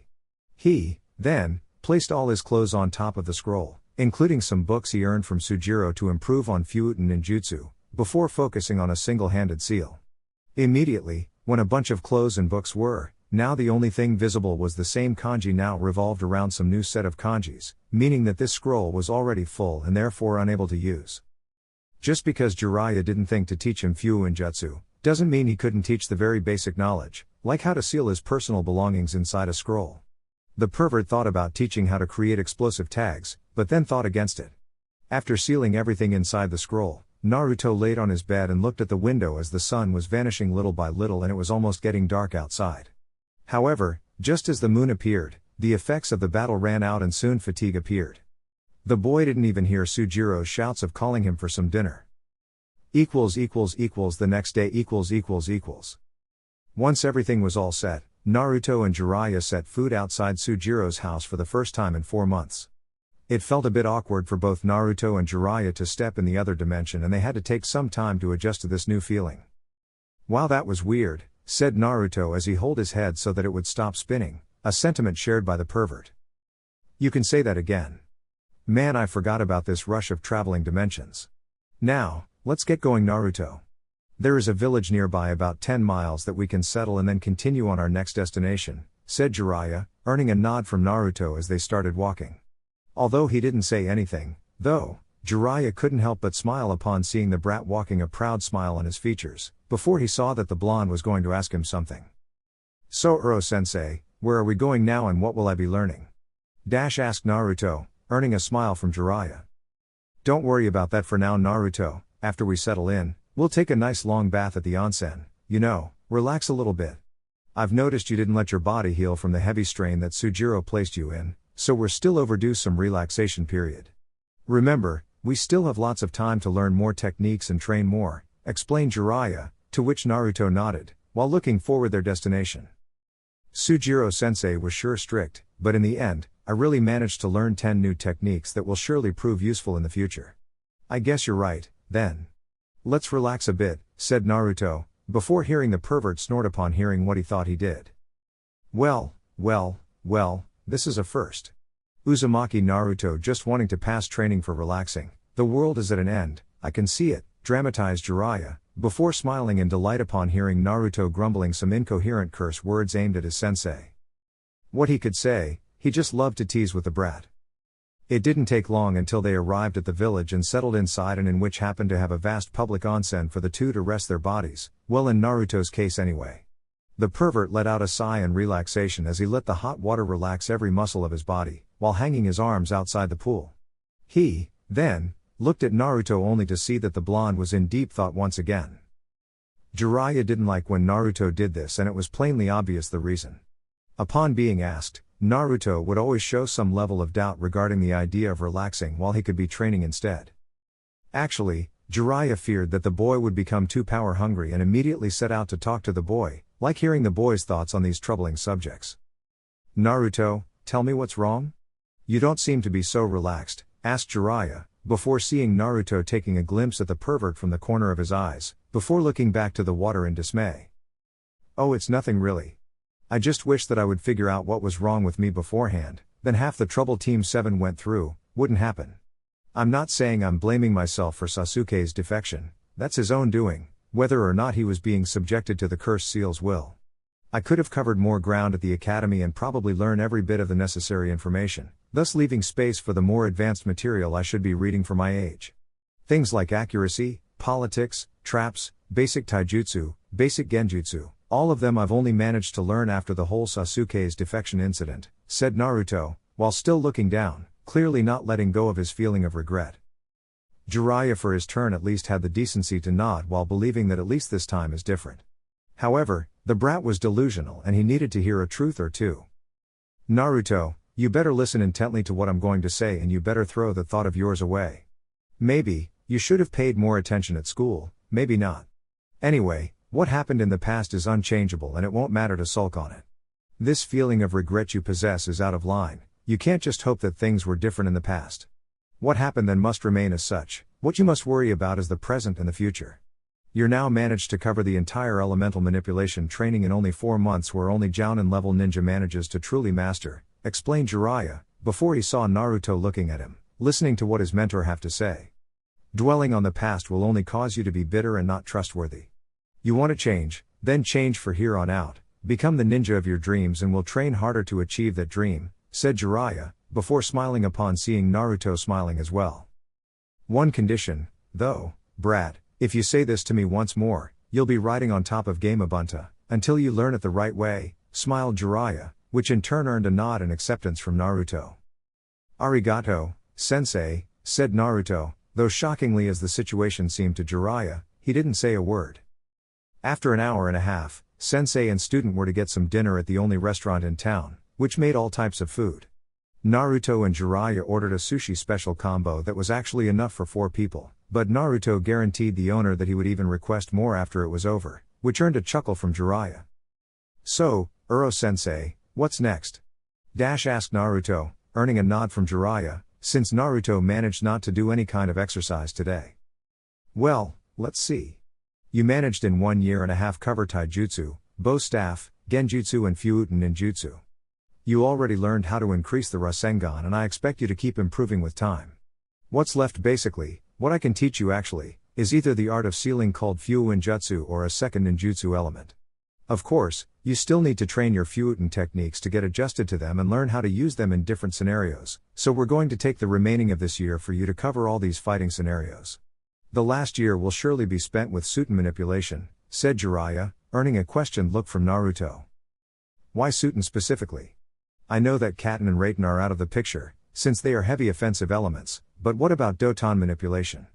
Asked Naruto, before seeing the sensei smile as the sushi dish was served along with some tea for the two. Indeed, out of the other elements, I was in doubt between Suiten and Doton. However, there is a new concept of ninjutsu nowadays called collaboration jutsus. It consists of 2 shinobis or, in the rarest cases, 1 shinobi, performing 2 techniques that merge with one another, creating a more powerful and more destructive technique. Now, there are certain elements susceptible for the collaboration jutsus. For example, by merging a grand fireball technique with the great breakthrough jutsu, the wind will double the fireball size. Fire jutsus are more suitable because they can merge with Fuuten, Doton and Raiten, leaving Suiten of course for obvious reasons. Suiten is the next best for collaboration jutsus, being able to merge with all 3 except Katen for the same reasons, with me so far? Asked Jiraiya, before seeing Naruto eat some sushi and nod for the pervert to continue. Your prime affinity is wind and as such, you can use collaboration jutsus with only Suiten, because wind nullifies lightning and it doesn't do anything with earth-based techniques. In the end, if you were to learn collaboration jutsus, the only other element suitable for doing so would be Suiten, explained Jiraiya as he ingested a tuna sushi. I understand, however you said yourself that a collaboration jutsu needs 2 shinobis. How can I do it on my own? Asked Naruto, earning a nod from Jiraiya, since he was expecting this question. Indeed, in theory, the collaboration jutsu are performed by 2 shinobis. However, Naruto is one of those rare cases I mentioned before. You do remember how you used Cage Bunshine to train Fuuten techniques, didn't you? Then, you do realize that you could use the collaboration jutsu with your own clone, said Jiraiya, before he saw Naruto smile at a new attack possibility, but Jiraiya wasn't finished. Also, because of your wind affinity, your defensive ninjutsu is severely limited to only the Kaze no Tate technique. With Suiten ninjutsu, you could learn more defensive techniques that could save your life as well as those you protect in the future. So, with all that explained, Suiten is the best element to teach you right now, understood? Asked Jiraiya, to which Naruto nodded as he ingested the last sushi, before calling the waiter to bring in a new set of sushi, to which Jiraiya smiled and asked from some tea as well. A couple miles away from their position Pacing from trees at unimaginable speed and almost out of breath, Uzuki Yuigao was trying to escape the wrath of what appeared to be 2 shinobis from the Iwa Onbu forces called Boulder. Another one of her S-ranked suicidal missions headed towards Iwa, where Konoha found suspicious information about a powerful missing nin threatening to border into Fire Country. She along with 2 other Anbus went to investigate only for a brutal assault to occur before the Anbu team managed to kill the missing nin. Their price though was too high as 2 of Konoha Anbu was killed by the same Boulder Anbu who was supposed to kill the missing nin. Now, although Yuigao was being chased for no reason, those Boulder Anbus were maniacs and wouldn't stop at nothing to have a hold of her to kill her, or even worse if one of them decides to have his way with her beforehand. Along the way, she was dodging with the best of her abilities the incoming shurikens and mud balls. However, her chakra was almost entirely used against the missing nin and she didn't have much to use for escape. Also, Konoha was too far away for her to even consider calling for backup. Her alternatives were wearing thin, before she views a small village with maybe 10 or 15 houses for her to hide. However, as soon as Yuigao changed her course of action, she cursed the heavens after one single mud ball hit her on her left leg, and because of her immediate pain, she couldn't focus on landing on the next tree, thus following mercilessly on the ground with a heavy thud, before spitting some blood from her mouth. Just as the ninjas landed near her, she knew her time was up. Her legs were heavily bruised because of the Doryu Dengo technique and a couple of ribs were broken because of the fall. Not to mention that she was almost out of chakra as she heard one of them talking about what she feared. "You've been a very bad girl, you know? And bad girls deserve a punishment," laughed the one from the right, earning a snarl in anger from Yuigao who wanted to be killed already, not raped. "Oh Matsuro, finish her off already. We have to get back to Iwa," said the other, but this Matsuro guy waved him off and kneeled down next to Yuigao before he removed the woman's mask. She could see from the guy's face that he enjoyed seeing her angered face, and it was plainly obvious that he wouldn't be satisfied until he did the worst deeds to her body possible. However, before Matsuro managed to take her pants off, everyone was stunned to hear some shouting Fuut and Repiso, wind release, gale wind palm jutsu, before 2 focus jets of wind hit Matsuro head on, thus sending him straight towards his comrade, before both were sent flying. Yuigao was at loss of what just happened, before he saw what appeared to be a blond man jumping in front of her as in protecting her while facing the Boulder Anbu. She, then, sensed a hand on her shoulder, before turning her face to see one of the Sanin Jiraya. "Jiraiya-sama, what are you doing here?" asked Yuigao, before Jiraiya ushered her to save her strength. "Easy there Anbu. I don't know your name, but right now we must get you into safety," said Jiraiya, before he saw Naruto standing against the Anbu members. "Uro-sensei, take her away from here, I'll take care of them," said Naruto as he started a large sequence of hand seals. Jiraiya smiled at his student and took Yuigao with him back to the village, who by now was unconscious due to chakra exhaustion and utter pain on her legs and ribs. However, she stayed awake long enough to see the blonde preparing for an attack. "We're not letting that bitch go, you old geezer," charged Matsuro, until he looked at the blonde in front of him finishing the hand sequence, before whispering the name to the winds. "Fuuten Suresu no Tatsumaki, wind release, slicing tornado jutsu." Naruto exhaled a strong gust of wind through his mouth, before it transformed into a huge hurricane and charged against the Anbus who didn't have the time to evade because of the proximity and got hit dead on. Once inside the hurricanes, Matsuro and his partner began receiving multiple slashes from every side, while Naruto took the opportunity to follow Jiraiya to their hotel, not even bothering to see that the ninjas' bodies were like chopped meat sprawled across the forest. The next day The next day, the weather wasn't as nice as the day before. It was raining heavily and Naruto was playing some shuji with Jiraiya, while waiting for the woman to wake up. After placing her on a bed, Jiraiya managed to contact a local doctor who helped cure Yuigao's wounds and even wrap the place where she broke her ribs with bandages. Right after arriving at the hotel, Naruto questioned Jiraiya about what happened to her, to which the Sanin could only surmise it as a failed mission. Jiraiya also mentioned that he communicated with Konoha about the female Anbu and received info regarding her status. Also, Naruto heard Jiraiya talking about an order coming from the Hokage ordering the female Anbu to take a long vacation and to remain under Jiraiya's care until he and Naruto returned from the training trip. So, while watching the heavy rain outside, Naruto and Jiraiya were playing shuji, unaware of the fact that Yuigao already recovered consciousness. Slowly opening her eyes, her senses became to respond as she managed to hear the sound of rain outside. Immediately, she woke up alarmed, fearing that she was captured, only to look at an empty room, before she heard the same voice she heard yesterday. "Ah, it seems you woke up, we're worried you'd take a while to do that," said Jiraiya, alerting Yuigao of both his and the blonde's presence. It took a while, but Yuigao remembered where she saw the blonde before and also realized that he was the one that saved her from being raped by the shinobis from Iwa. Looking below her sheets, she was relieved to see that her Anbu clothes were still on, although they looked better before.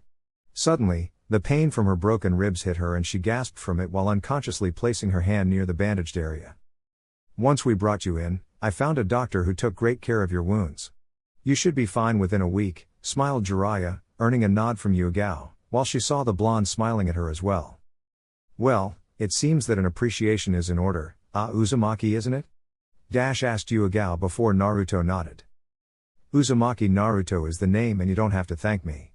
Uro-sensei here sensed the heavy usage of chakra and told us to see what was happening. How are you feeling? Asked Naruto. My ribs still hurts, excuse me Jiraiya-sama, I need to contact Konoha of my fail. Said Yuigao, but was interrupted by Jiraiya. No need.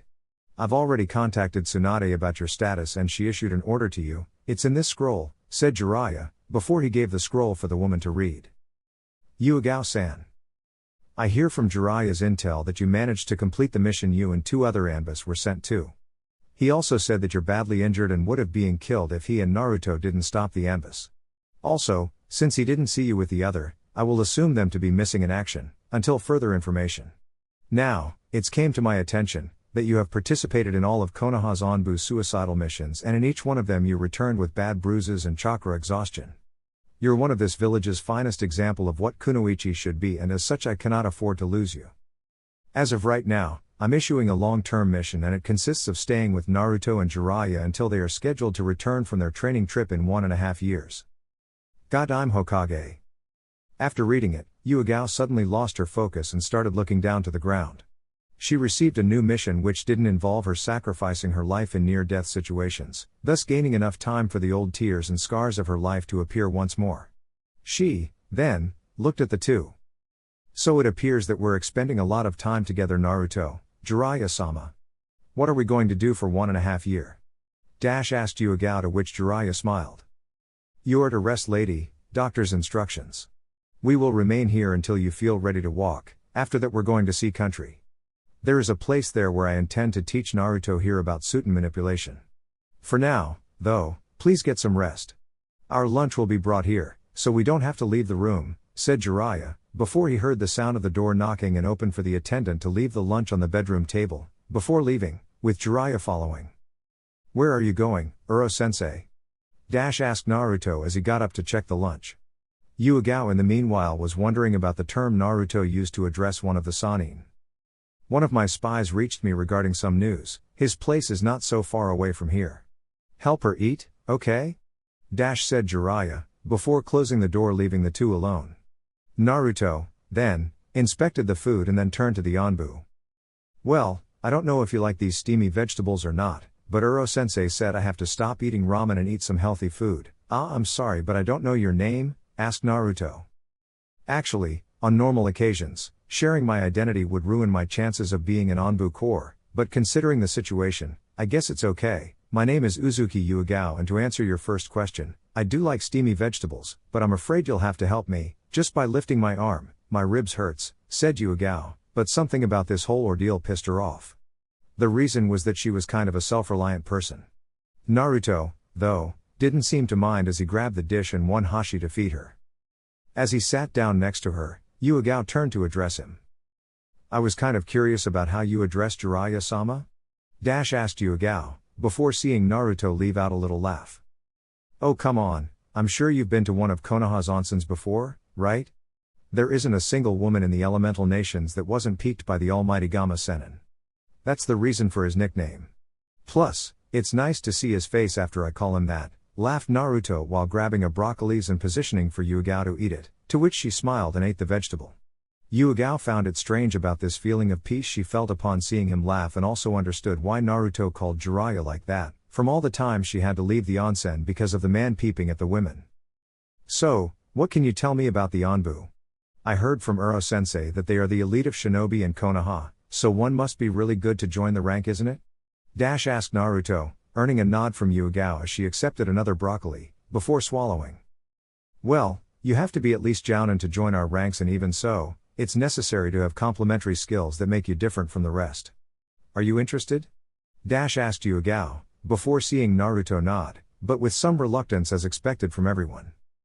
I don't know, I'm still a Jinan and probably won't be a Chunin until I come back from this trip, it'll take even more time for me to be a Jounin," said Naruto as he grabbed one of the broccolis and ingested it before he offered one for the woman who gladly accepted and ate it. Suddenly, one memory hit her and she realized Naruto was facing 2 Anbu shinobi on his own. "It was very impressive you taking on those Anbus. Before going unconscious, I noticed the Fuuten jutsu you used to save me," stated Yugao, before seeing Naruto blush in appraisal. After all, it was the first time a woman praised him for his abilities and not smash him in the head like Sakura did. "Well, Fuuten, it's my prime affinity and I know wide-scale jutsus that leaves the enemy no alternative but face it head on and hope to survive. Those Anbu sure didn't. I have a question, though. Konoha's policy is about teamwork, but you're alone against those 2. What happened to your team?" asked Naruto, but the lost look on Yugao's face told him everything and he feared something back happened. 2 other Anbu members were sent along with me for what we advanced shinobi calls suicidal missions. We managed to defeat an A-ranked missing nin that was trying to enter Fire Country, however those Anbus from Iwa wanted to kill the man, hence why they killed my 2 comrades. I didn't have enough chakra so I fled and that's where you and Jiraiya-sama found me, explained Yugao, earning a nod from Naruto as he finished his plate and then placed at the table. "I never lost a comrade, so I don't know what's like. I'm really sorry, though, for what happened. Were they close to you?" asked Naruto, before seeing Yugao negate with her head. "No, they weren't, at least not more than colleagues," said Yugao, but stopped while unable to form the words to express that they died in the line of their duty. Ever since her fiancé's death, she has been throwing her life at risk so that she would forget the immeasurable pain that fills her heart every day, but while she wanted nothing more than this, she didn't want people to go down with her if such a thing occurred. For some unknown reason, every time she has been close to death, but never she walked towards the light to finally meet her dead boyfriend once more. "You don't need to explain it to me. Do you want anything else? I see the rain is already subsiding, so I'll prepare for my bow staff exercise routine," said Naruto. "Well, resting doesn't really suits me any good, so you could help me get up and take me with you," smiled Yugao, earning a nod from Naruto as he made a familiar hand seal, before 2 cage bunshines appeared next to Yugao, before helping her get up and go outside. Yugao was surprised with the usage of cage bunshine, but didn't say anything. Upon arriving at a clear which happened to be the hotel garden, Naruto's clones helped Yugao to sit on a bench nearby, before being dispelled as she got to watch Naruto pick his weapon, before initiating his dance against the imaginary opponents. While watching the martial arts showdown, Yugao just felt the need to smile as the scenery before her. After the run stopped, the sun's power opened the skies and forced his sunlight to illuminate the once clouded day.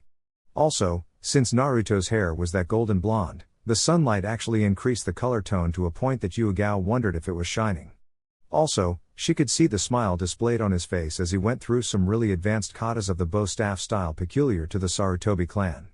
In fact, any shinobi who wanted to explore the use of weapons in order to use it as an extension of the body must practice daily to a point that using it becomes second nature, and Yugao was surprised to see a person so focused, besides herself, and for all her might, she couldn't finish her train of thought. Her heart hurt immediately, thus preventing her from comparing Naruto's drive to become better with the weapon in a similar way to her deceased fiancé. She was so engrossed in this train of thought, that she didn't realize a new presence has just arrived. "It's pretty amazing, isn't it?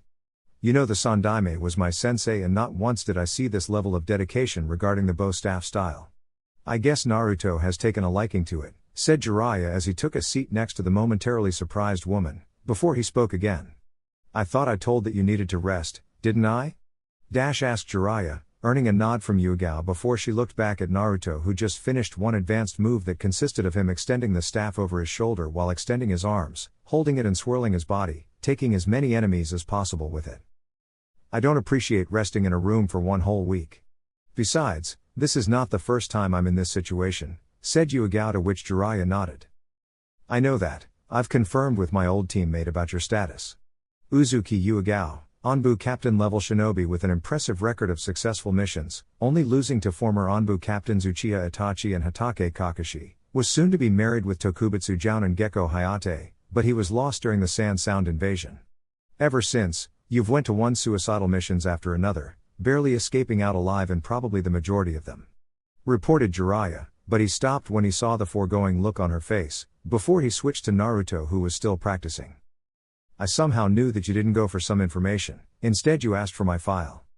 As to why I wonder? What business you have with my life and what missions I do take. With all due respect Jiraiya-sama, you don't have the authority to.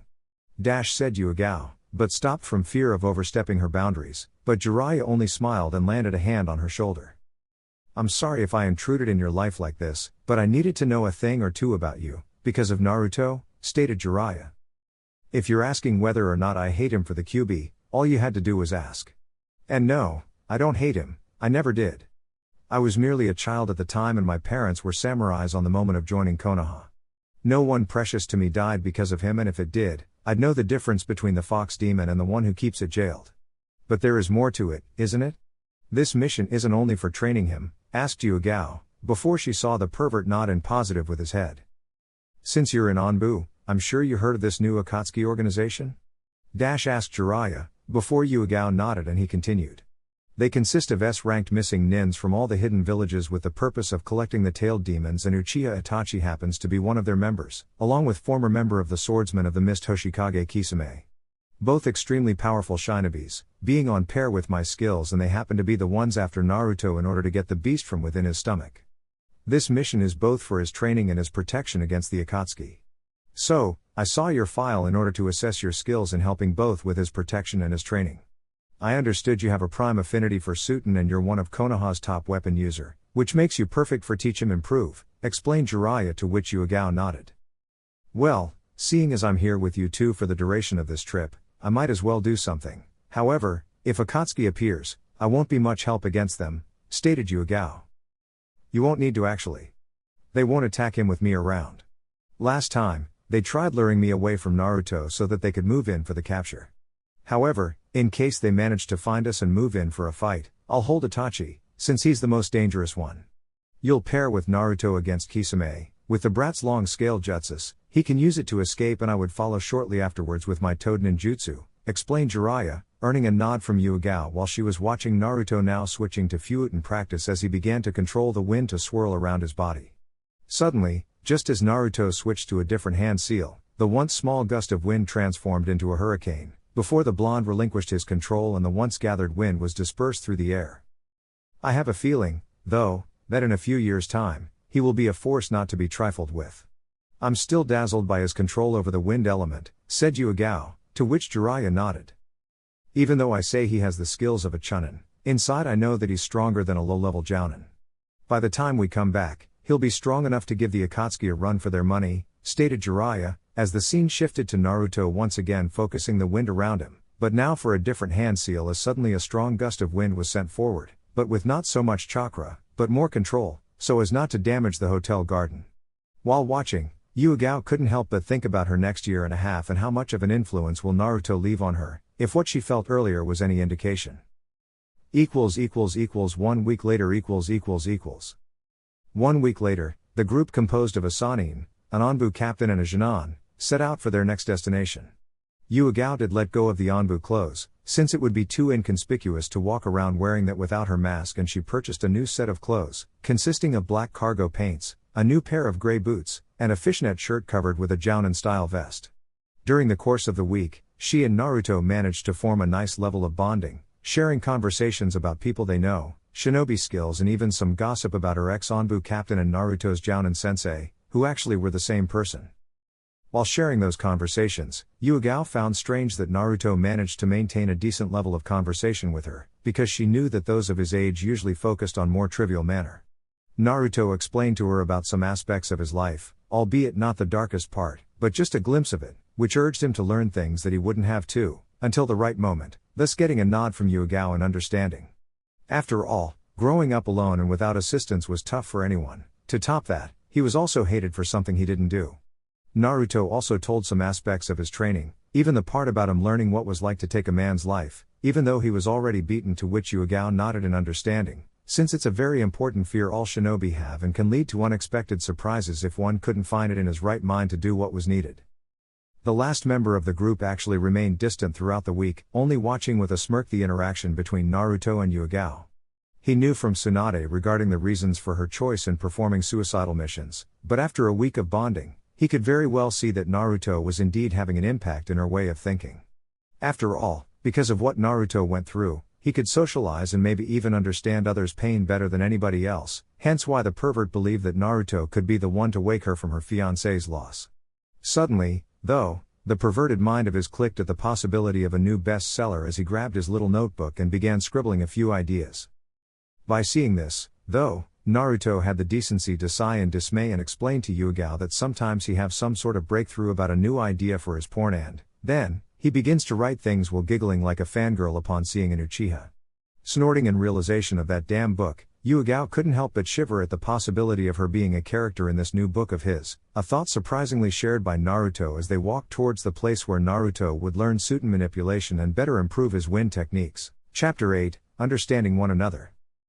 A few days went by since the group set trip once more, and their destination was a place Jiraiya knew that would be splendid for Naruto to learn how to temper with the water element. The perverted Sannin, though, wanted to keep it a secret from his traveling peers, even though both Naruto and Yugao kept asking questions about it. The woman was fairly certain they were heading to water country because of the direction they were taking, but while she knew its geography, the country itself was foreigner to her.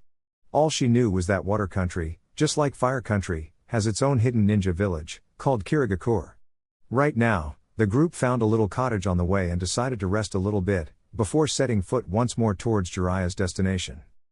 Taking advantage of the situation, Naruto chose to perform one special exercise he learned from Sujiro-sensei.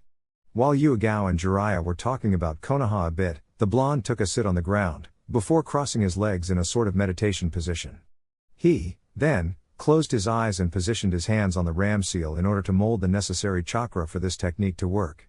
Suddenly, the wind suffered a major shift around Naruto as he continued to focus on molding the Fuutan-type chakra around and also beneath him. While the blonde was attempting the exercise, the excessive usage of chakra alerted Yugao and Jiraiya, who, then, stopped what they were doing and looked at the blonde to see what was going on with him. The woman was puzzled about the whole ordeal, but she had a feeling that the pervert knew what the blonde was doing if his smile was any indication. This is an exercise Naruto learned from a friend of mine, regarding the usage of Fuutan chakra. In a couple minutes, you'll see a very surprising feat, smiled Jiraiya as he managed to spike Yugao's curiosity.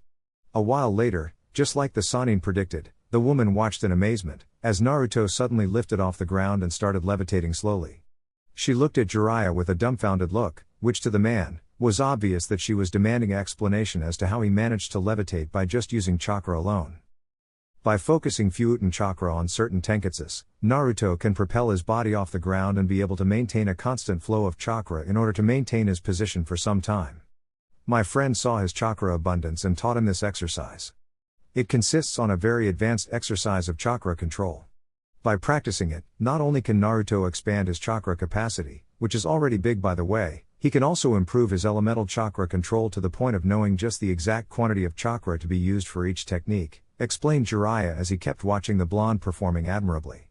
Yugao, on the other hand, wondered about the Fuutan element and its peculiarities.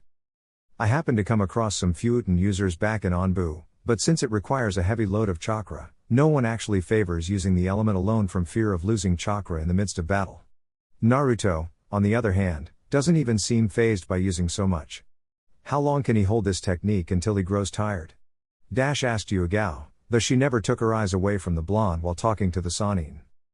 Normally, in about 10 or 15 minutes, he stops and you can see drops of sweat from his face. However, that happened 2 months ago. Nowadays, I wouldn't be surprised if he managed to uphold the 20-minute barrier and not even show any hints of tiredness, explained Jiraiya, earning a nod from Yugao as she crossed her arms. After that, no more conversation was shared between the two as Yugao just stared at the blonde performing the exercise. In the short time, she got to meet the blonde, surprised was a word that could describe what she was feeling at the moment. While she didn't think of labeling him as the demon he keeps prisoner, she actually thought people disliked him because of the unknown number of pranks he'd always pull when he was young. However, after spending some time with him, she found the boy to be quite entertaining and fun to hang out with, not to mention the fact that sparring with him, on occasions, managed to drift away her angst, somewhat. After the group left, Jiraiya would set Naruto and Yugao against each other on just weapons fight, and while Naruto was nowhere near Yugao's level of proficiency, he managed to tire the woman out because of his stamina. Because of this, Yugao found herself sleeping better than before, whether it was because of the new company or said company tiring her down to near unconsciousness, she wasn't aware, but either way, She was thankful for the first time she was able to close her eyes at night and open them the next day, since her fiancé died. Of course, the nightmares still occurred from time to time, but they were less frequent as her body had to replenish its energy.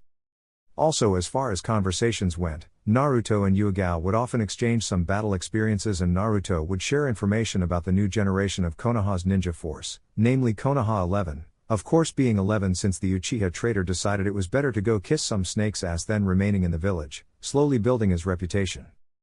15 minutes passed and both Jiraiya and Yugao felt the wind returning to normal and Naruto landing on the ground before getting up and turned to look at his audience. "I wasn't aware I was performing a show here," commented Naruto as he got up and adjusted his clothes, before approaching the other two. "With that much chakra being used at once, I'm rather surprised we're the only two watching, Brat. I can see you got better than last time. I can see, as well, that you're not as tired as before," said Jiraiya, earning a nod from Naruto. "I'm actually a little bit winded, but certainly not as bad as before. So, can we go already or is there a need to rest a little bit more?" Asked Naruto, but was surprised when Yugao showed an amused grin, but kept to herself, though. It surely was a first, Naruto and Jiraiya thought. Upon questioning as to the motive, she simply explained that when it comes to training, Naruto could be rather impatient, which earned a snicker from Jiraiya and a frown from Naruto. It didn't take long until the group set foot outside once more, heading towards where Jiraiya wanted to go. During the way, Yugao was examining Naruto's bow staff a little bit, as in administering its weight and how Naruto could perform faster movements with it. Naruto, meanwhile, was watching Yugao's analytical eyes with enthusiasm. Discussing certain aspects about weapons certainly perked the blonde's interest, and he wanted to know more about how to treat your weapon as if it was your own limb. Yugao was content enough to explain some things to him, since, even though he was outright eager to learn more about it, never once did he demand it or acted like a child pouting about wanting to learn more about it. After throwing the staff from one hand to another, she then gave it back to Naruto, who, then, used chakra to short the staff's length and place it on his back, before he paid attention to the weapon user.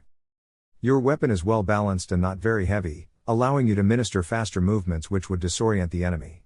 However, Naruto, you must take into account that every weapon has its weakness. The katana, for example, is weak against multiple opponents, so it takes much of the user's skills to be able to take on against a group of enemies, whereas with the staff, you're better equipped to fight them together. Being that said, the bow staff fails when it comes to speed and agility and moves. You do remember how I managed to enter your defense so easily, right?" Asked Yugao, before Naruto nodded and she continued with her assessment. "So in order for you to eliminate this weakness is to predict my movements and act accordingly." "How can I predict your movements? I only act once I see your intentions," replied Naruto, not sure if he understood the concept behind using the weapon as an extension of his body, and Yugao felt certain that the blonde was in the right track here, albeit a little uncertain of his skills. "Naruto, that's what it means to use the weapon as if it was an extension of your body. In plain taijutsu or even ninjutsu match, mostly it's your instincts that guide you. With it, you're able to start hand seals just because the opponent started walking towards you, or you raise your arm in defense when your instincts tell you to, even though you didn't actually see the enemy move. Everything is purely based on instinct. Don't worry, though, when this training is over, your body will be predisposed to move accordingly to the enemy's movements," smiled Yugao to her new student. Naruto for his part was quite beamed at the possibility of learning from a person like Yugao. Her skills with the sword was unheard of, at least as far as the blonde's knowledge went, and the fact that she was more than willing to teach him was A+ in his opinion. Yugao-san, I understood from the pervert over there, that you're also a water user. Is it so hard to master? I mean, because of the fact that it's not my affinity and all?" asked Naruto, earning a nod in the positive from Yugao. "I wouldn't say hard per se, it's just time demanding, that's all. You can grasp the theory easy enough, the problem is that, since it isn't your affinity, your body would take more time to adjust than you normally have with Fuuten techniques.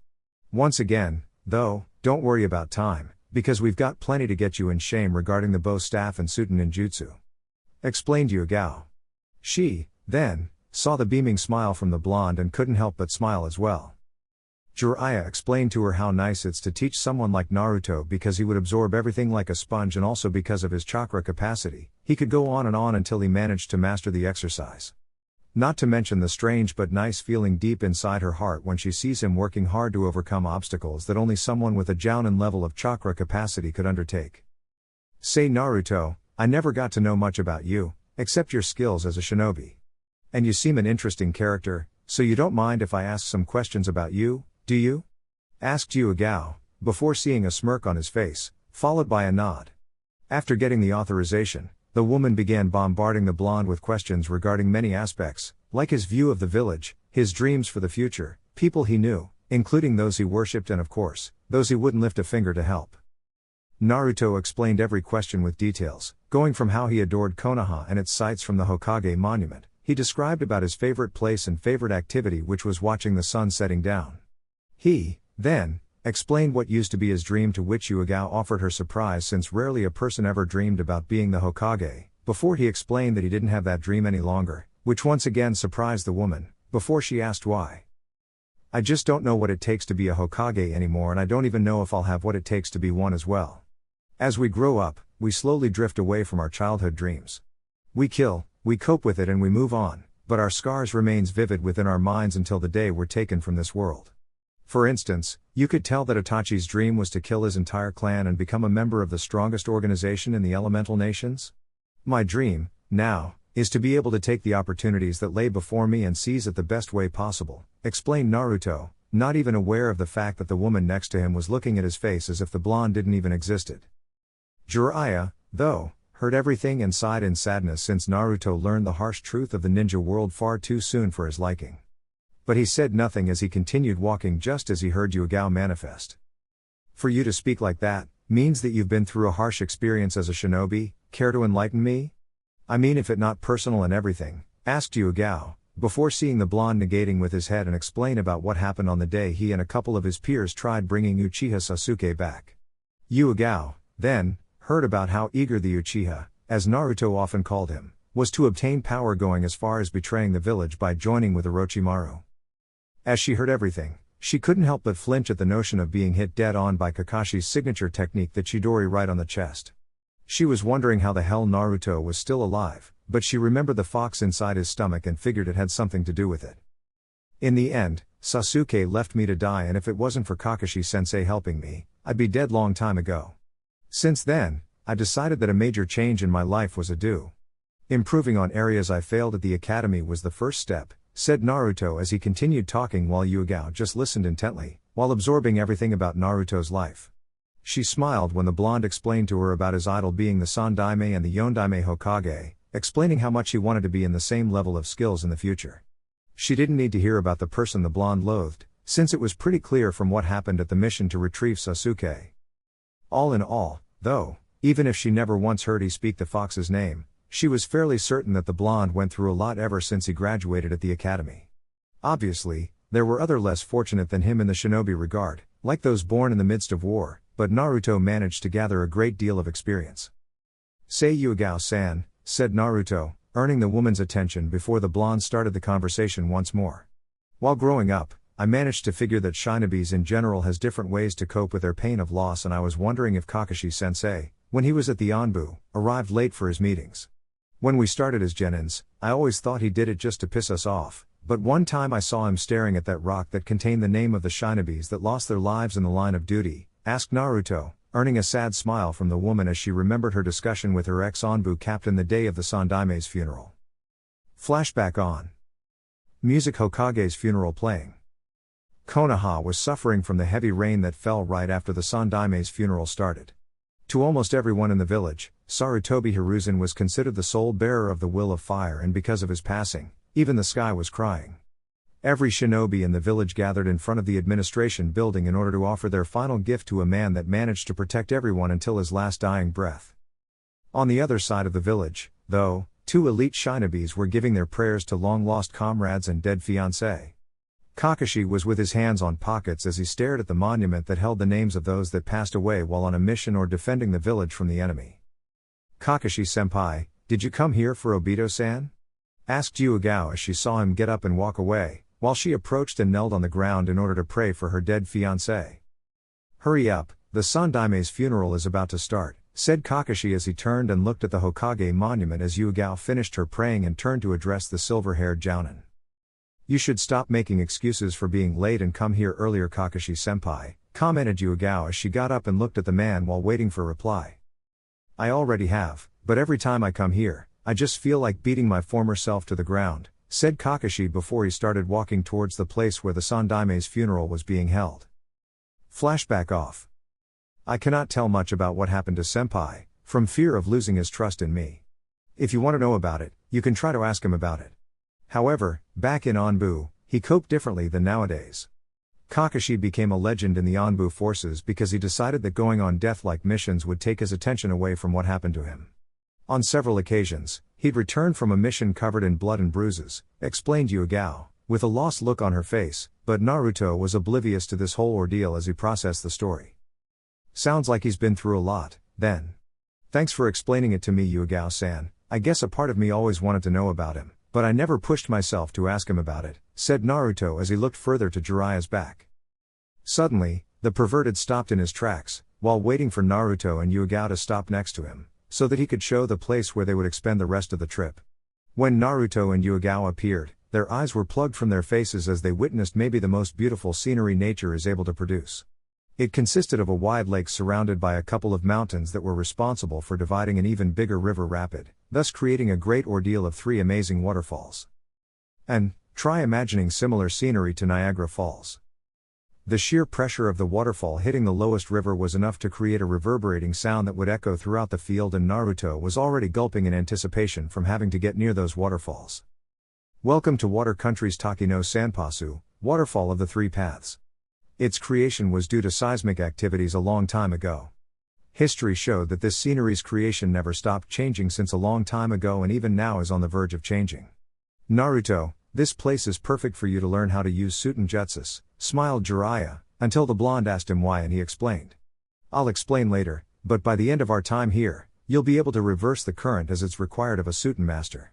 Once you become adamant on using Suten chakra, you'll proceed to reversing the river's current and maintain it for the duration of 1 minute. Mind you that this exercise is extremely difficult and you'll only be attaining this because of your high chakra capacity. Any other Jinan or even Chonin would be hard-pressed to hold it for a couple of seconds, before his or her chakra capacity would run dry. I bet even you Yugao-san would have trouble reversing the current for 1 minute. With my chakra, I managed to go up to 3 minutes, smiled Jiraiya as he jumped from the mountain they were standing and fell on an open space near the river's margin, before he proceeded to untie his belongings and set out their camp. Only after Naruto and Yugao landed as well, did Jiraiya start explaining something about the terrain. Well, of course water won't be an issue for us, but food will.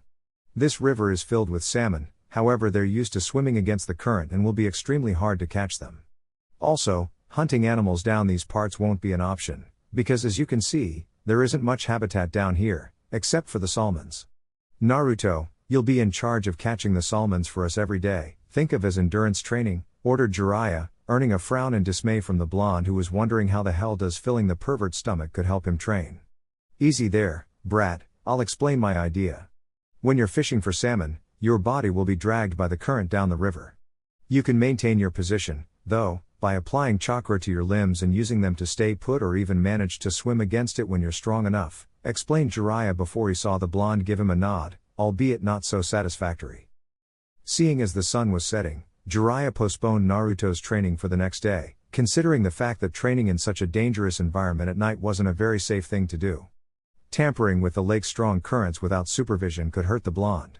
So, that left with the group leaving the camp in order to find some fruit for them to eat.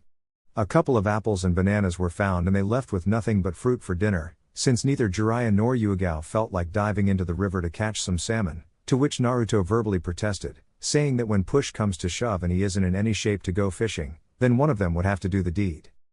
Of course, Yugao joked that she would offer him some chakra pills to replenish his health in order for him to go fishing, a motion seconded by Jiraiya who, in turn, appreciated the woman's quick thinking.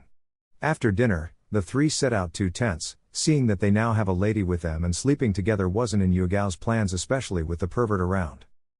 The next day. After more fruit for breakfast, Jiraiya, Naruto and Yugao went to walk on water in order to feel exactly what's like to balance themselves on top of the river rapids. Yugao and Jiraiya didn't have much trouble because of their experience, but they could very well see that Naruto was focusing very hard to walk normally, which was expected seeing as this was the first time Naruto ever had to walk on top of such strong currents before. After a while, The group stopped in the middle of the lake and Jiraiya began to explain Naruto's training regimen from now on. Naruto, we have 1.5 years to teach you how to handle Suten ninjutsu. We also need to perfect your Fuuten affinity as well as your weapon fighting skills. Here's what you're going to do every day, starting today. During the morning period, you'll be with Yugao here sparring with her using weapons. The goal here is to be on par with her skills by the end of this trip, explained Jiraiya, but was cut short when Naruto protested. Excuse me Uro-sensei, but what you mean being on par with Yugao's skills?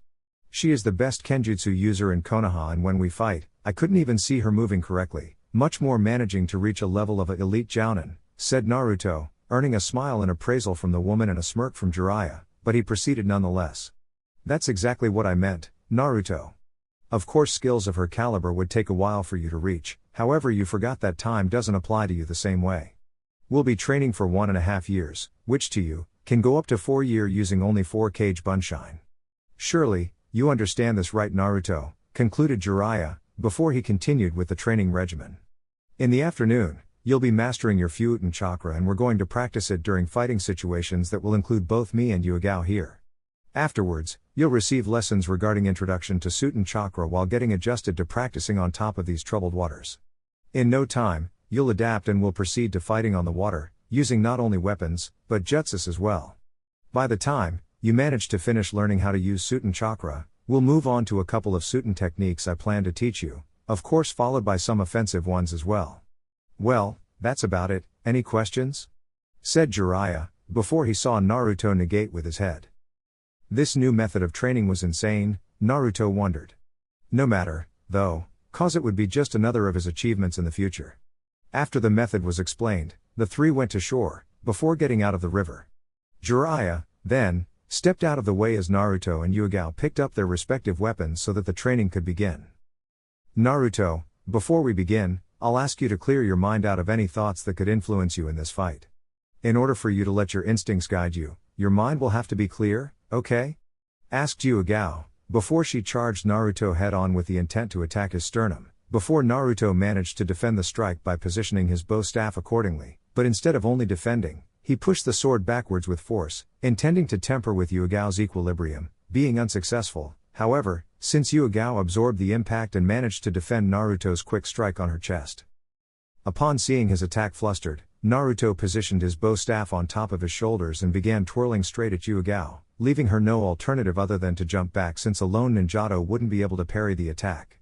After stopping the attack, Naruto grabbed the end of the staff and swung it vertically aiming for the girl's hand, before Yugao evaded the technique and landed a powerful kick to Naruto's abdomen, sending him flying while holding his stomach as a pathetic attempt to stop the pain. After managing to land on his feet, despite the pain, Naruto suddenly felt the need to kneel because of the pain in his stomach. He grudgingly got up as the pain eased a little bit, before looking at Yugao who was only waiting for him to return to the fight once more. Her fighting stance was already in position, never once underestimating Naruto, even though he was just an ant in comparison with her. Just by looking at her like that, Naruto respected her skills. However, he had a goal to achieve and that meant being on par with her in skills by the end of the training trip, so it was time to use some chakra to aid him. Focusing some towards his legs, his speed was now doubled as he was right in front of her in seconds, thus surprising Yugao momentarily, before she adjusted to his speed and managed to parry his advance by positioning her foot right in between Naruto's legs, thus tempering with his balance, before she positioned her sword inches away from his jugular, leaving him no alternative other than yield. Using chakra was good and all, but speed itself is useless if you lack the skills to predict my movements. What you must learn Naruto is that, different from taijutsu, you have to remain some distance from your opponent. Because if not, he will do exactly as I did, except he won't have any interest in keeping you alive, understood? Asked Yugao, earning a nod from Naruto, before they started the spar once more. At the end of the second year ===. With time, their fights improved in quality and Naruto was able to parry Yugao's movements a lot better, even managing to catch her by surprise from time to time. Regarding Fuuten ninjutsu, Jiraiya had to give it to the blonde. In just about every jutsu he used against the blonde, Naruto had a counter for him by dodging fairly quickly and then doing hand seals with enough speed that before Jiraiya even finished his jutsu, Naruto would already send either a wind sword jutsu at him or a wind gale palm jutsu, being the fastest ones available in his arsenal. The blonde even managed to create a new technique that is even faster and similar to the cat and Houseka no Jutsu. By focusing Fuuten chakra to his lungs in intervals, Naruto learned that he could expel wind shots from his mouth, and Jiraiya had to use a very powerful Doton defense so as not to be pierced by the blonde's technique, which was called Fuuten Kaze Tama, wind release, wind shot jutsu.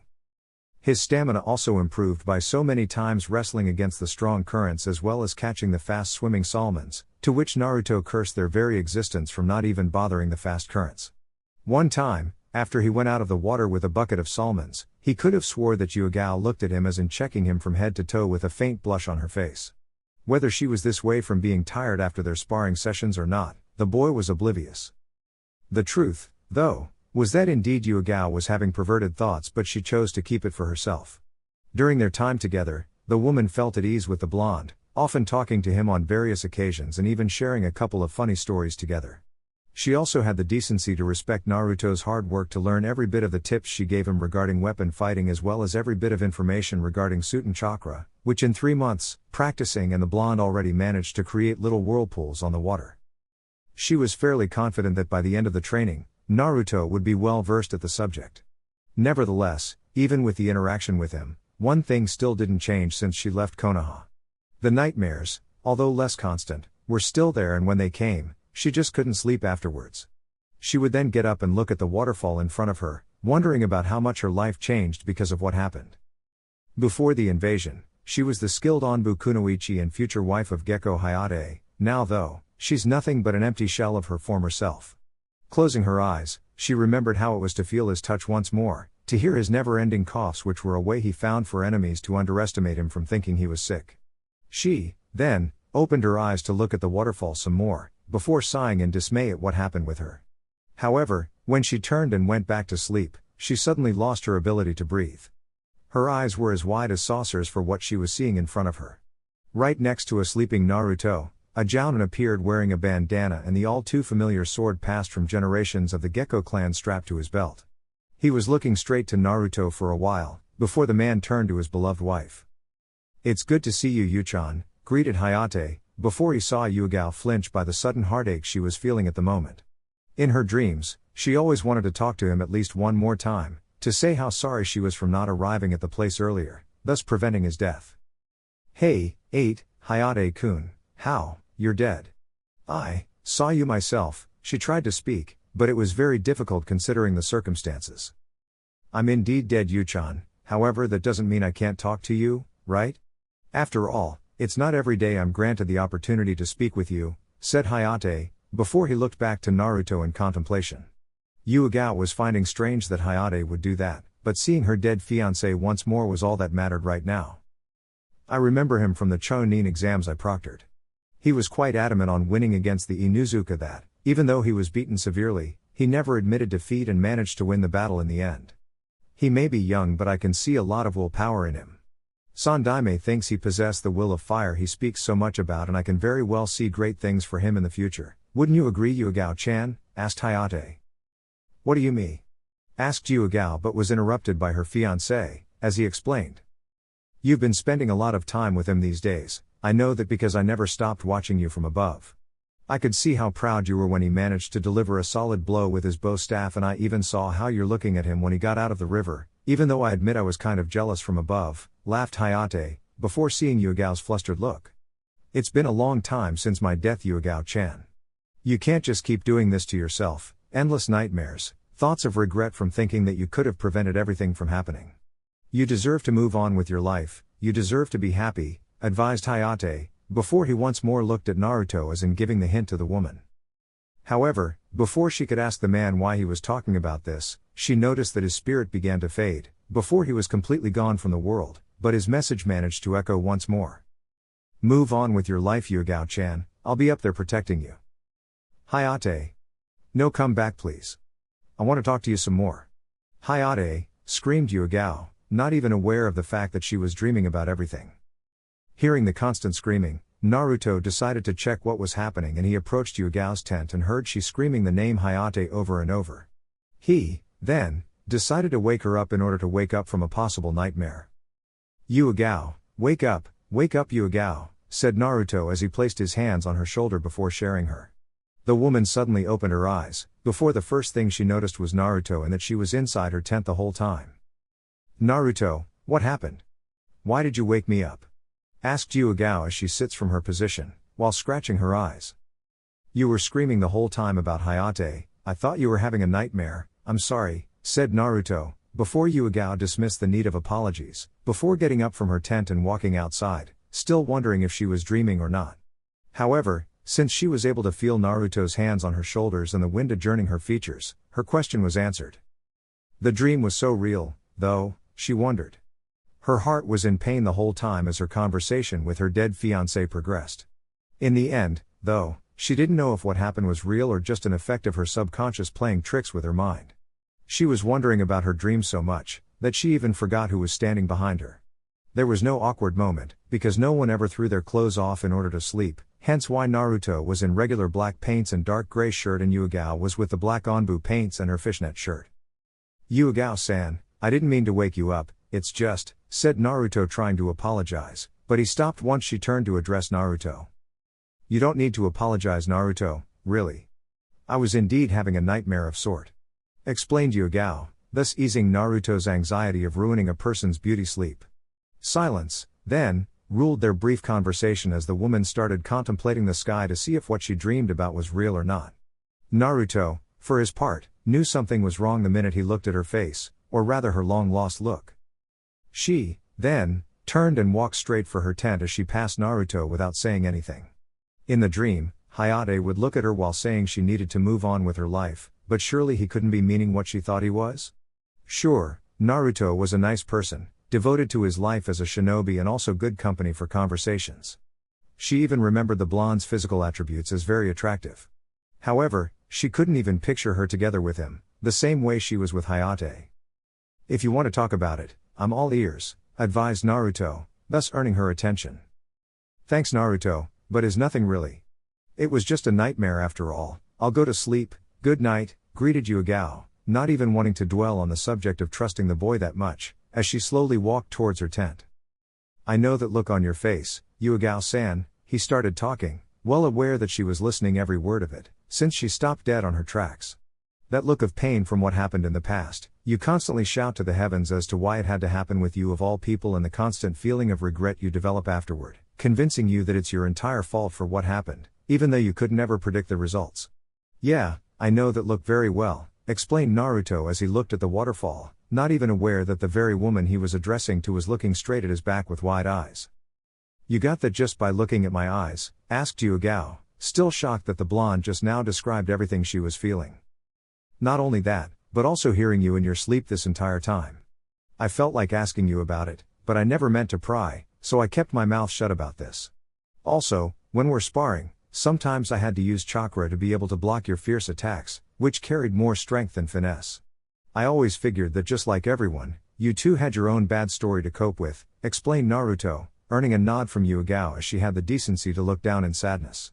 She really considered bottling up these emotions and hoped to get pasted this on her own, from fear of being misunderstood by her peers, who in turn, also had their respective bad stories and supposedly managed to get pasted it.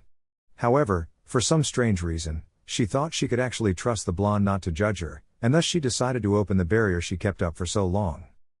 "Why don't we go closer to the river so we can talk?" advised Yuigao, earning a nod from Naruto as he followed the woman until she took a seat 2 inches from the margin and started talking. "It happened the day before the Sand Sound invasion on our village, as my team happened to be the ones responsible for performing some routes throughout the Konoha's urban territory. Nothing out of ordinary happened, as per usual, and our team was about to end the shift when the sun was up the next day. However, one of my teammates found a dead shinobi on top of a roof, carrying a fatal wound from a Fuuten technique," explained Yuigao as fresh tears began to fall from her eyes, but she continued, nonetheless. "Turned out that the shinobi was none other than my fiancé Gekko Hayate," said Yuigao, as she burst into tears, while Naruto stood there shocked. He remembered the guy from that hosted the second part of the Chunin exams and wondered, at the time, why he wasn't present for the third part. Instead he was replaced by a man named Shiranui Genma. Looking at the woman crying her hearts out, Naruto immediately let go of his wondering and embraced the woman in a tight hug as she let every tear from her eyes and every air from her lungs on Naruto's strangely comforting chest. She screamed at her fiancé for leaving her, she screamed at the bastard who killed him, she screamed at Kemi for doing this to her, taking away Hayate from her life. Naruto, meanwhile, was caressing her hair gently while expressing some kind words for Yuigao.